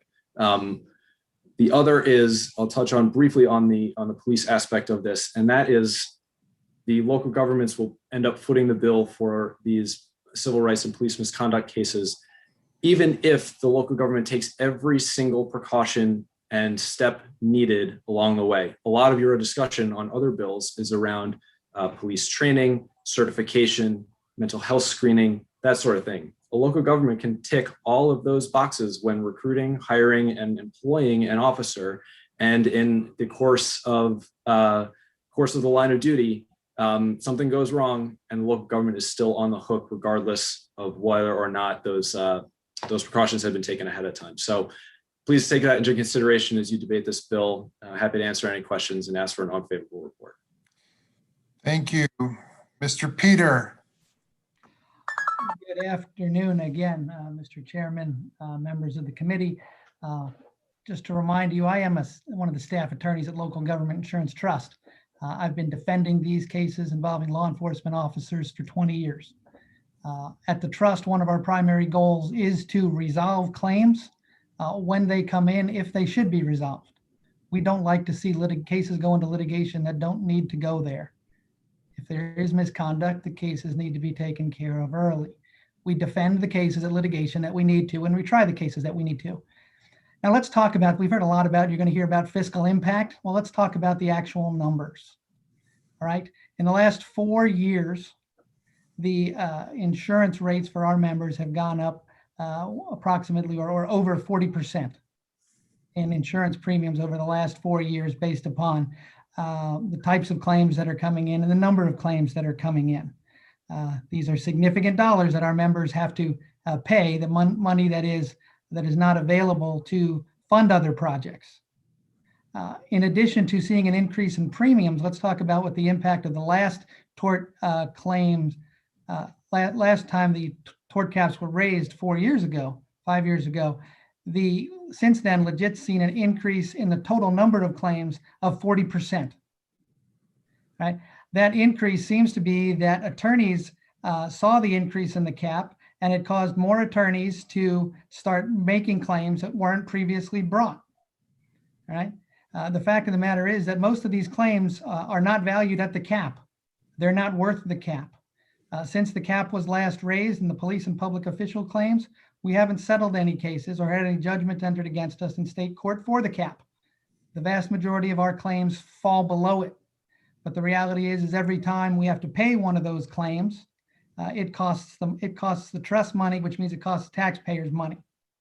So I think that increasing the caps now, after having increased them just a few years ago, our members are going to see increased in premiums because we're going to see more claims.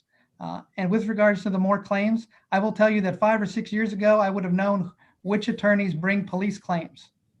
I'm going to see Mr. Hansel. I'm going to see Mr. Winkleman. I'm going to see Tim Maloney. In the last 5 years, I have seen the number of attorneys that file these type of claims increase exponentially. I see lawyers who for years have handled personal injury cases, auto accidents, now filing claims in police cases because the incentive is there, because the value is there. Thank you for your time. Thank you. Are there questions for this panel?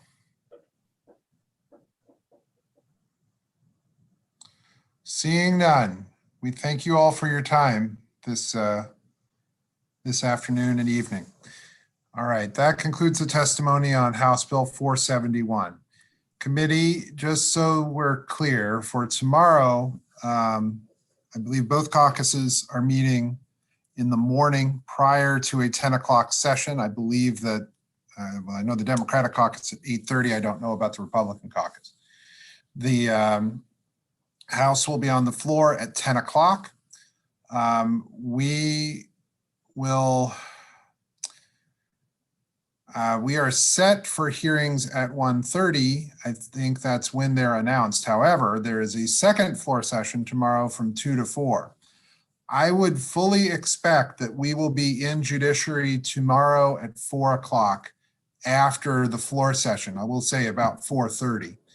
And in fact, I'll just go ahead and do that right now. We'll go on the floor or go into hearings scheduled tomorrow at 4:30.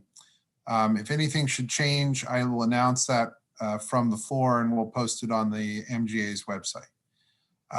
Further, I believe there still may be a chance for a floor session on Friday. I'm not sure 100% about that. But we also have bill hearings on Friday afternoon, and we have a number of witnesses who have signed up for that. With that, thank you all very much for your attention, and thanks to everyone who spoke with us today. Mr. Chair? Delegate Juanita Fisher. Yeah, and I think Delegate Williams has a question. I'm sorry, I got a little confused. So tomorrow is the 1:30 and the 4, or you're just saying the 4? No, we'll just do the 4:30 because just 4:30. Oh, okay. I think that that's easier than trying to start and stop. And I think that'll be easier for witnesses. That's my hope. I don't think we have very many witnesses tomorrow. I think that we're going with, I think there may not be many more than 20. 25 is what I'm hearing from staff. So I think it should, yeah, let's jinx it. It should be brief tomorrow, he said, hopefully. But, you know, never know. So that's fine. On Friday, we're expecting 85 people to testify. So just keep that in mind. Today was about 70, putting it in perspective. All right, thank